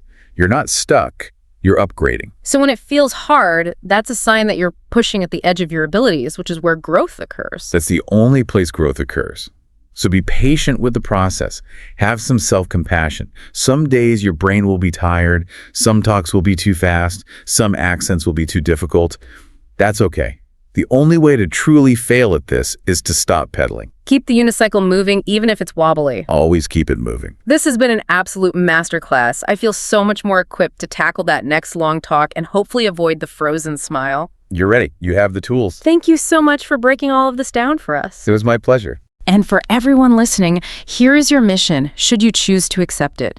Find one short talk this week, 5 to 7 minutes. Before you listen, prime your brain. As you listen, try to predict what's coming and hunt for those content words. And afterwards, see if you can give yourself the summary test. Just try the process. And remember to be kind to yourself while you do it. Please like, share, and subscribe to this YouTube channel. We'll see you in the next deep dive. Hello, welcome to the Learn English Lab. Today's podcast, no subtitles, English listening practice topic name is Daily Listening Habit Builder. It's great to be here. And, we're tackling a subject today that feels, it feels incredibly urgent. It's almost like we're discussing a lost art. A lost art, you mean, or just listening? I do. Seriously, think about it. When you're out in the world, on a train, in a coffee shop, what's the one thing everyone is doing? Oh, that's easy. They're on their phones. Heads down, scrolling. It's all scanning. Scanning. That's the perfect word for it. We've become a species of professional scanners and skimmers. We swipe through images, we double tap, we multitask. Right. But deep, intentional listening, the kind where you let an idea unfold at its own pace for, say, 20 minutes, that feels almost like an endangered activity. It really does. It's like the difference between skipping a stone across a lake and actually putting on the gear and diving in. And that's what we're getting into today, isn't it? That listening isn't just background noise. Not at all. It's a transformative daily practice. It is. The core idea here is that listening is a tool. It sharpens your mind in a way that just watching something can't, and it deepens your relationships in a way a text message never could. But to get why we need it, we have to look at the world we're in. And that brings us to this crisis of attention. That's the term, yeah. We are living in what they call an attention economy. I hear that phrase all the time. Let's break that down. It sounds like my focus has become a commodity. It's a currency. And right now, every app, every website, every advertiser is in a war to get a piece of it. And, they're winning. We found this one stat that's just staggering. The average person checks their phone over 150 times a day. 150. Wow. If you do the math on that, for someone awake 16 hours, that's what, nearly every 6 minutes? Every 6 minutes. Imagine trying to read a challenging book or have a meaningful conversation. If I tapped you on the shoulder every 6 minutes to show you a cat video, I'd get nothing done, and I'd probably get very annoyed. But that's how we're living. And the real consequence isn't just being distracted. It's that our brains are actually changing. Our ability to just stick with something is getting weaker. That's the critical point, isn't it? It's not just a bad habit. It's changing our capacity for sustained attention. It is. We've been conditioned for instant gratification. Yeah. We want the punchline in a 3-second video. We need that little dopamine hit right now. If an article is too long, we don't read it, we just skim the bullet points. We've lost our patience for anything that doesn't deliver an immediate payoff. We have. And this is why listening is the perfect antidote. By its very nature, it forces you to slow down. You can't skim an audiobook, you can't swipe through a podcast. You have to surrender to the pace of the speaker and let the story unfold. So building a daily listening habit is actually, it's like an act of rebellion. You're taking back your own mind from the attention economy. It's a way of saying, my focus belongs to me, not to an algorithm. I love that. Okay, so let's get into the mechanics, specifically the neuroscience, because I think a lot of people, myself included, might assume that reading a book and listening to that same book are, well, basically the same thing. You're getting the same words. But your brain would strongly disagree. They are fundamentally different experiences. When you read, you're decoding symbols. It's a visual linguistic process, highly advanced but specific. Okay. When you listen, you're engaging a much older, more primal part of the brain. You're processing what we could call the texture of the sound. The texture of sound. I like that. What does that mean, practically? It means you're not just getting the dictionary definition of the words. Your brain is simultaneously processing the tone of voice, the rhythm of the speech, the emotion. You can hear a smile. You can hear a frown. You process the pauses, the hesitations. All of that is data. Right. It's the classic example of reading the text, I'm fine, versus hearing someone say, I'm fine. The words are identical, but the meaning is the complete opposite. That's a perfect example. And your brain has to work to decode all that extra emotional data. This lights up multiple brain regions at once. It engages the empathy centers, the mirror neuron system, in a way that plain text just can't. When you hear a quiver in someone's voice, a part of your brain mirrors that feeling. So listening is a kind of high bandwidth connection for emotional information. It is. And this all ties into the concept of neuroplasticity. We used to think the brain was fixed after childhood. We now know that's completely wrong. The brain changes based on what you do with it. So a regular listening habit is like taking your brain to the gym. It is. You're building richer, stronger neural pathways. You're enhancing what scientists call cognitive flexibility. And what are the tangible benefits of that flexibility? If I actually commit to this, what changes in my brain over a year? Well, the list is pretty impressive. First, improved memory retention, especially for stories and complex ideas. Our brains are wired for narrative. We also see a measurable reduction in stress hormones like cortisol, especially with certain types of listening. And as we just discussed, you're strengthening those neural pathways related to empathy. You literally get better at understanding other people. So the core argument is you're not just downloading information. You are physically upgrading your brain's hardware to be more efficient, calmer, and more connected. You're building a better brain one podcast at a time. That is a massive claim. But we have to be specific here because listening is such a broad term. I think some people hear daily listening habit and they just think, having the news on in the background all day. Which is not what we're talking about. Right. So the material we've been looking at breaks this down into 4 very distinct types. It's like a balanced diet for your mind. That's a great analogy. You can't just eat one food group. You need variety for mental health, just like you do for physical health. Okay, let's go through them. The first one is the most obvious. Educational listening. This is the gym. Like you said, this is going to the gym for your mind. We're talking nonfiction audiobooks, lectures from universities, language learning programs. The goal is very clear. Yeah. You are trying to learn a specific thing. This is the I want to get smarter category. Pretty straightforward. But then we have the second type, which I think a lot of people feel a little guilty about, entertainment listening. And they absolutely should not. Guilt has no place here. This is vital. Entertainment listening is your fiction audiobooks, your comedy podcasts, storytelling, old-time radio dramas. The goal is just joy, escape. Joy, escape, emotion. And it's essential. This isn't wasting time. This is the nutrient-dense food for your creativity and your emotional well-being. We need stories. We are wired to make sense of the world through narrative. And from a brain perspective. From a brain perspective, getting lost in a good story is a rest and digest state. It's active recovery for your mind. It lowers stress and allows for creative connections to form. So if educational listening is the intense workout, entertainment listening is the healthy, delicious recovery meal. I think that's a perfect way to put it. Now, the third type is fascinating because I think it's the most neglected in our modern world. Contemplative listening. That sounds a little more abstract. What does that involve? It can be abstract, but it's also very practical. The goal here is presence and mindfulness. This category includes things like listening to nature sounds. Okay, like birdsong or rain. Yes. Or ambient music, certain types of chants, or, and this is the big one, intentionally listening to silence. Listening to silence. That sounds really hard. It is for most people. We're so used to being bombarded with noise that pure silence can feel uncomfortable, heavy even. But its function is to regulate your nervous system.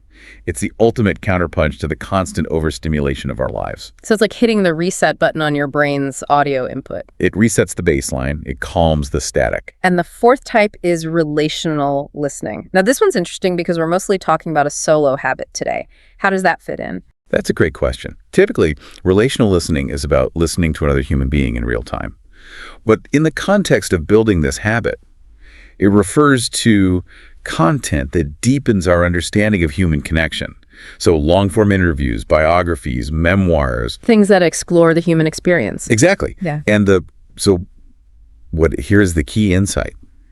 The skills you build in your solo listening practice, the patience, the focus, they directly transfer to your real-world relationships. Ah, I see. So if you train yourself to actually listen without interrupting to a 1-hour interview, You're building the muscle of patience. You're building the muscle of sustained focus. then when you get home and your partner wants to tell you about their day, you're actually better equipped to listen to them. You are more present. You've trained your brain to stay with another person's voice and their story. Okay, this is all fantastic. We have the why, the neuroscience, we have the 4 types, now we need the how, the psychology of actually making it stick. Because I'll be honest, starting is easy. I can download a podcast right now, but keeping it going into week 3, week 4, that's where the wheels always fall off for me. That is the universal struggle. And it's because most of us rely on motivation. We feel inspired, so we start. But motivation is just a feeling. It's like the weather, it's unreliable. You can't build a house on the assumption that it's always going to be sunny. So you need a system, not just a feeling. You need to understand the mechanics. And that's the habit loop. Right. It has 3 parts. 3 parts. First, the cue. That's the trigger. Second, the routine. That's the action itself. And third, the reward. That's the positive feeling you get from it. So where do most people go wrong with that loop? They usually fail at the very first step. The cue, they're too vague. They say, I'll listen more. That's not a cue, that's a wish. A cue has to be specific. When my morning alarm goes off, that's my cue. Or when I finish washing the lunch dishes, that's my cue. So it has to be tied to an existing event. And what's the second big mistake? The routine. We make it way too big. It's the all or nothing mindset. We say, I'm going to listen to an hour-long economics lecture every single day from now on. I am so guilty of this. I'm going to become an expert in Renaissance art by next month, and then by day 4, I'm completely burned out and I quit. It's the classic trap. And that's where the philosophy of tiny habits comes in. The solution is to start, well, ridiculously small. How small is ridiculously small? So small feels silly. So small you can't possibly fail. Listen for just 5 minutes while your coffee brews. Listen to one song. Really listen to it while you eat your breakfast. Or play a 2-minute meditation before you open your email. I have to play devil's advocate here, though. What's the point of 2 minutes? You're not going to learn anything substantial in 120 seconds. Because in the beginning, the goal isn't to learn. The goal is to build the pattern. You are just trying to carve the neural pathway in your brain that says, after coffee comes listening. That's it. Consistency is infinitely more important than duration when you're starting. You're building the bridge before you try to drive the truck across it. That is a perfect metaphor. You're just laying the groundwork. And this leads to a really powerful psychological shift. It's about moving from outcome-based habits to identity-based habits. Okay, what's the difference? An outcome is, I want to finish this 30-hour audiobook. An identity is, I am a person who learns every day. I am a listener. Yes. When the habit becomes a part of who you see yourself as, it stops being a chore. You have to check off a list. You just do it because, well, that's who you are. That feels like a much more powerful motivator. Okay, so we've got the philosophy down. Let's get into the toolkit, the really practical strategies. Number 1 is habit stacking. This is my absolute favorite because it's so elegant. The formula is simple. After I current habit, I will expense new listening habit. You're literally piggybacking Okay. on a habit that's already hardwired into your brain. So you're not trying to find extra time in your day. No, not at all. You're just linking the new behavior to something you already do without thinking. After I brush my teeth, I will listen to a 5-minute news briefing. After I get in the car and buckle my seatbelt, I will press play on my audiobook. It takes the decision out of it. You don't have to wonder when you'll listen. The coffee pot decides for you. It reduces friction. And that's the goal of the second strategy, too. Environmental design. This is based on the idea that our willpower is basically a myth, right? Or at least it's not very reliable. Willpower is like a phone battery. It starts full in the morning and it drains throughout the day. You can't rely on it. So instead, you design your environment to make the right choice the easy choice. So physically, that would mean what? Leaving your headphones right on top of the coffee maker the night before, make them impossible to ignore. If they're tucked away in a drawer, you're adding a step, you're adding friction. And digitally, what does environmental design look like on my phone? It's huge. Download your episodes ahead of time. Don't let a spotty Wi-Fi connection be your excuse. Organize your podcasts into folders by mood. Work out, relax, learn. Make starting so easy that it would actually take more effort not to listen. I like that. Now, strategy number 3 is the 2-minute rule. We touched on this, but this is really the emergency plan for lazy days, isn't it? It's your safety net. Yeah. Because you will have days where you're tired, you're stressed, you're just not feeling it. The rule is you have to do it for 2 minutes. That's the deal you make with yourself. And for that to work, you need to have those short options ready to go. Yes, you need a playlist, a 2-minute drill playlist, a couple of short poems, a few brief comedy bits, a 2-minute guided breathing exercise, anything. The point isn't the content. The point is maintaining the streak. You're preserving the identity. You're still a person who listens daily. Yeah. You just had a short day. It prevents the all-or-nothing spiral where one missed day turns into a missed month. And the final one, strategy 4, is temptation mundling. This one sounds fun. This one is a game changer. It's a very clever psychological trick where you pair something you want to do with something you need to do. Like eating your vegetables to get dessert. Exactly like that. Yeah. Let's say you absolutely hate doing the dishes, but you are completely hooked on a new thriller audiobook. The rule is you are only allowed to listen to that audiobook while you are doing the dishes. Huh. So if I want to find out what happens next in the story, I have to go wash some plates. You have to do the chore. And a weird thing happens. You stop dreading the chore. You actually start looking forward to it because it's your gateway to the thing you love. You start thinking, oh, good, the laundry basket is full. I can listen to my book. And it is genuinely a life hack, turning mundane tasks into cliffhangers. It's surprisingly powerful. So those are the tools to get going, but we know it's not always smooth sailing. Let's talk about obstacles. One of the biggest for me is what you call decision fatigue. The paradox of choice. It's a modern curse. You open your podcast app and you're faced with a million options. You scroll for 10 minutes trying to find the perfect thing to listen to. And by then, my commute is half over, or I just give up and put on music I've heard 1,000 times. We have all been there. The solution is to separate the act of finding from the act of listening. Separate finding from listening. Okay, think of it like meal prepping for your mind. You don't stand in front of an open fridge trying to figure out dinner when you're already starving. You plan on the weekend. Do the same for your listening. So set aside time once a week to just build a playlist. Exactly. Spend 30 minutes on a Sunday evening, go through your subscriptions, download the episodes that look interesting, and put them in a queue for the week. Then when it's Monday morning, you don't think. You just press play. You become your own curator. That saves a ton of mental energy. But what about that other feeling? It's just resistance. You know the queue is there, the headphones are charged, but your brain just says, no, not today. Resistance is totally normal. It's not a moral failing. We have 2 tools for it. First is the 10-minute rule. Just tell yourself, okay, I'll just listen for 10 minutes. If I still hate it after 10 minutes, I can stop. No guilt. And what usually happens is that getting started was the hardest part, and you just keep going. 9 times out of 10, yeah. The friction is always at the beginning. But if you do stop, that's okay. And that leads to the second tool. Reframe the resistance. Treat it like data. What do you mean? Ask yourself why you're resisting. Is the topic too heavy for your mood? Are you just bored with that subject right now? Maybe your brain doesn't want to lecture on economics today. Maybe it needs a comedy podcast. So don't just try to power through it. Be flexible. Rigidity is the enemy of long-term habits. Listen to your brain. If it needs a break, give it one. Switch to entertainment. Switch to contemplative music. Which brings us to the idea of contextual listening. The right audio for the right moment. Absolutely.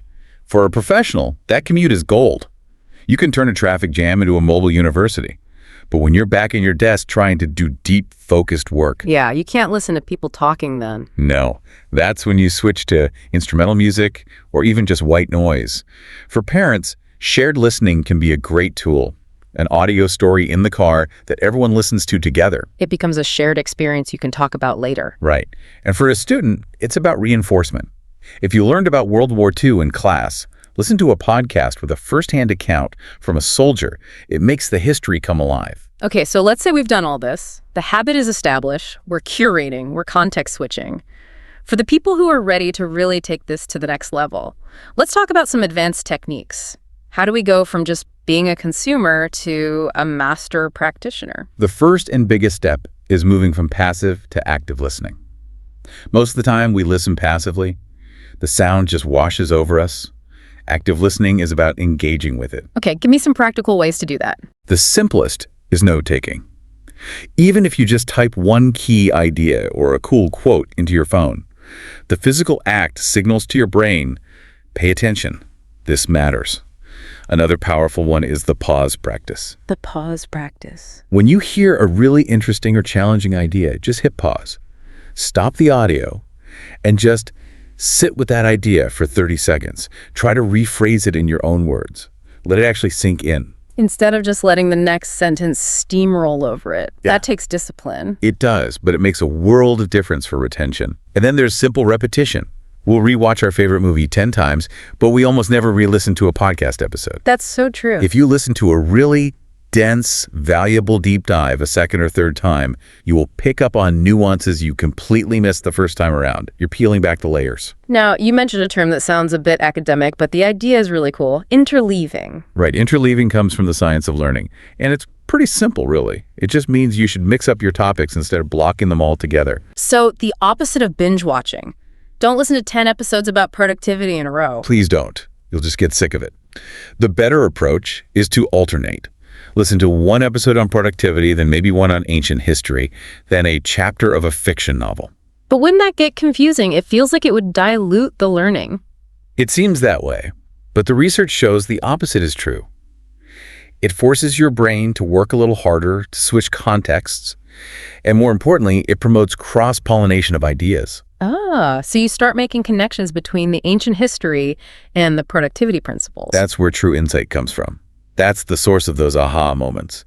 And to manage this, we suggest a simple rule, the 70-30 curriculum. Okay, break that down. 70% of your listening should be structured. These are the topics you were intentionally trying to master, your core curriculum. And the other 30%. That's for play, spontaneous exploration, the wild card slot. Follow your curiosity. Listen to a podcast about beekeeping or the history of a font. It's this randomness that prevents burnout and often leads to the most surprising discoveries. I love that. Okay, so let's zoom all the way out. Someone commits to this. They build the habit. They use the advanced techniques. They do it for a year. What happens? What are the real long-term ripple effects? I think the transformation is profound. The first is what we call knowledge compounding. It's like compound interest for your brain. The more you know, the more connections you can make, and the faster you can learn new things. You just become a more interesting, well-rounded person. You're the person at the dinner party who can connect to seemingly unrelated ideas in a fascinating way. Yes, but even deeper than that is the growth in your emotional intelligence. By listening to so many different human stories, different perspectives, you can't help but develop a richer sense of empathy. You get better at sitting with nuance and discomfort. You become less reactive, maybe more understanding. And finally, and I think this is so important today, it can actually reduce feelings of loneliness. Even when you're listening alone, you're connecting to a shared human experience. And all the skills you've built, patience, focus, make you a better, more present listener for the actual people in your life. So your friends, your family, your partner, they get a better version of you. That's the ultimate reward. It's not just about what you know, it's about who you become. Who you become. That's the perfect way to frame it. Well, we have covered a ton of ground today. We went from the crisis of attention all the way through the neuroscience, the habit formation, and these advanced techniques. It is a whole system. But the most important thing to remember is that it all starts with one, ridiculously small step. And I think that's the final thought I want to leave everyone with. The world is constantly speaking to you. There's so much beauty and wisdom and incredible stories out there available 24/7. All you have to do is decide to press play. Your future self, that more knowledgeable, more centered, more connected person is going to be so grateful that you started today. Beautifully put. Please make sure to like, share, and subscribe to this YouTube channel.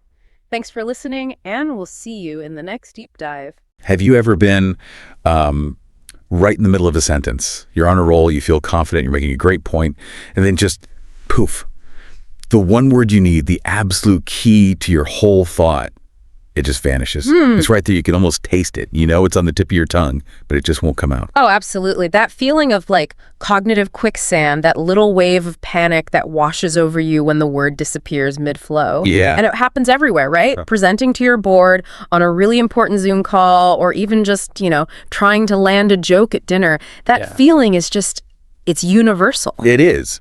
And what happens? You stall, you get a little embarrassed, or worse, you just lose your entire train of thought. Right. But, and this is really what we're going to get into today, that moment, forgetting a word, it's just a normal cognitive hiccup. It happens to everyone, from the most polished public speaker to anyone. It is not a sign that you're not smart or you're unprepared. We have to get that out of the way right at the top. Because real fluency, true communication skill, isn't about perfect recall. It's about how you handle those moments. It's the ability to keep the conversation flowing. So it's resilience. It's resilience. It's adaptability. You're an expert, not because you never stumble, but because you know exactly how to recover from the stumble. Okay, so that's our mission for this deep dive. We are going to look into this really common cognitive trip-up. We'll explore the science behind why our brains do this tip of the tongue syndrome, or TOT, as the researchers call it. And more importantly, we're going to give you a sort of roadmap, a toolkit to help you master that blank moment so you can turn those stumbles into, maybe even captivating moments of communication. Yeah, we're going to focus on that adaptability you mentioned. We'll look at the on-the-spot fixes you can use right away, and then also the long-term training, both cognitive and physical, that can make these moments happen less often and feel way less stressful when they do. Okay, so let's unpack this. Before we can get to the solutions, we have to understand the science. Why do our amazing brains sometimes just lose a word?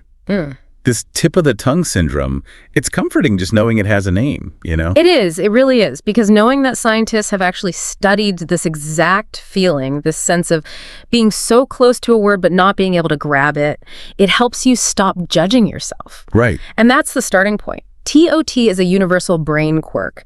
It is not, and I have to repeat this, it is not a sign that you're losing your intelligence or that you didn't prepare enough. It just means your brain, which is this incredibly complex machine juggling, multiple systems at once, has had a tiny momentary retrieval failure. We just have to normalize it. Okay, so if it's normal, what's actually failing? The word is in there somewhere, right? In my long-term memory. The sources we looked at point to 4 main causes, and they all seem to be about different kinds of cognitive stress. They are. The first one is probably the one people feel most acutely, especially in a professional setting. It's pressure and performance anxiety. Ah, the big one. The big one. When we're in a situation we see as high stakes, a job interview, an investor pitch, we suddenly become hyper-aware of how we're coming across. So you start monitoring yourself. You have this little critic in your head running commentary on your own speech. Exactly. And that self-monitoring, that inner critic, it's eating up huge amounts of cognitive bandwidth that should be going toward just speaking and retrieving words. Right. So when stress hormones like cortisol start flooding your system, the prefrontal cortex, which is critical for your working memory and, coordinating all this stuff, it gets less efficient. The pathway from the meaning of the word to the sound of the word gets jammed. So the word is still in the library, but the librarian is panicking and can't find the right shelf. That's a perfect analogy. The book is there, but you're so worried about the library being audited that your hands are shaking and you can't pull it off the shelf. That's anxiety blocking a perfectly good retrieval path. Okay, that makes so much sense. The second major cause you mentioned feels, very 2024. It's cognitive overload. Yeah, this happens when we're just plain tired or distracted or just trying to do too many things at once. Think about what your brain is doing in a normal conversation. It's listening, it's reading social cues from the other person, it's thinking about what to say next, it's trying to remember specific facts or words. The sources call it overwhelming your mental queue. So if I'm trying to explain something complicated, while also checking my notes and worrying about the time and making sure I'm making eye contact, I'm basically setting myself up to fail. You're setting yourself up for a blank moment, yeah. You've maxed out your brain's processing power. You've exceeded the capacity of your working memory to hold all that information and run a high-speed search for a specific word at the same time. Something has to give. It's like having too many tabs open on your computer. Exactly like that. And eventually one of them is going to freeze. Okay, so the third cause is a bit more comforting. Actually, it's less about stress and more about just the brain being the brain. Normal memory retrieval glitches. This is the one that should make everyone take a deep breath. Language is just an incredibly complex and fast process. To say a word, you have to first get the meaning, the semantic part, and then instantly link it to the sound, the phonological part. And sometimes that link just misfires. It just misfires for a split second. It's Yeah. a known feature of how the brain works at high speed. It's not a bug. It just means the connection between the idea and the sound had a momentary hiccup. It's not that the word is gone, it's just that the wire between the two departments was briefly down. I've had that happen where I know the first letter of the word, or I know it has 3 syllables. Yes, and that partial information is proof that the system is working. Your brain knows the meaning, it's actively searching, but the final step, retrieving the sound, has stalled. That feeling is the alert system telling you the search is stuck. Fascinating. And the last cause noted in the sources is aging and language skills. Right. It's a simple fact that as we get older, while our vocabulary and knowledge might actually increase, the speed of retrieval can slow down a bit. Like an older computer taking a second longer to open a file. It's a great way to think about it. The files are all there, maybe more than ever, but the processor is just a little slower. And we also have to talk about multilingual speakers here. This part really surprised me. You'd think someone who speaks multiple languages would have fewer of these moments. It seems counterintuitive, but they often have more. And it's crucial to understand why. It's not a deficit, it's a sign of complexity. A multilingual brain is managing several active language systems at once. So they're all competing for attention. They're all competing.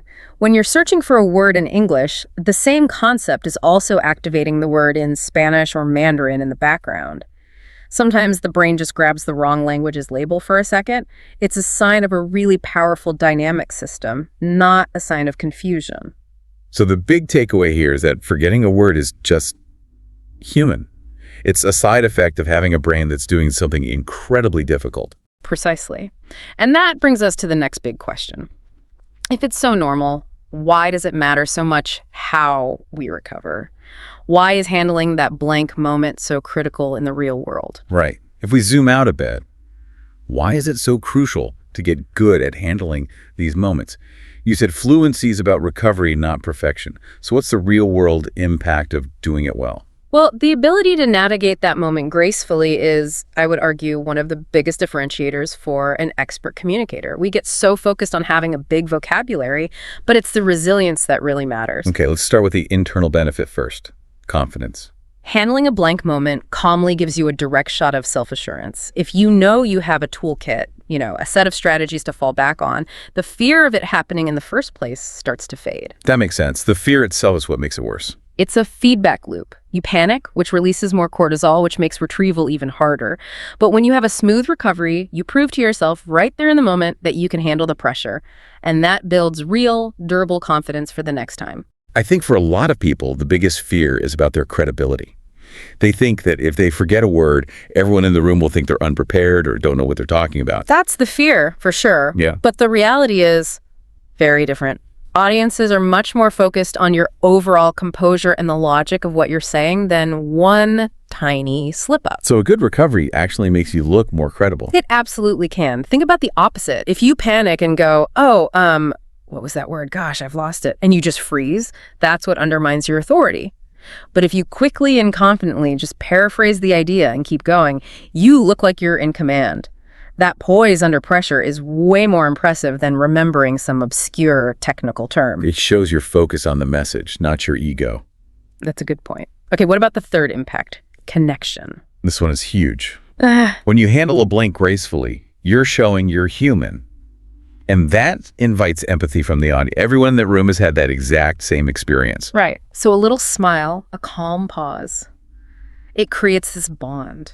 It's much more engaging than some stiff robotic presentation where the person seems flawless. The sources even mention that sometimes, inviting the audience to help you find the word can turn a potential mistake into a fun, collaborative moment. That's a great technique.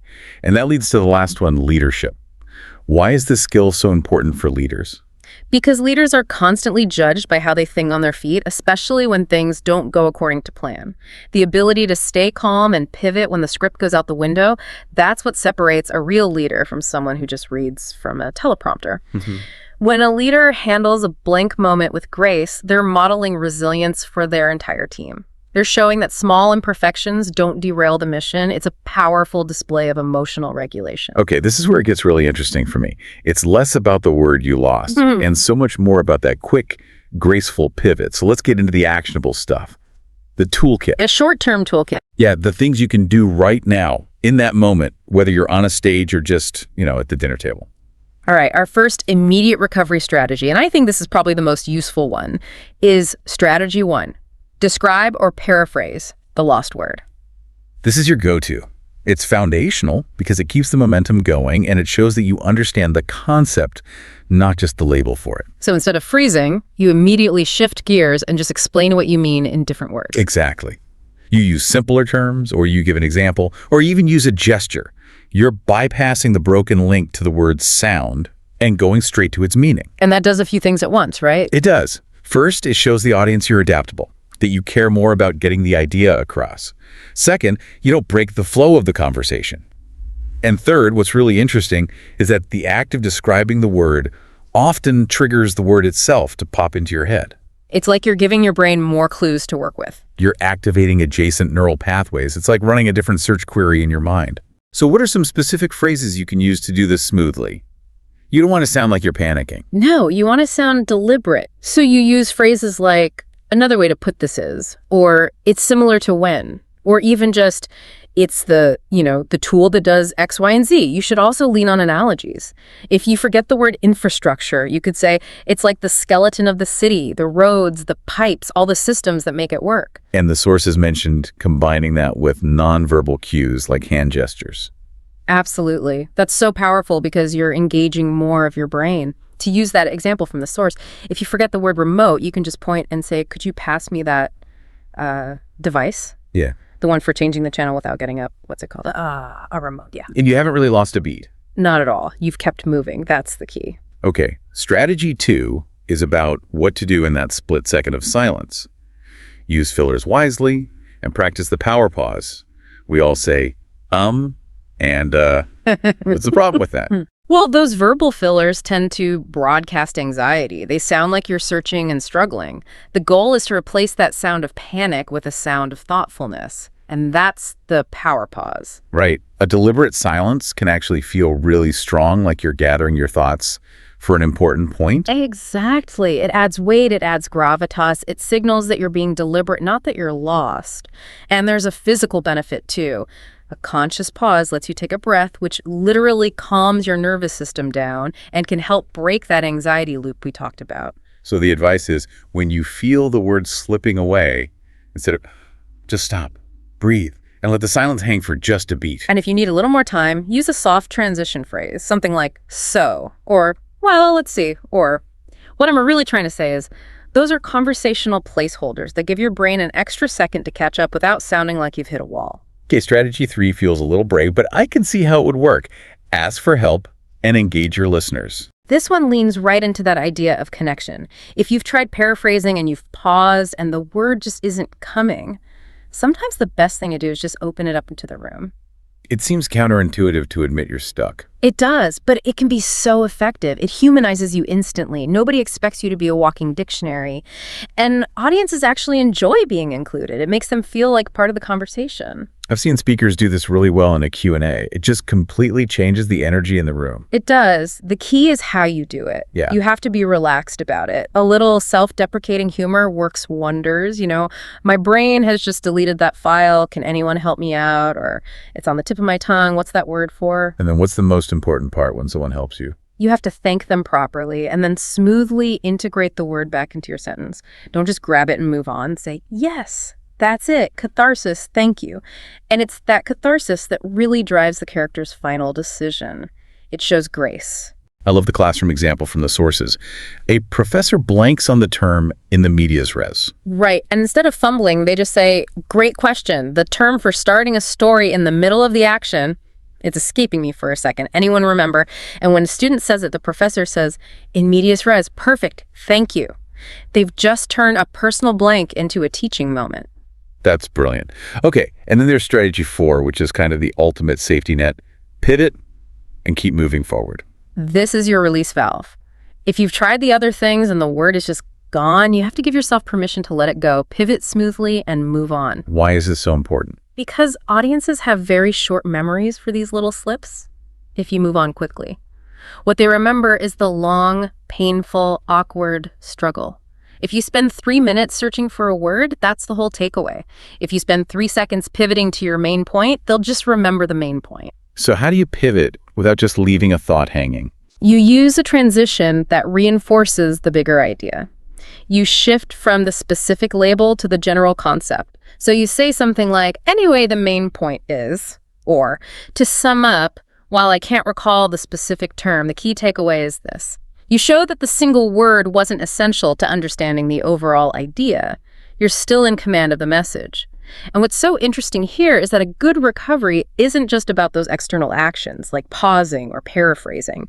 A lot of the work is internal. It's about preparation and reframing your own thoughts. That inner voice, right? Yeah. That's the thing that can really sabotage you. The voice that says, oh no, you're failing. Everyone thinks you're an idiot. Exactly. And that's where internal reframing and preparation becomes so critical. You have to actively practice positive self-talk. You need a pre-planned internal script for when it happens. What a mantra. Sort of. Something simple you can tell yourself in that moment, like, this is normal. It's a brain glitch. My message is still important. That simple thought can short-circuit the anxiety before it spirals. And you have to shift your focus away from the missing word. You have to. Obsessing over the word just makes the block worse. Instead, you consciously redirect your focus to your audience, to the connection you're trying to make. A little smile or a soft, knowing laugh can also work wonders. It tells everyone, including yourself, hey, this is no big deal. I've got this. In more formal settings, like a presentation, the sources also talked about using aids. Yes, using your notes or your slides as anchors. It's just smart planning. A quick glance at a slide title or a bullet point can be the exact jog your memory needs. And the pro tip about color coding notes was really interesting. It's a great little brain hack. If you know all your key technical terms are highlighted in, say, green, your eyes can find them much faster under pressure than if you're just scanning a wall of black text. It's a visual cue that helps speed up the search. This all leads to the idea of preparing specific bridge phrases in advance, like literally scripting your escape routes. It's a very high-level strategy, and it works. You decide ahead of time what you will say if you go blank. You practice them until they're automatic. So what's an example of a good bridge phrase? Something like, I'm looking for the precise word here, but let's move on to the next step while it comes to me. Or, let me put that idea another way for you. Having those ready to go means you don't have to invent a graceful exit while your brain is already working overtime. It automates the recovery.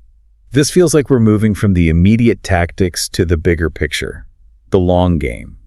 How do you build up this cognitive resilience over time? Yeah, the long game is all about training your brain to have more flexibility and more redundant pathways. The first habit is to practice synonym flexibility. So not just learning more words, but learning more ways to say the same thing. Exactly. Don't get attached to that one perfect technical word. When you're preparing for something, deliberately come up with 3 different ways to explain your key concepts.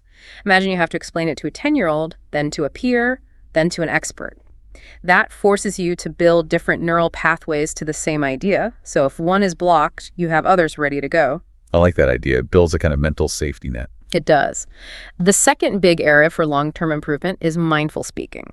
And that's more than just remembering to breathe, right? Much more. It's about fundamentally changing your delivery speed, deliberately slowing down and putting small, intentional pauses between your ideas, not just when you're stuck. You're giving your brain's processor more time to work. You're giving it the milliseconds it needs to queue up the next thought and the words that go with it. This is why groups like Toastmasters or even improv classes are so valuable.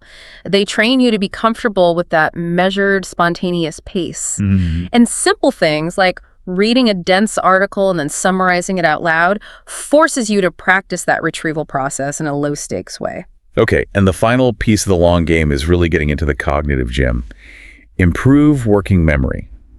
How does strengthening our brain's mental scratch pad help us find words? Because your working memory is what's holding all the pieces of the puzzle when you're searching for a word. It's holding the partial clues, starts with a P, means to clarify, has 4 syllables. A stronger working memory can hold more of those clues for longer and juggle them more efficiently, which gives your retrieval system a better chance of finding a match. So what are some actual exercises for that? We're not just talking about crossword puzzles, are we? We're talking about more targeted brain training, things like word association games or trying to tell a story with a very specific set of constraints. Even memorizing lists, phone numbers, grocery lists is a classic way to build that sequential recall muscle. And the sources mention things that don't even seem related to words, like mental arithmetic. Right, because that trains the underlying system. Mental math and techniques like chunking, grouping long strings of information into smaller bits, they train your brain to hold and recall sequences efficiently. And language is all about recalling a specific sequence of sounds. So strengthening that general sequencing skill translates directly to smoother, faster language retrieval. You know, it seems so obvious when you say it, but our physical health is so tied to our mental performance. And that includes word retrieval. Oh, it's absolutely critical. Your brain is a physical organ. It's an energy hog. If the body that's supporting it is stressed, tired, or malnourished, you're going to see more of these cognitive glitches. So let's start with the absolute foundation. Sleep. Non-negotiable. You have to aim for 7 to 9 hours of quality sleep. Sleep is when your brain cleans itself out and, crucially, consolidates memories. If you're sleep deprived, your cognitive speed just tanks. You can't be articulate and fluent if your brain is literally struggling with fatigue and can't find the files it saved last night. And then there's nutrition and hydration. This feels basic, but I guess the impact is huge. It's fundamental. Even mild dehydration can cause measurable brain fog and slow down your thinking. And diet-wise, you want to focus on those brain-friendly foods. The sources specifically call out things like fatty fish, which are high in omega-3s. Why are omega-3s so important for this specific process? Because they're a key building block for your brain cells. They help maintain the health of the myelin sheath, which is like the insulation on the wiring between your neurons. Healthy insulation means faster, more efficient electrical signals. So faster retrieval. Faster retrieval, better connections. Same with leafy greens and nuts. They provide antioxidants that protect all that delicate wiring from stress and damage. Okay, and the final physical piece is movement. Regular movement. Cardio is great because it gets more blood and oxygen to the brain, which fuels those high-energy thought processes. But it's also about stress management. Things like yoga, stretching, even a quiet walk, they help lower your systemic cortisol levels. And since we already established that stress and anxiety are a primary cause of TOT, anything you do to manage that stress is a direct investment in your verbal fluency. We should take a second here to talk about a specific group of people who deal with this in a really unique way. Multilingual speakers. Yes, this is so important. If you speak more than one language, you might have these blanks more often. Or you might be trying to find a word in English and the German word is the only one that comes to mind. We have to reframe this. It is not a sign of confusion. It's a sign of a really agile, powerful brain that's managing multiple complex systems at once. So how can they manage that internal competition between languages, especially when they're under pressure to just speak one? Well, one strategy is to just lean into it if the audience is right. If you're speaking to people who might understand, you can use a word from another language if it's the perfect fit, like saying Schadenfreude, because there's no perfect English equivalent. You borrow the word and you actually add precision. But what if they don't understand the other language? That's when it can feel like a mistake. Right. In that case, you practice what's called efficient word borrowing.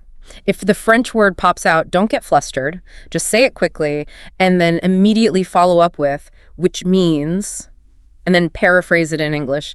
Or just say, part of my brain's translation software. What I mean is, the goal is a quick correction and then you just keep moving forward. And what about code switching, when you have to jump between languages? You have to practice your transitions. If you know you'll be switching in a meeting, have your phrases ready.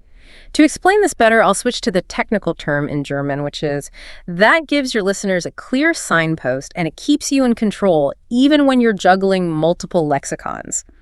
And, Before we finish up with the strategies, we have to talk about technology. We live in an age where there are tools that can really help with this. So what are some of the tech tools our listeners should be looking at? The first category is vocabulary apps, things like Anki or Quizlet.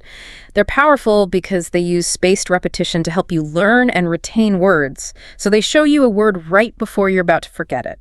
Regular practice with key terms from your industry really cements them in your long-term memory, making them easier to retrieve under pressure. And what about using tech to analyze your own speech? Oh, that's a great one. Use speech-to-text practice. Just open a dictation app on your phone and talk. Summarize an article, practice a presentation. Then you look at the transcript. It's an incredible diagnostic tool. You can see exactly where you stumbled, which words you hesitate on, and then you can practice those specific spots. And finally, using tech during the actual presentation. Right, using presentation assistance. The presenter notes function in PowerPoint or Keynote is your best friend. It's a visual safety net. If you feel your brain starting to go blank, a quick, discreet glance at a key phrase on your laptop can be the trigger that gets you back on track. It's all about building in those redundancies. So to kind of bring this all together, I think it's really important we bust some of the common myths that just add so much unnecessary pressure around this whole thing. Okay, let's do it. Myth 1. Only nervous or unprepared speakers forget words. Totally false. The reality is everybody does it. It's a normal part of how spontaneous speech works. I mean, linguists who study this for a living experience tip of the tongue. To say it's only about nerves just makes people more nervous. It's the sign of a brain that's actively working. All right, myth 2. Forgetting a word means you lack knowledge. This is the one that really hits people's confidence. And it's just not true. It is almost always a momentary retrieval issue, a glitch in the connection. It has nothing to do with your underlying competence or intelligence. If you can describe the concept, you obviously know it. You just couldn't access the label for a second. Okay, what about the big fear in the moment? Myth 3. Audiences notice and judge every single slip. The reality is so much kinder than our inner critic. Most of the time, the audience doesn't even notice. They're focused on your overall message. Yeah. And even when they do notice, what they value is authenticity and a smooth recovery, not some kind of robotic perfection. And the last one, about how to prepare. Myth 4. Only memorization prevents blanks. This one is actually dangerous. Relying only on memorization is so brittle. If you're nervous or get interrupted and you lose your one single memorized word, the whole thing can fall apart. Adaptability, all the skills we've been talking about today, that's the key to real resilience, not just rote recall. So when you put it all together, what does this really mean for us?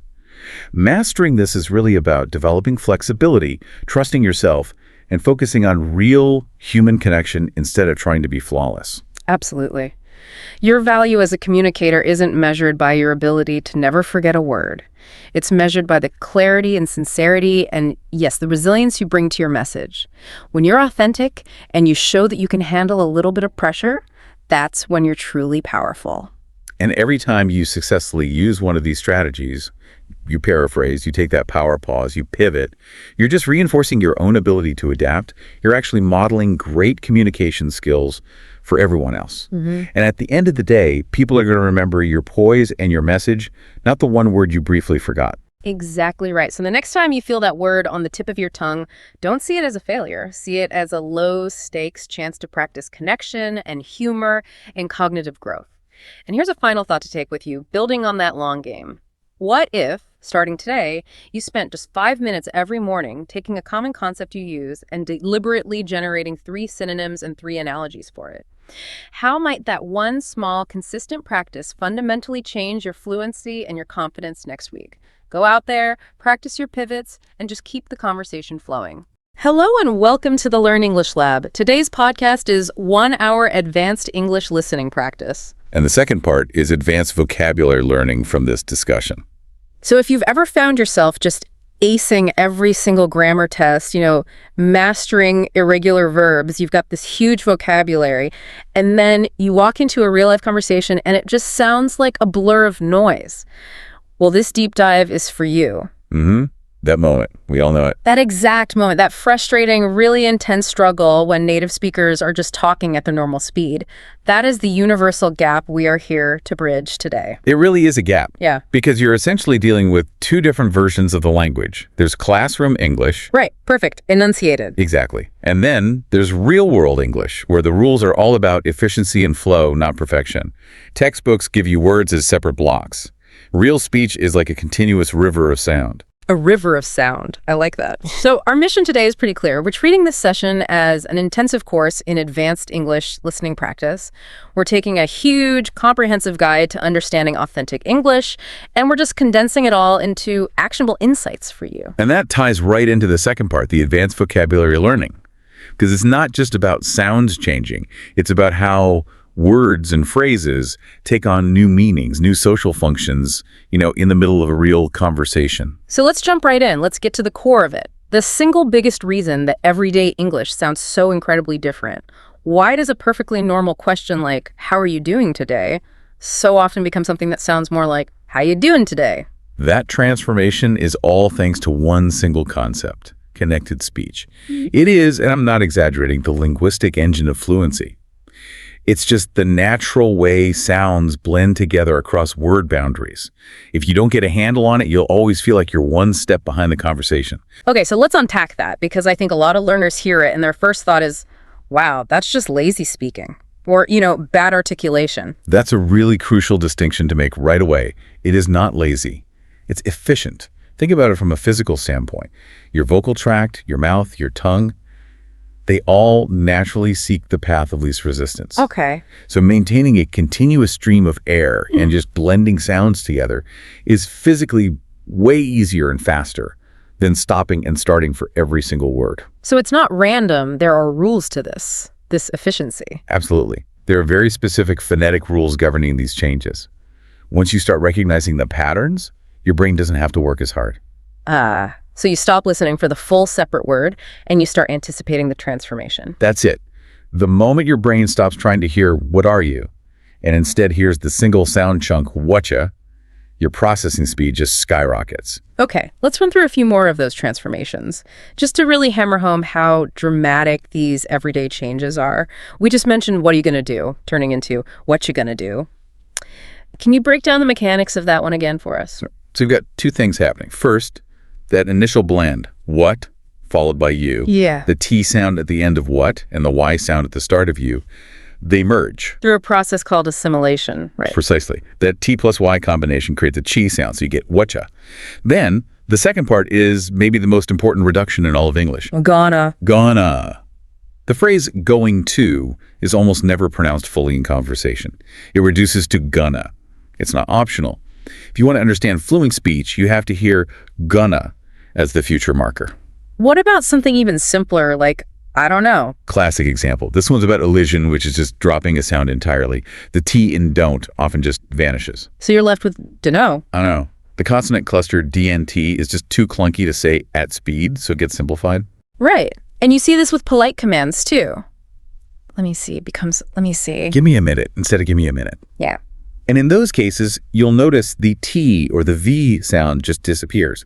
The M or N sounds kind of take over and carry the rhythm themselves. These phrases are so common, they basically become single words in our minds. I think my favorite is, did you eat yet? It turns into something that sounds completely alien if you're not ready for it. Jet yet. Huh, yes. That's that yi assimilation again, or palatalization at its finest. The dead sound from dead hits the Y sound from you, and they combine to make a hard J sound. So, didja. Didja.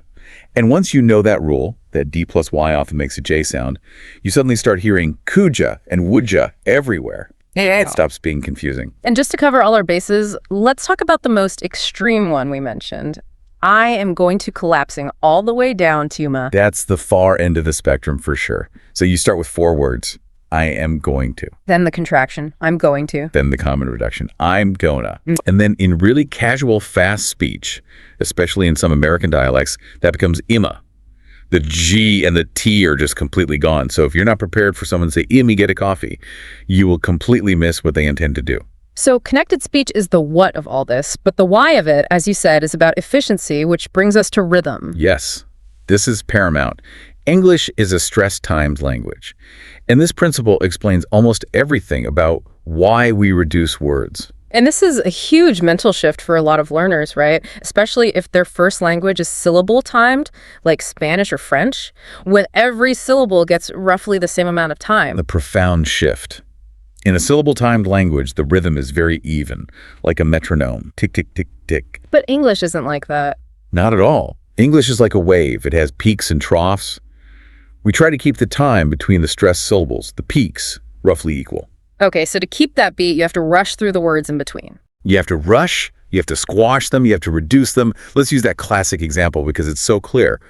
I went to the store to buy some bread and milk.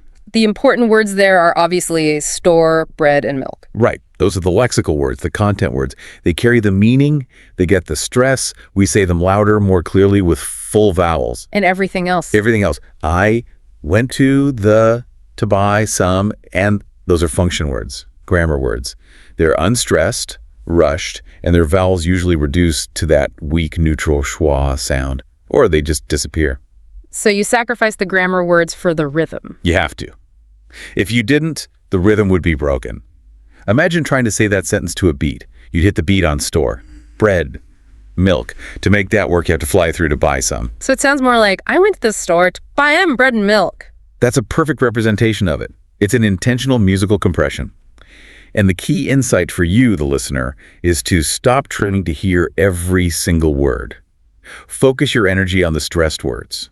That's where the meaning is. Okay, that's a great point, but let's test it. What about a more complex formal sentence? Does this principle still hold up, or does it make things impossible to understand? That's a very fair question. Let's try one. How about the manager is looking for the contract that was signed this morning? Wow, okay, yeah, if you hear that at full speed, you might catch manager and contract and just get totally lost in the middle part. So where would the rhythm peaks be? On the content. So manager, looking, contract, signed, and morning. Exactly. And all the little function words in between get squeezed. Is, for, the, that was. So what you'd actually hear might sound something like, the manager's looking for the contract that was signed this morning. That part between contract and signed, that was, becomes that was. It's incredibly fast. It is. And you have to anticipate that. You have to know that prepositions and articles are going to be reduced. Yes. Stop trying to hear them fully pronounced. Put your mental energy into catching the nouns and the main verbs. It's a total shift in listening strategy. You're not listening syllable by syllable. You're listening for the peaks in the wave. Once you make that shift, I promise you, the entire sound of spoken English will change for you. It will start to make sense. Okay, let's put this theory into practice. Let's take what we know about connected speech and rhythm and apply it to some real-world scenarios. This is where we can really see textbook formality just completely evaporate. Right, and this is where our advanced vocabulary learning comes in too. Because it's not just about sounds, it's about the specific phrases people choose to use in these situations. Let's start with scenario A, the cafe order. A super common, really high-speed interaction. So the textbook might teach you to say, I would like to have a medium black coffee, please. Which no one has said, probably ever. Right. And the barista probably wouldn't say, good morning, what would you like to order today? No, the whole thing is driven by speed. The barista is more likely to just lean in and say, hey, what can I get you? There it is, getcha, that get you blend we talked about. And the customer's response is just as direct. Yeah, can I get a medium drip, please? Can I get, that phrase is huge, isn't it? It's the standard, especially in North America. It means I want to purchase. It's not a question about ability. You have to recognize can I get as a statement of intent. And even the word choice, drip, not filtered coffee. It's the insider shorthand. Exactly. And then the back and forth about the details is just as fast. The barista might say, room for cream, with a rising intonation. Not the full sentence, do you need room for cream? And the customer's rejection. Instead of, no, that is all, you'll hear. Nah, that's it. Yeah. That nah is so important. It's a compressed, super casual no that you need to recognize instantly. And the final hurdle, the price. My goodness. Someone says $5.25. And the learner freezes because they were listening for $5.25. Right. When people quote prices or times, the units are almost always dropped. 1030 is 1030. 240 is $2.40. Your brain has to supply the context dollars, minutes instantly. Okay, let's shift gears. Scenario B. A casual catch-up between two friends. This is where the idiomatic language really comes out to play. Let's say Jake and Mike run into each other. And this is often the hardest scenario for advanced learners. They might know all the individual words, but the phrases are prepackaged. Jake might say, Mike, long time no see. You can't analyze the grammar of long time no see. It's a fossilized greeting. You just have to know it as a single chunk, meaning we haven't seen each other in a while. Precisely. Yeah. And Mike's response to, how have you been, might be, same old, same old. Same old, same old. What does that really convey? It's a polite, neutral way to say nothing new or exciting has happened. It effectively closes that line of questioning. You wouldn't use it in a formal setting. It's purely for casual chat. Then Jake says, work's been crazy busy lately. And Mike replies, tell me about it. I've been swamped too. Let's zoom in on swamped. Swamped is a fantastic piece of vocabulary. It means completely overloaded, submerged in work, like you're literally in a swamp. It's much stronger than just busy. It implies stress. And phrase Mike uses, tell me about it. This is a classic trap. A huge trap. It has nothing to do with wanting more information.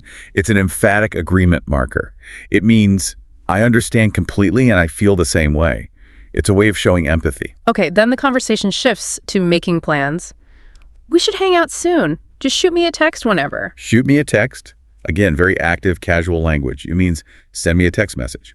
The word shoot implies speed and directness. Yeah. Much more common than please send me a message. And they end with great running into you. Which is the standard polite formula for ending an unplanned meeting. It's another one of those set phrases you should learn as a single unit. Great running into you. Okay, one more quick one. Scenario C, asking for directions. The formality drops so fast, even with a stranger. The textbook might say, excuse me, could you please tell me how to get to the library? But in reality, it's more like, hey, sorry to bother you.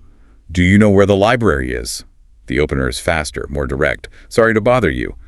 Acknowledges the interruption. And the question is framed as a simple knowledge check. Do you know? And then the directions themselves are full of slang. Oh, yeah. Instead of continue straight, you'll hear, go straight down this road for like 2 blocks. That down is just a colloquial add-on. And the actual turns. In American English especially, you'll hear hang a right or hang a left instead of just turn right. It's a very common, very casual instruction. And the timing and distances are never exact. Never. It's always softened. It's about a 5-minute walk it's like 5 minutes, tops. That filler word like signals it's an approximation. And tops is crucial. It means at the absolute maximum. So in every one of these scenarios, it's a dual challenge. You have to decode the reduced sounds and you have to translate the idiomatic phrases. And you have to do it all in real time. So now we need to dig a little deeper, moving from seeing these reductions in action to really understanding the mechanics behind them. This helps your brain move from reacting to anticipating. Right. It's about moving from just being confused to actual pattern recognition. Let's start with what we'll call reduction group 1, future and obligation. These are some of the most frequently reduced grammatical structures. We've already touched on going to, becoming, gonna. But I just want to stress the frequency. You will almost never hear the full going to in rapid speech. Your default expectation must be gonna. And what about want to? That predictably reduces to wanna. The T from want and the T from to just merge into one, I want to go. But there's a rule there, isn't there? It doesn't always happen. A very important rule. It only happens when want is followed directly by the infinitive to. You can say, I want to eat, but you can't say, I want a pizza. You have to say, I want a pizza. Knowing when the reduction applies is key. Okay, what about obligation? Words like have to or have got to. Both of those very commonly collapse into gotta, or sometimes hafta. I gotta go. We have to finish this. Notice in hafta, the voiced E sound in have becomes a voiceless F sound because of the T that follows. It's easier to say. And with gotta, it's like the have just disappears from have got to. It often does. The have got structure is just an emphatic form anyway. So in casual speech, the have gets dropped, leaving got to, which then contracts to gotta. Okay, let's move on to reduction group 2, the U transformation. This is where that assimilation process really shines. It really does. So the core rule is that when a word ending in a dit sound is followed by U, the D and the Y sounds merge to create a J sound. Which is why did you becomes didja. Didja, coulda, woulda. You'll hear them constantly in questions. Could you pass the salt? And the same thing happens with the T sound. Right? Yes, a T sound followed by a guy sound creates a chi sound. So don't you think so? Don't you think so? And our favorite from earlier, what are you, becomes whatcha. What you're doing. It's just a quintessential example. And the ultimate form of this has to be the word gotcha. Gotcha. It's so efficient it stands in for I gotcha, but its real meaning in conversation is usually I understand or I see your point. Recognizing gotcha instantly is a huge step forward. Okay, let's tackle a really tricky one. Reduction group 3, the and have pitfall. This causes so much confusion. A massive amount of confusion because the reduced sounds are phonetically identical. The whole problem starts with the word of. It's a functional word, so it's almost never stressed. Right, so it reduces down to a very weak schwa sound, basically an ah sound. So a cup of coffee becomes a cup of coffee. Kind of becomes kinda, out of becomes out. A lot of becomes a lotta. You have to train your ear to hear that little sound and know that it means of. And this is what creates that famous confusion with past modal verbs. This is the big one. So the correct written forms are could have, would have, should have. When we speak, we contract them. Could, would have, should have. And when you say those contractions quickly, could have sounds exactly like could have. The I've sound and the reduced of sound are identical. Which is why so many native speakers make the mistake of writing I should have known. Their ear is telling them it's of. Exactly. And this is a perfect example of where you, the listener, have to rely on grammatical context, not just the sound. If you hear that sound, you have to know that grammatically, they're talking about a past possibility, so it must be would have. You use your grammar knowledge to resolve the phonetic ambiguity. Okay, last group. Reduction group 4. Pronoun loss and the glottal stop. These are a little subtler, but just as important. Let's start with the word them. The sound is dropped, right? As the sound requires a bit of effort, so in unstressed positions, it's often dropped, leaving just them. Tell them I'm on my way. You have to recognize them as them. And we also see the disappearing H. Oh, all the time. In unstressed pronouns like him or her, that initial H sound just vanishes. Did you see him? You see him.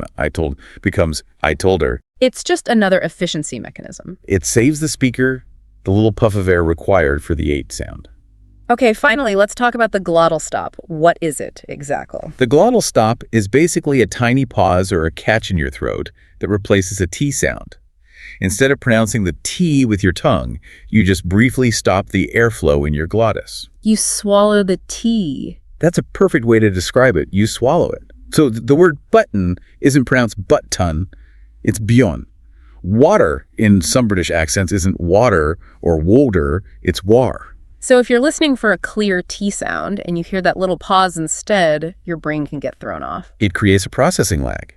And in a fast conversation, that lag is enough for you to get lost. The trick is to train your ear to recognize that little catch in the throat as the letter T. So we've covered the foundation of sound. Now let's build on that with a toolkit for social interaction. Because real fluency isn't just about understanding, it's about responding quickly and naturally. This is where that advanced vocabulary learning really pays off. You're not just learning words, you're learning pre-packaged social tools. Let's start with Toolkit A. High-frequency agreement and disagreement. How do we signal that we're on the same page fast? The simplest ways are single-word intensifiers. Totally. Absolutely. For sure. They're quick, they're clear, they're efficient.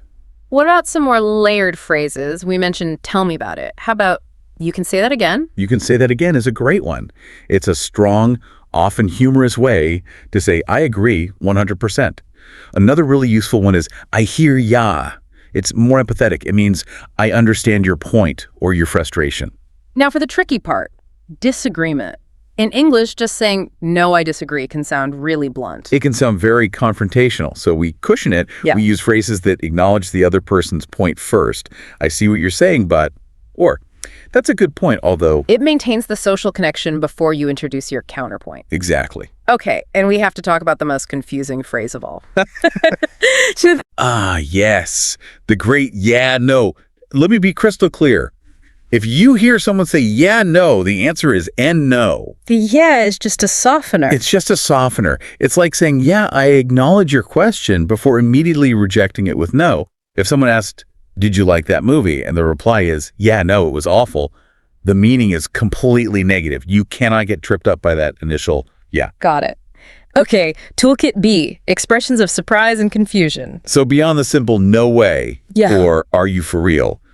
Now we have these great idiomatic expressions that are not literal at all. You're talking about shut up and get out. Exactly. Shut up, get out, or get out of here. In almost any casual conversation, these are not commands. They are pure expressions of disbelief or astonishment. So if a friend tells me they won the lottery and I say, shut up, I'm not telling them to be quiet. No, you're expressing your total amazement. The tone of voice is everything. If they're smiling and their tone is high-pitched, it's idiomatic. And if you genuinely don't know something, what are some good alternatives to, I don't know? A great casual one is, beats me. It's quick and means I have absolutely no idea. Or, if you want to be a bit more humble about it, your guess is as good as mine. Okay, final toolkit. Toolkit C, conversation management. These are phrases to keep the conversation flowing smoothly. These are so important for fluency. They show you can manage the social side of talking. For example, buying time when you need a second to think. Instead of just silence. Right. Use fillers like, let me think. Or, it's a good question. How do I put this?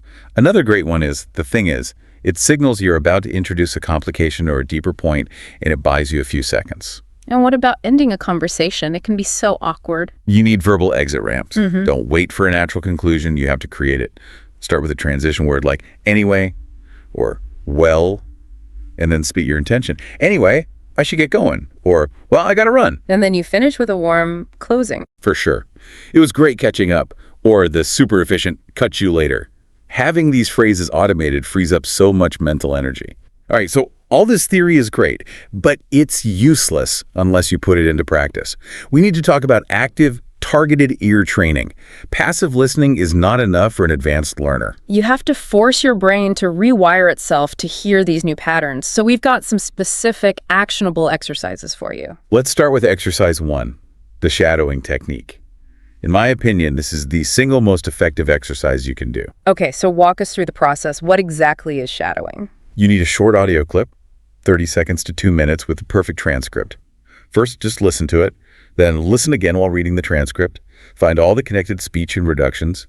Then comes the shadowing part. You play the audio, and you speak at the exact same time as the speaker. You try to be their echo, their shadow. You match their speed, their rhythm, their intonation, everything. So you're not just repeating after them, you're speaking with them. Simultaneously. And if they say what you're going to do, you have to force your mouth and say what you're going to do. Not the slow textbook version. What happens if you fall behind? You keep going. Don't stop. The goal isn't perfect accuracy at first. It's matching the rhythm and flow. You're building muscle memory. If you can physically produce the reduced sound, your ear will recognize it instantly. Okay, exercise 2. The gap fill challenge. It sounds like a diagnostic tool. It is. It's basically strategic dictation. Listen to a short clip 3 times and write down every single word you hear. Then compare what you wrote to the official transcript. And the gaps or mistakes are your weak spots. Precisely. You stop saying, I don't understand fast English, and you start saying, I consistently miss the of reduction. It makes the problem solvable. I like that. Okay, exercise 3, speed variation training. This is a great way to recalibrate your brain. Take a video on YouTube or another platform with speed controls. Watch for a few minutes at 0.75x speed. Really focus on the sounds. Then jump immediately to 1.25x speed for a minute. It'll feel way too fast. It's meant to be uncomfortable. It forces your brain to process information at a higher rate. And the magic happens when you go back to normal speed. Yes. You switch it back to 1.0x speed, and suddenly it will feel noticeably slower and much more manageable. You've expanded your auditory bandwidth. And what about a daily routine? How can someone fit this in? Consistency beats intensity every time. 15 to 30 minutes a day is perfect. Maybe listen to a podcast on your commute. That's passive exposure to rhythm. Then for active practice, spend 10 minutes watching a short video clip, first with subtitles, then without. And then finish with 10 or 15 minutes of intense shadowing practice. That combination of passive exposure, active analysis, and production practice is the fastest way to improve. And make sure you choose the right content. Start with something clear, like an animated show, and work your way up to faster sitcoms or documentaries. Okay, we've talked a lot about the rules of fast English, but we have to address the elephant in the room. Accents. The rules change depending on where the speaker is from. This is so important. True mastery means being able to handle diversity. You might master American English reductions and then feel totally lost listening to someone from Scotland. So let's do a quick breakdown of the key phonetic differences in the 3 major accent families. Let's start with American English, or AE. The biggest tell for AE is the rhotic R. The R sound is pronounced clearly after vowels. In the word car or hard, you hear the R. And crucially for listening, AE has the flapped TAT sound between two vowels, often turns into a soft on sound. So water becomes waiter, better becomes better. That's a huge phonetic clue. What about the vowels? The A sound in words like dance or bath is usually the flat A, like in the word cat. Okay, now let's contrast that with British English, or B. BE is generally non-rhotic. That R sound after a vowel is dropped, so car sounds more like ka. And we talked about the glottal stop. Yes, it's much more common in many BE accents, often replacing the T sound. Better might be pronounced beer with that little catch in the throat. And the A vowel. The A in dance or bath is a broader ah sound, like the A in father. That vowel sound is one of the biggest giveaways. And finally, Australian English, AU, which has that really distinctive intonation. It does. Australian English often uses a rising intonation at the end of statements, which can make them sound like questions to other English speakers. And the vowels are different again. Yes, they tend to be a bit more closed and centralized. A classic example is the A sound in a word like day can sound a bit more like die. And the slang is a whole other vocabulary list. You gotta know it. Arvo for afternoon, brekkie for breakfast. And the standard greeting is often, how you going? Instead of, how are you? Okay, let's wrap up this section with some troubleshooting for common challenges. The first big one. I get lost in long conversations. What's the solution? Stop trying to catch every word. Focus only on the key stressed words in the overall context. And practice asking for clarification naturally. Just say, sorry, what was that last part? Don't panic. Okay, challenge number 2. I can't catch every single word and it frustrates me. You have to accept that you don't need to. You only need about 70–80% comprehension to follow the general meaning. The goal is to understand the message, not to transcribe the sentence in your head. And the final one, I can't respond quickly enough. I understand, but I'm too slow. This is an output problem, not an input problem. The solution is twofold. 1, more shadowing practice to build your own production speed. And 2, memorize and automate those conversation management phrases. Use, let me think, to buy yourself time to formulate your real answer. So this deep dive into advanced English listening practice and advanced vocabulary learning has, I hope, given you a really clear roadmap. The difference between feeling comfortable and feeling totally overwhelmed isn't about how many words you know. It's about understanding the mechanics, the predictable, efficient mechanics of connected speech. The key takeaway really is to stop fearing the speed and start recognizing the patterns. Exactly. All those sounds that used to confuse you, the gonna, the wanna, the gotcha, they aren't mistakes. They're features. They're the sounds of natural, fluent English. And please, be patient with yourself. Training your ear is literally rewiring your brain.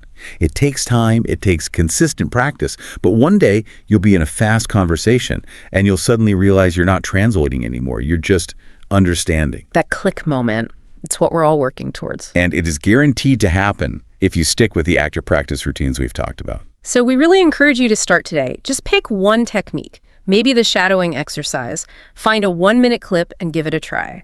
The future you, the one who's navigating conversations without missing a beat, will be so grateful that you started right now. If you found this analysis helpful for your learning journey and you want more deep dives like this, we'd love it if you would like, share, and subscribe to this channel. It really helps us keep making this content for you. Thanks for joining us. We'll catch you on the next deep dive. Welcome back to the deep dive. This is where we take that mountain of information, all your sources, your notes, your research, and we try to turn it into a clear, navigable path right to the core of what you really need to know. And today, we are tackling something that I think a lot of us feel is just fundamentally broken in the modern world, and that's our ability for sustained focus. Feels like it's gone. It really does. I mean, we are living in this era of just relentless noise. You've got pings, notifications, constant chatter, and this ever-present cultural pressure to be multitasking all the time. Always on. Always on. And for so many of us, getting to that place of true deep focus feels like trying to, I don't know, grasp smoke. Yeah. And the usual advice is just, work harder, grit your teeth, power through it. Right. More effort, more willpower. Exactly. But our deep dive today suggests something profoundly, and I think beautifully different. This session is a kind of shortcut to reclaiming that clarity, not through more effort, but through more presence. Our mission today is to explore this idea that the secret to sustained focus and to, genuine inner calm, it isn't about doubling down on sheer will. It's about transforming how we engage with the world of sound. It's a fundamental shift in approach. Yeah. We're diving into this idea that deeply attentive, peaceful listening, that is the foundational practice. That's what you need to cultivate clarity and to really sharpen your mind. It's more than just hearing things. Oh, it's way beyond just hearing. It's about cultivating pure presence, in every single moment. And that's the key connection we want to make for you, the listener. If you're struggling with information overload, if you feel like your mind is just constantly pulled in 1,000 different directions, Which is most of us. I think it's all of us, right? We're offering some accessible, actionable knowledge to help you stabilize your mind, to recharge your spirit, and this is the best part, without adding a single crushing item to your already massive to-do list. And this really gets to the core premise of all the material we looked at. True listening. It's described not just as, hearing and processing sounds, but as a rare art. A rare art. I like that. It's rare because our modern life, it prioritizes speed and volume over reception and stillness. This kind of listening has to be presence-driven and what the research calls full-bodied. Full-bodied. What does that mean in this context? It means engaging your entire being, your memory, your emotional centers, even your physical body, not just your ears. It's about fully receiving the input. And when you commit to practicing this rare art, you begin to anchor yourself, firmly and consistently in the present moment. And that's the foundation for focus. It's the absolute necessary prerequisite for achieving any kind of sustained focus. You can't have one without the other. Okay, so let's unpack this with some of the hard science. If focus is our goal, what is actually happening in the brain, in the neural pathways when we genuinely listen, when we lean in with intention versus when we just sort of hear background noise? Right. Or treat sound as just disposable input. What's absolutely fascinating here is the sheer difference that intentionality makes in how your brain functions. Okay. Attentive listening, it's so much more than just stimulating the auditory cortex. It triggers this comprehensive, almost immediate shift in your brain's activity. The neuroscience points to really compelling evidence, showing that when we listen with real presence, the brain shifts dramatically from what researchers call scattered activity. Which sounds like my brain most of the time. Yes, mine too. Scattered activity to a much more harmonious and efficient state. And they call this integrated function. Integrated function. That sounds, like maximum efficiency. But how is that different from how we normally process sound? What does that integration actually look like on a measurable level? It looks like this complex, synchronized dance across several really critical, high-level brain regions that, they usually operate kind of semi-independently. So they start working together? Perfectly put. When you are truly focused on listening, the regions responsible for your executive function. So we're talking about advanced planning, complex decision-making, and most importantly, impulse control. Right. They synchronize powerfully with the areas that govern long-term memory and, crucially, emotion regulation. Okay, hold on. So if I'm, say, struggling to follow a complex presentation at work and I just decide to dedicate my full attention to the sounds, to the speaker's voice, I'm actually engaging my planning and my emotional management systems at the same time. That is precisely the synergy that creates clarity. When the information is processed by these integrated systems, you're not just passively, recording data points. You're doing more. You're linking that new information to your existing knowledge base in a really structured way, and you are managing the associated emotional load, the stress, the confusion, the frustration of not getting it. Yeah. You're managing all that simultaneously. This synchronization prevents your cognitive system from getting overwhelmed. So the overall quality of my thinking, my cognitive output, it's not just about my IQ or how much effort I'm putting in. It's about the efficiency of this neurological integration. That's it. That affirms the finding that the practical outcome is dramatically improved recall. Information that's processed across these integrated systems, it just sticks better. It's more accessible later on. Okay. But there's another critical benefit. Enhanced creative thinking. How does that work? Well, engaging your whole self in this, non-reactive active listening. It allows for deeper connections. You start to see links between seemingly disparate concepts that you would have missed before. This ability to spot novel relationships, that's the real engine of creativity. Right. When your emotion regulation centers are calmly engaged, you can approach complex problems with less stress, less cognitive rigidity, and just far more clarity. And that often leads directly to those breakthrough insights. And the sources really hammered home this idea of listening as a profound, practical form of mindfulness. So if I'm just generally overwhelmed, my mind is racing. What does intentional listening offer me in terms of, grounding? Listening becomes mindfulness in action. The sound itself, whether it's the hum of your refrigerator, the complexity of a piece of music, a conversation, the wind outside, it acts as a consistent, immediate anchor. An anchor. Exactly. Mindful listening roots us firmly, consistently, and without judgment, right in the present moment. Our brains, by default, they're relentless time travelers. Yes, they are. We spend so much energy dwelling on regrets, mistakes, arguments from the past, what psychologists call rumination. Or we project into the future, cycling through all these anxiety-inducing scenarios about tomorrow's deadline or next year's challenges. That mental time machine is exhausting. It's massively energy depleting. So by intentionally focusing on your immediate acoustic environment, you are actively and gently pulling your mind away from those corrosive cycles of rumination and anxiety. This process forms the necessary, stable foundation for sustained focus. So you can't really focus on a hard task. You simply cannot focus deeply on a cognitively demanding task if, say, 80% of your mental energy is tied up in yesterday's perceived failure or tomorrow's looming stress. Listening brings the mind home. It brings it to the present, which is where the work gets done. So we know how to focus, but here's the unavoidable question, right? Why is it so acutely difficult today? It feels like it's more than just the external noise, is how our, inherent programming responds to all that volume. And the fact that we often celebrate the wrong cognitive habits. We celebrate those habits because we've all bought into a truly pervasive and frankly destructive cultural misconception. The myth of multitasking. The myth of multitasking. The material we reviewed, it addresses this directly and just debunks it thoroughly. The reality, which is supported by decades of cognitive studies, is that humans are physiologically inherently poor multitaskers, at least when it comes to any task that requires deep concentration. So we're not running parallel processes like a computer. We're just performing these rapid, costly shifts. Precisely. The brain does not truly work on two cognitively complex tasks simultaneously. It performs rapid, highly inefficient switching between them. It's a process called context switching. Context switching. And the sources make it very clear that the consequences of this switching are far more costly, measurable, and damaging than most of us realize.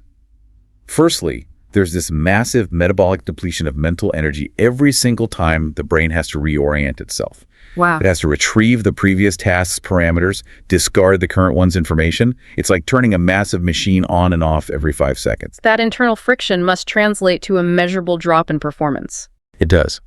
Secondly, there's a quantifiable reduction in comprehension, and your error rates climb significantly.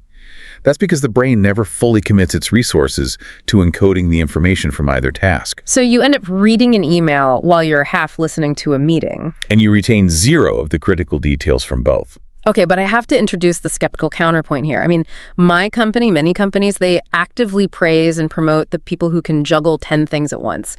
If I stop multitasking and I insist on deep, single task work, that deep work approach, won't I just look lazy? How do you justify this in a culture that demands constant visible activity? That is the essential conflict of the modern knowledge worker.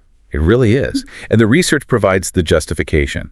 You need to frame deep listening and single task focus not as laziness, but as a commitment to quality and long-term sustainability. The multitasking worker produces a high volume of fragmented attention, and they suffer burnout much more rapidly. The focused listener, by contrast, minimizes that context switching and uses their mental energy efficiently. They produce higher quality output, faster, and with less long-term stress. So you trade the appearance of being busy for actually being effective. You're trading performative busyness for actual measurable effectiveness. You achieve the higher level task, the truly important strategic task, with far less strain.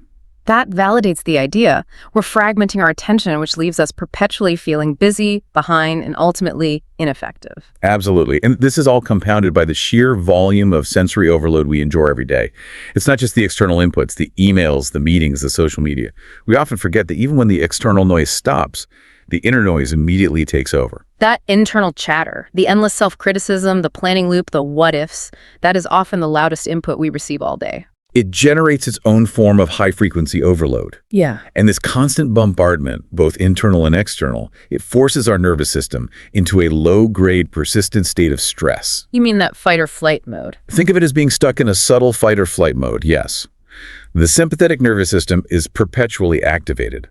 And when this happens, our higher cognitive functions, our prefrontal cortex functions, which are responsible for that sustained, high-level focus, they're dramatically impaired.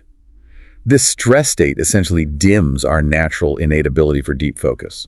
Because the body is prioritizing survival over thinking. That's it. We're biologically designed to pay deep, stable attention only when we feel safe and calm, which, modern life rarely allows for. Okay, so if our current state is defined by this chaos and chronic overload, we need a calm center to move forward from, and a structured way to build it.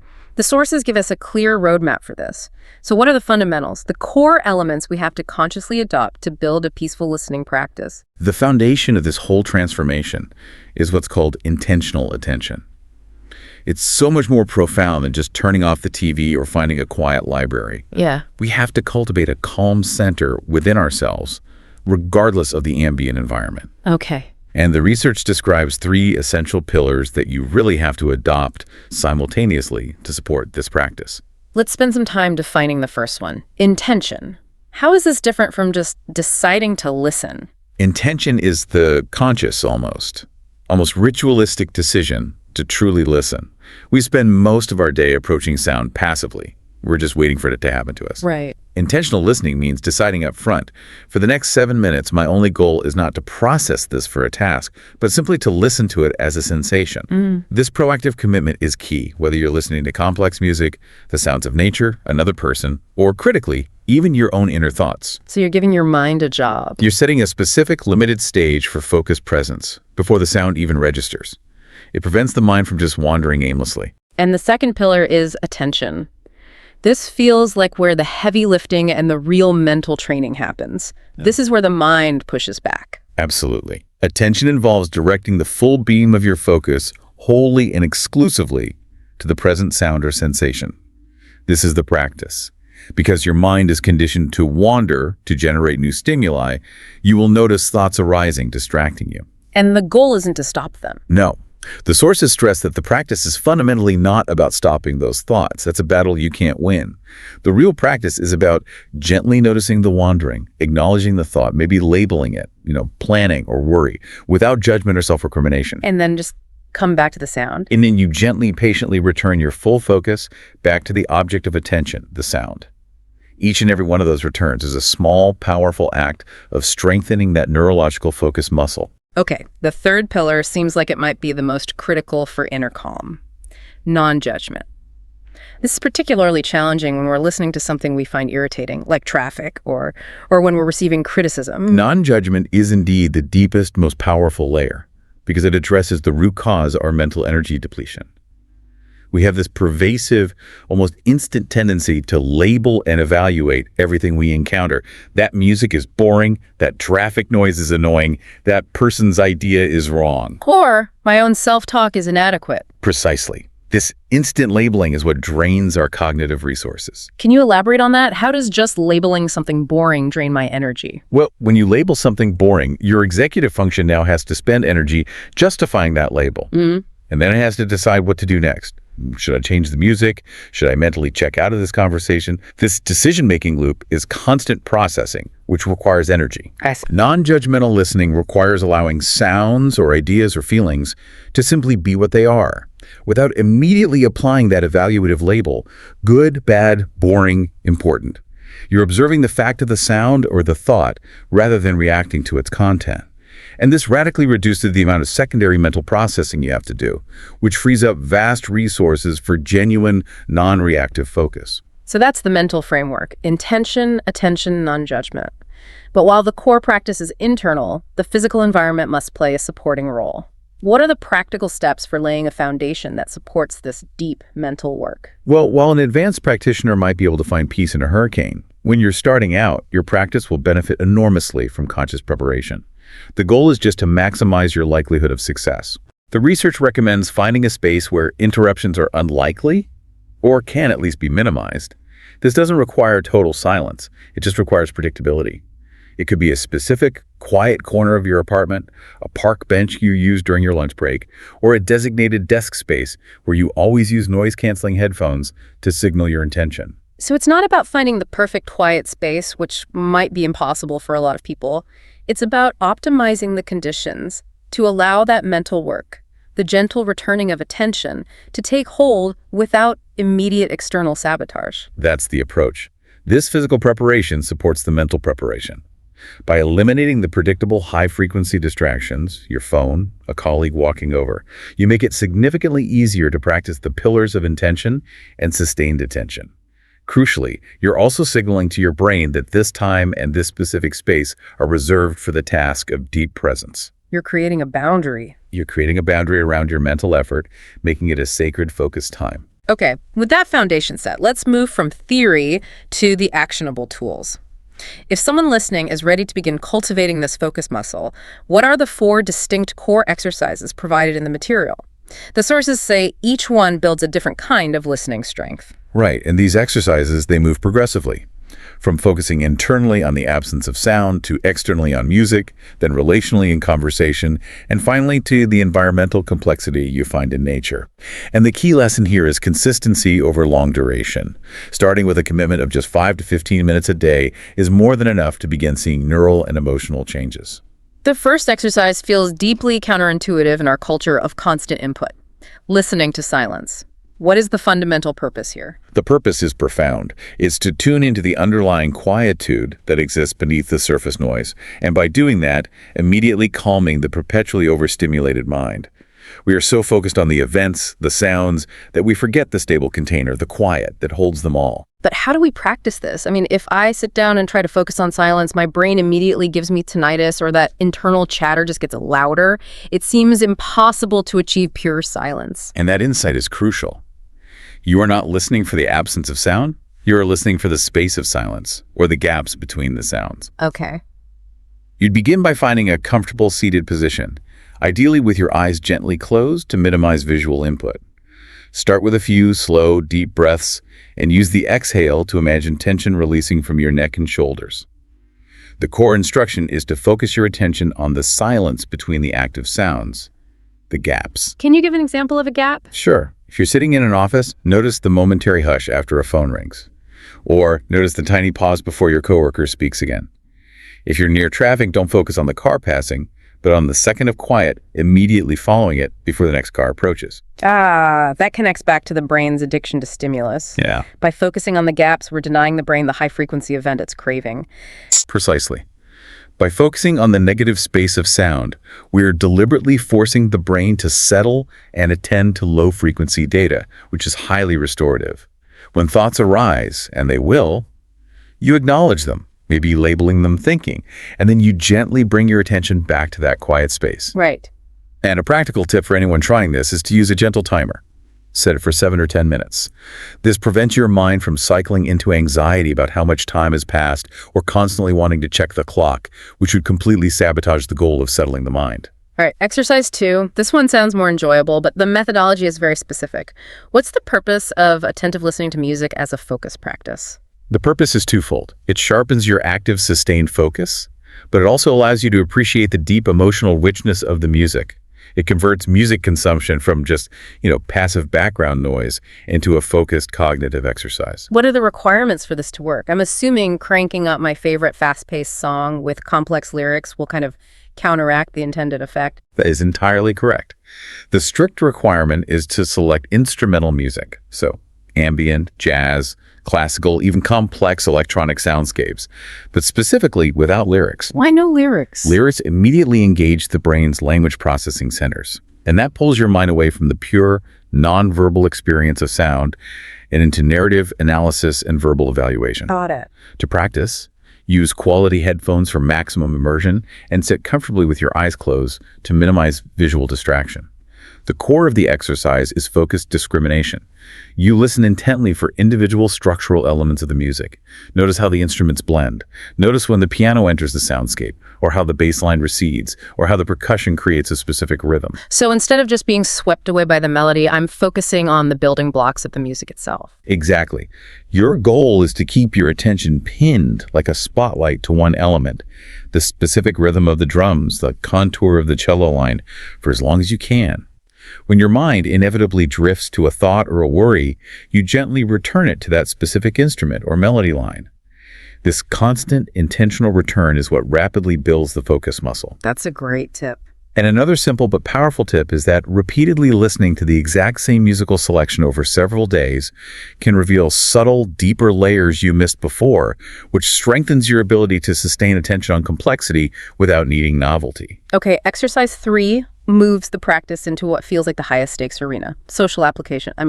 Distraction and not listening can really injure our relationships and our professional lives. What is the goal of practicing deep dialogue? The goal is cultivating present moment awareness and strengthening empathy in conversation. This exercise directly addresses the most common barrier to meaningful communication, which is our inherent conditioned desire to interrupt, to judge, or most destructively, to mentally formulate our own response while the other person is still speaking. We all do that. We all do that. So how do we practice this socially without making our partner or friend feel like they're, a subject in some sterile behavioral experiment? It begins with an internal, unwavering commitment. And you can even share this with your partner. The commitment is to listen fully and absolutely, not just without physically interrupting, but critically, without mentally formulating a counter-argument or a response, and without judging what's being said. Okay. The second step is self-observation. And this is where the neuroscience of the body comes into play. Yeah. You have to observe your own physical responses that are associated with the urge to interrupt. Where do you feel it? What do you mean? Well, it might manifest as a quick, shallow intake of breath, a tightening or clenching of your jaw, tension rising in your shoulders, or just an impulse to shift in your seat. When you feel that physical alarm system activating, you breathe deeply, intentionally soften that tension, and return your focus entirely to the speaker. Wow, I never connected that quick intake of breath to the urge to interrupt. That's a physical alarm telling me I'm moving toward reaction, not receptive listening. It affirms the power of the practice. It trains you out of that immediate reactivity and into calm presence. And the final, powerful step is what makes the dialogue truly deep. When it's your turn to speak, you should first reflect back what you understood before sharing your own thoughts. To make sure you actually heard them correctly. Yes, it confirms your attention and ensures you haven't just projected your own narrative onto their words. It shows them they were truly heard. And a great tip for this is to use supportive, confirming phrases like, "So what I'm hearing you say is," or, "Could you tell me more about that specific feeling?" to gently deepen the exchange. And the final exercise takes us outside. In a world of synthetic noise, what is the specific purpose of engaging with nature's soundscapes for focus? The purpose is to rekindle a sense of pure, unforced sensory focus, and often to tap into a childlike sense of wonder through natural sound. Nature provides an acoustic environment that is complex, yet inherently kind of fractal and calming. It's highly complex, but non-threatening, which allows your parasympathetic nervous system to remain active. So how do we structure this so it moves beyond just enjoying a pleasant walk in the woods to becoming a structured focus practice? It starts with setting a very specific intention before you even leave the house. You're going out to listen to the world, not simply to walk through it or use the time to solve a problem in your head. Take a walk in any natural setting, a park, a forest path, even a quiet garden space. Periodically, you must pause, close your eyes, and dedicate a minute or two to cataloging every single sound you can perceive. This requires effort and patience. The faint rustling of leaves, the specific sound of wind in different trees, the distant call of a specific bird, the low hum of distant machinery. So it's about auditory discrimination, breaking the unified experience down into its discrete components? That's the approach. You attempt to identify the distinct layers of sound.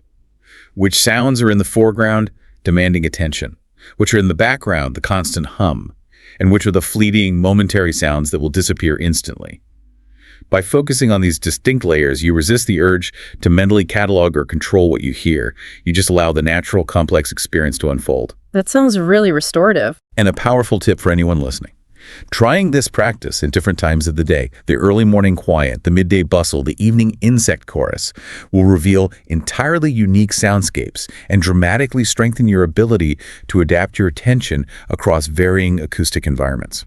Okay, so if we zoom out and connect all this commitment to the bigger picture, what are the tangible, long-term, transformative returns for someone who commits to this practice, even for just 5 to 15 minutes a day, consistently? The returns are pretty profound, actually. Let's start with the purely cognitive gains. How does this listening practice act as a mental enhancer? Frequent intentional listening acts as a powerful mental muscle builder, particularly for the skill of selective focus.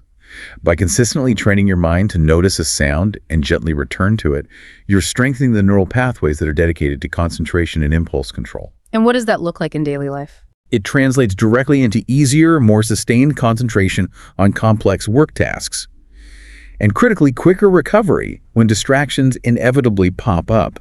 You don't spiral into frustration or lose 15 minutes trying to re-engage. You just return to the task at hand with efficient clarity. And the emotional benefits. We spoke about non-judgment earlier. How does that translate to greater resilience? Well, listening without judgment, whether you're receiving external feedback or just observing your own internal mental chatter, is the direct path to greater compassion for both yourself and for others. This practice dramatically reduces reactivity. So you're less likely to snap back at someone. You're far less prone to snapping back in a tense situation or engaging in those self-critical loops after a mistake. By cultivating patience and emotional balance, you create this internal stability that acts as a buffer against external stressors.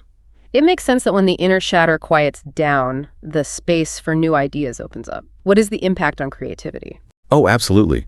Periods of deep listening intentionally create mental spaciousness by temporarily disengaging the analytical and reactive centers of the brain. When your mind isn't constantly processing, evaluating, or reacting, it allows the subconscious and associative networks to work freely. And this permits entirely new ideas to surface. Right. The research affirms this insight that many of the world's most innovative thinkers, they attribute their greatest breakthroughs not to these frantic, forced brainstorming sessions, but to quiet moments of contemplative listening or reflective silence. The solution to the complex problem often appears naturally when the noise, both internal and external, finally stops. And finally, let's cover the restorative effects. Given our chronic stress epidemic, what's the physiological payoff here? The physiological benefit is perhaps the most profound and immediate. Yeah. Intentional listening actively engages and activates your parasympathetic nervous system. That's the body's rest and digest, or tend and befriend mode. This action fundamentally shifts the body out of that chronic fight-or-flight stress state, the sympathetic dominance that's induced by sensory overload. By promoting this internal state of calm throughout the day, even in small bursts, you facilitate faster physical and mental recovery. And that leads to genuine, restorative rest, healthier sleep patterns, and measurable stress reduction over time. That sounds like a blueprint for a calmer life. But we have to acknowledge the reality. The practice is fundamentally challenging. What are the common obstacles, and how do we navigate them compassionately rather than, fighting them? Acknowledging the obstacles is the first step. It removes their power. The most common issue people face, particularly in the initial stages, is acute restlessness. That feeling that you should be doing something productive, or that your body physically needs to move or seek new stimulus. That's the experience. It's entirely natural, as your brain has been deeply conditioned over years, even decades, to constantly seek and consume new stimuli. The instruction here is vital. Yeah. You must not fight the restlessness. So what do? Instead, you acknowledge the feeling. You label it restlessness. You note the physical sensation, you take a deep breath, and you gently return your attention to the sounds. Fighting it just adds frustration and tension, which completely defeats the purpose. And then there's the classic problem. The unending internal monologue, the mental chatter that just floods your mind when you try to be still. When thoughts flood your mind, the worries, the to-do lists, the mental replaying of conversations, do not try to stop them. That's an impossible and frustrating task. So you use the non-judgment pillar. Exactly. You gently label the thought stream, maybe whispering internally, planning or judging or worrying, and then you compassionately return to the simple sounds around you. The key is to understand that your mind is doing its job by thinking. Your job is simply to notice it and return to the anchor, And over time, with consistency, the mental chatter will gradually quiet down. And finally, the inevitability of technology interruptions when you're attempting to practice. For a formal practice, you should definitely use Do Not Disturb and move your device out of sight. But if an interruption happens anyway, a sudden car alarm, a door opening, view it not as a failure of the practice, but as a compassionate, immediate cue to simply take a deep breath and begin again, without adding frustration to the moment. The power lies in the return, not in achieving some sterile, perfect environment. Beyond the formal 5 or 15 minutes, how do we integrate these skills? How do we make them portable and applicable in the chaos of daily life? We can integrate this mindset with 4 really powerful portable tools throughout the day. The morning reset is the most powerful starting point. Before you check your phone. Before you check your phone, which, as you know, immediately triggers that fight or flight response, commit to 5 minutes of listening. Listen to the sounds of your home waking up, the ambient noise outside, or just your own breathing. This sets a vital tone of presence for the entire day. It helps mitigate that urge to rush or start multitasking immediately. It preempts the stress state before the input barrage even begins. It absolutely does. Next, you can use workplace focus. Before a high-stakes presentation or a challenging negotiation, close your eyes briefly, even for 60 seconds, and listen to the immediate ambient sounds, the air conditioning hum, the distant voices. This simple act grounds you, helps ward off performance anxiety, and significantly boosts your clarity right when your cognitive load is highest. We often fill our commutes entirely with consumption. How can we use the mindful commuting tool to change that? Instead of automatically defaulting to high-input media like news or complex podcasts, try spending half your commute just listening to the environment. Whether it's the specific drone of the train tracks, the rhythm of the bus engine, the sounds of your own footsteps, you can find these surprising moments of focused calm just by attending to the acoustic environment instead of trying to fill every single moment with novel input. And finally, using listening to ease the transition at night. Peaceful endings. Yes. End your day by listening to the quiet sounds of the bedroom or the distant hum of life outside your window for 5 minutes. This simple practice eases the transition from a highly active brain state to restful sleep.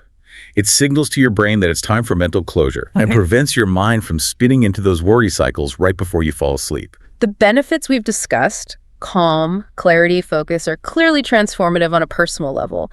But the material emphasizes that this practice creates a profound ripple effect that extends far beyond the individual, impacting relationships and communities in tangible ways. It truly does. Deep listening, particularly the relational kind, is fundamentally an act of radical generosity and complete presence. How does this commitment to presence impact the dynamics of, say, healing relationships? Well, when we practice genuine empathetic listening without the intent to respond, we begin to dissolve these deep-seated complaints built on a foundation of misunderstanding or feeling perpetually unheard.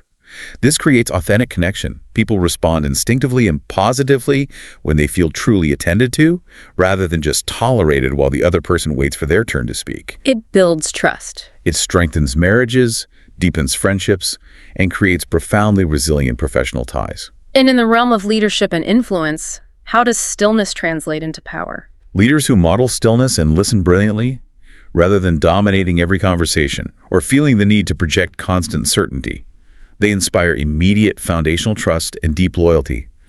By demonstrating profound respect through attention, they create safe environments where their employees or colleagues feel comfortable sharing essential, sometimes uncomfortable truths and novel, risky ideas.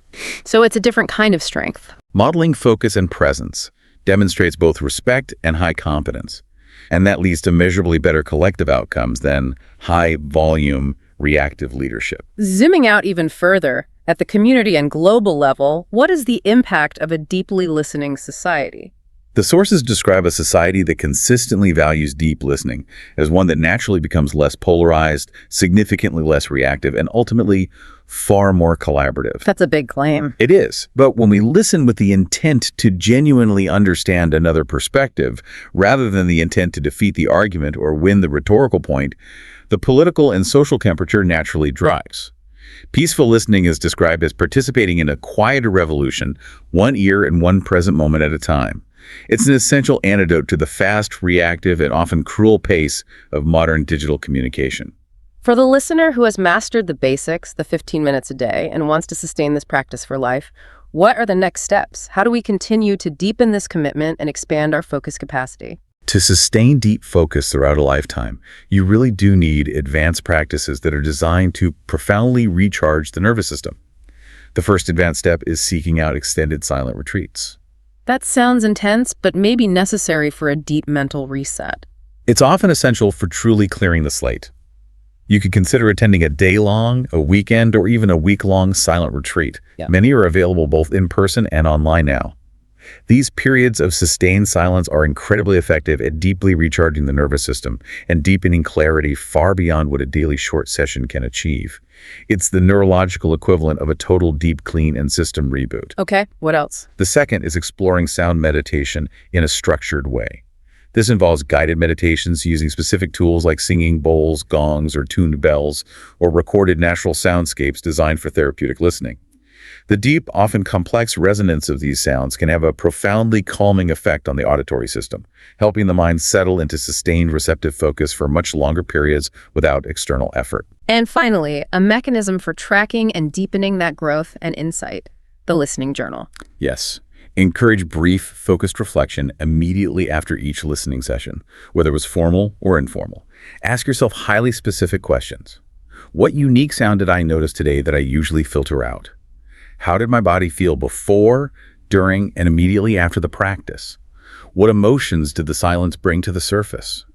This journaling creates a powerful, personalized record of your growth and insight. Over time, you begin to see patterns in when you feel calmest or most distracted, and that allows you to proactively tailor your environment and timing for maximum benefit. To bring this home, let's look at some specific, expanded examples of how people in very different, high-demand contexts have successfully applied these techniques. This really illustrates the wide applicability of the practice. We have 3 excellent examples here that showcase the sheer portability of this discipline. First, the high-stress environment of a software developer who needed sustained, non-reactive focus. Tell us about Alex and the challenge of more focus in coding. So Alex was wrestling with this particularly complex, insidious system bug in his code base. It was one that demanded deep, uninterrupted sequential thinking. But his mind just kept fracturing under the pressure of his tight deadline. He had hit a wall, context switching between his project and his email every few minutes. I know that feeling. He started a simple mindful listening practice, 5 minutes a day, sitting at his closed laptop, listening specifically to the subtle ambient sounds in his apartment. The distant traffic, the refrigerator hum. He described the moment of insight as occurring not while he was coding, but in the quiet space after his 5 minutes was up. The intense focus on the low-level hum of the environment had forced his mind to slow down and stop frantically jumping. When he returned to the screen, the entire architecture of the system appeared clear, and he saw the precise structural flaw in the code that he had been too frazzled to notice before. Wow. The 5 minutes of listening provided more cognitive efficiency than 2 hours of panicked searching. That's a perfect illustration of breakthrough insight born from calm. Then we have a crucial family application from a parent navigating the chaos of domestic life. Yes, Rachel, a mother of 2 young children, described their family dinners as feeling incredibly frazzled. Rapid-fire conversation, constant interruptions, and often everyone covertly checking their phones. The atmosphere was transactional, not communicative. So what does she do? Rachel initiated a simple shared listening practice.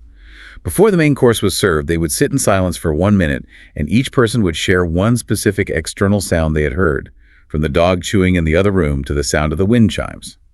This forced a momentary synchronization and stillness.